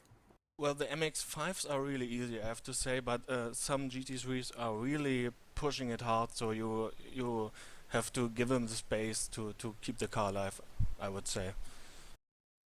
Well, keep it alive you did, and you came home in first, so that was just a great effort from you, and anyone you would like to give a shout out to or thanks, you're more than welcome to. Of course, Pure Racing team, absolutely great guys. Too bad we had bad luck with the GT3s today, but still a good result. Place 2 in the GT3 class and 1 in Kia class. Still a good weekend for us. Now, a good week indeed. So I'm sure we will catch you again at round 3 of the iRacing VLN Endurance Championship. You can bet on that, yeah. We are back. Yes, so Michael Schellbach, thank you very much for coming in with us and talking to us about your day here at the VLN Endurance Championship. Thank you very much, and I'm sure this is not going to be the last we'll see of you. All right, see you next round. Yes, thank you. So that is Michael Schellbach, of course, of the PRT number 116. Will people stop leaving the team speak? I'm trying to talk to you all. God, we're now down to just Tobias Zerny from the RSO team. Let's get Maximilian Scheider in here real quick. We'll go through the Kias,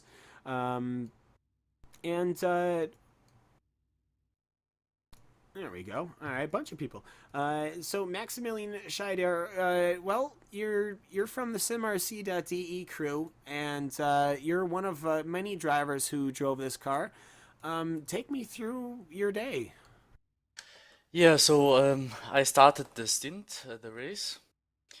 It was pretty, not really, there were only 10 cars in the field, so it was not that hectic as I expected. Then the first stint I got really pushed from I think it was, I don't know which guy it was, but he was really fast. I could keep him behind me. So somewhere then he spun and we just drove and drove till our stops. And then someone in the second half of almost to the finish, that was only that was the baddest incident we had. We saw, it was many flips. My teammate Lucas Dolzer just he just misjudged the situation because he thought the Audi was already past him. So he turned another time to the left to a little bit avoid the Audi, and then he just, when you have cold tires in this car, he just spun then. Was a little bit bad luck there. Well, but I mean, either had way, though, nice fights, yeah. yeah, you had ultimately a pretty decent day, all things considering. And just between this first round and the second round, would you think people are doing better as far as traffic goes? Oh yeah, I think so, because everything is experience. On every track, in every car. Yeah. Also the 24-hour race, I think, helped a little bit for Yeah, the we did. We did VLN. just have that, didn't we? But well, either way, the Kia, of course, I always I'm a fan of having more Kias and more Kias involved in this. So hopefully we can continue to see more competition. Hopefully we can see you guys running up front. But before we let you go, is there anyone you'd like to give a shout out to and thank? Yeah, I want to give a shout out to my teammates, to you, because you did a great job on the stream, and to our sponsors, Home Racer and Simatalk. And yeah. All right. Well, Maximilian Scheider, thank you very much for joining us. It's the SimRC.de number 798 car. So I'm sure we will see you at the third round, and I'm sure it won't be that long. It's actually only be a couple of weeks. So Maximilian, thank you. Yeah, see you then. All right, so that's Maximilian Scheider. We are going to now go to our MX5 category. We don't have Yanni Mastapo with us, but we do have representatives from both RSO team cars. We've got the 397 and the 398. And in the 397, it was the Ziorni brothers, Tobias and Alex. And in the 398, it was Elmar Erlicolti and Patrick Lankow. And we have Patrick Lankow with us, as well as Tobias Zerny. Tobias, you came in the front finishing car, even though it's only one position. You're still on the podium here at the Nordschleife in an MX5. Take me through it. Yeah, hello guys. Thanks for having me here. Yeah, it was a very tough race. So Johnny, as usual, like the first run 4 or 5 weeks ago, set a great pace, and we had a very nice battle the first stint together with 2-3 other cars.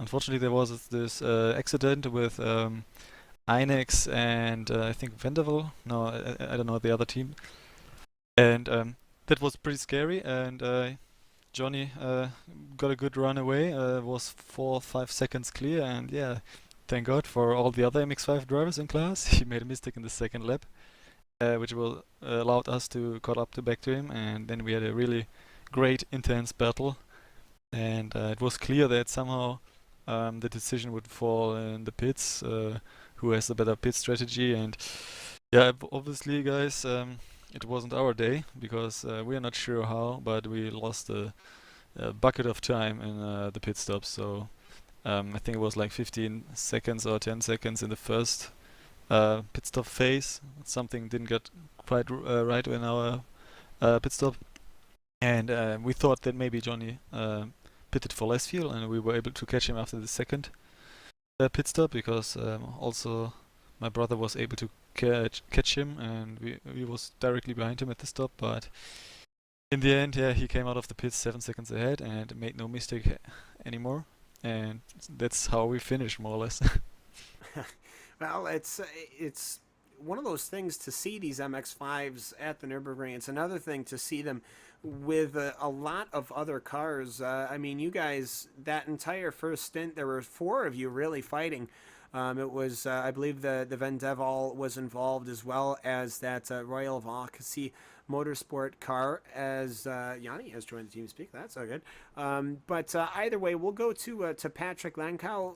Patrick, your race still with the Team RSO cars, but it's kind of another good day for RSO guys.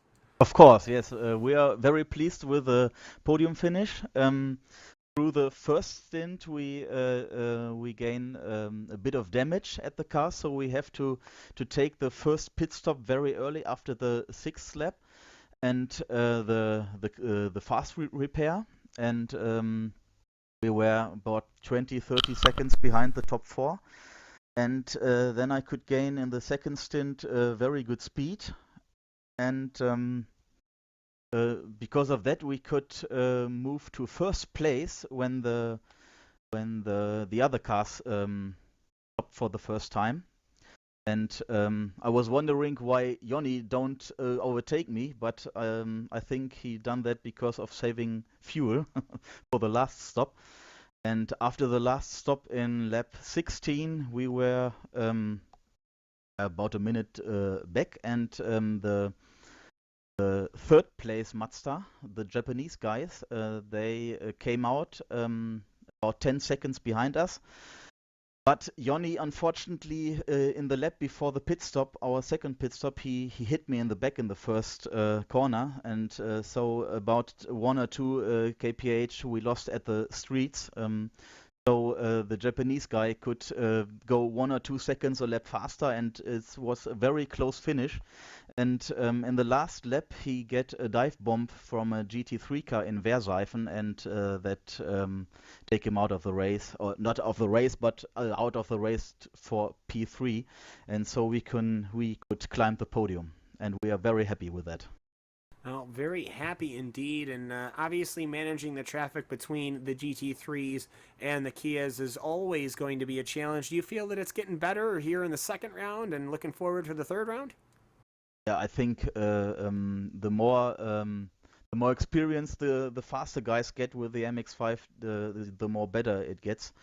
Because I think 3 or 4 times it's like a bit dive bombing, but the most times they're very safe.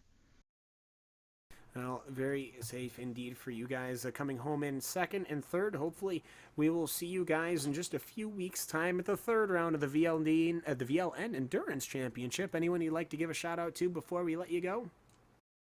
Yeah, the team members at home. At first, Stefan Jan. He normally drives the 397. He has no time today.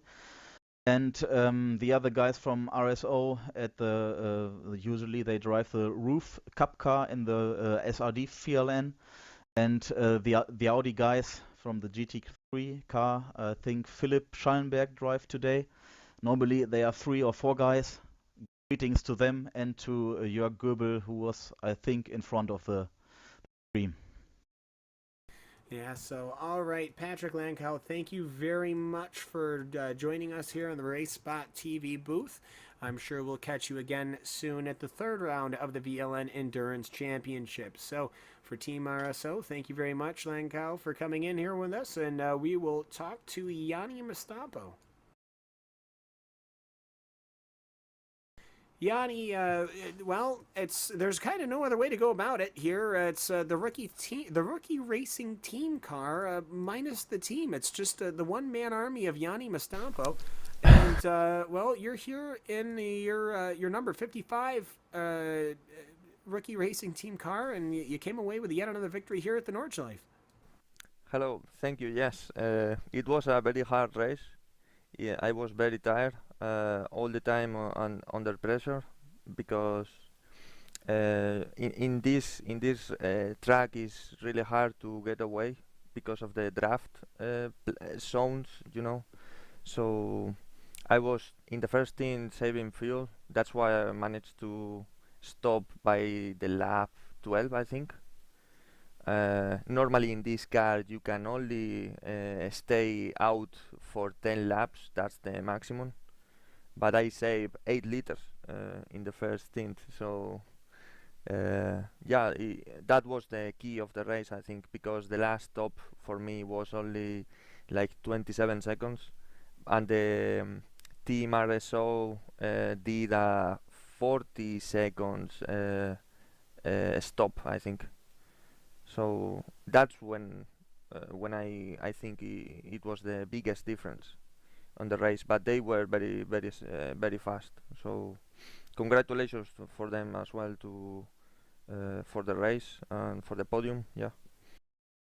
Well, absolutely, and well, for yourself, the rookie racing team car. I mean, this is the second round you've managed to do this. Racing seems to be getting tighter and tighter as these rounds go on, and it almost seems a little bit cleaner. I know there were a couple of issues and boggles and this and that. There always will be when it comes to the Nordschleife, but Between the GT3 cars and the Kias, did you see a bit better traffic management from everybody involved over as compared to the first round? Well, I know in this track is very hard to pass. I always try to make easy for them to pass me, but you can also lose the race if you leave a gap wide enough for them to make them think they can pass you, and that is not really a corner where they can pass you, but they will try. So I either stay in the middle or I go completely to the edge of the road so they can pass me easily. If you let them put the nose side by side on you, then in some corners it's very hard to go back to the racing line with the MX-5. So in some places I just stay in the middle so they can't see a chance to pass me, so they don't try, you know. But that is also risky because if they are fighting for position, they are, you know, very impatient sometimes. So you have to look at the relative and see who is fighting for position, who is closer to other people in their class. So because you can lose the race very easily, you know. In the Mazda, I don't think many people lose the race because of themselves, because driving errors, but mostly because of Audis and Kias passing, you know. I mean Audis and Mercedes and, you know, GT3 class. Yes, well, mostly Audis here today, but yes. And traffic management so very imperative. The next race is in a couple of weeks. Are you thinking at some point to be bringing a teammate, or is it just going to be yourself again? Yeah, we have teammates. The thing is that this race doesn't look very long for me, so it's not endurance race for me if I don't drive the 4 hours. It's like a sprint race. If you leave the car for another teammate, you only race for 2 hours or less. That is not enough. I want to drive as much as possible, and I can drive even more time, so it's not a problem. The first race here in the VLN, we were taking it as a train for the 24 hours race. So yeah, I think the whole VLN, I think I can cope with 4 hours, and there is a 6 hours race. I think I am ready to race. This race I was racing with an Oculus Rift CV1 for the first time, so that was a little different, you know, because on the 3 screens it's a lot different. The field of view is so different. You have to adapt yourself to the new environment that you can see with the Oculus. So I think I can do the whole tournament alone. So yeah. Well, we hope to see you there, and very interesting with the Oculus Rift. I haven't heard many people using it, but very interesting that you have. Great to hear that it's working out for you. I'm sure many people are actually pretty interested to hear that. So, Yanni, before we let you go, is there anybody you'd like to thank, or at the very least give a shout out to before we let you go? Well, I want to say thanks to Dave Gelling. He was one of the fallen in the first lap, and I think he was fast enough to fight for the win here, but he was very unlucky today. So I hope he comes back in the next race. Well, hopefully. So either way, though, Yanni, we're going to let you go, and we're going to start wrapping up here in the Race Spot booth. So thank you for hopping in and having a conversation with us. Thank you. See you. We'll see you. So that's Yanni Mastampo of the oh heavens, the rookie race team number 55 car. So just like that, though, we are going to be on our own here in the Race Spot booth very quickly. Just to give a great shout out to everyone that's here. Cisco Scaramuza, Alvin Nieves, Jimmy Broadbent, Hugo Louis. I have been Cameron Walsh. This has been the iRacing VLN Endurance Championship, and you can give us a shout out whenever you want with RaceSpotTV, of course. So anyways, wherever you're going off to watch, do have a good time. Thanks for making us part of your day.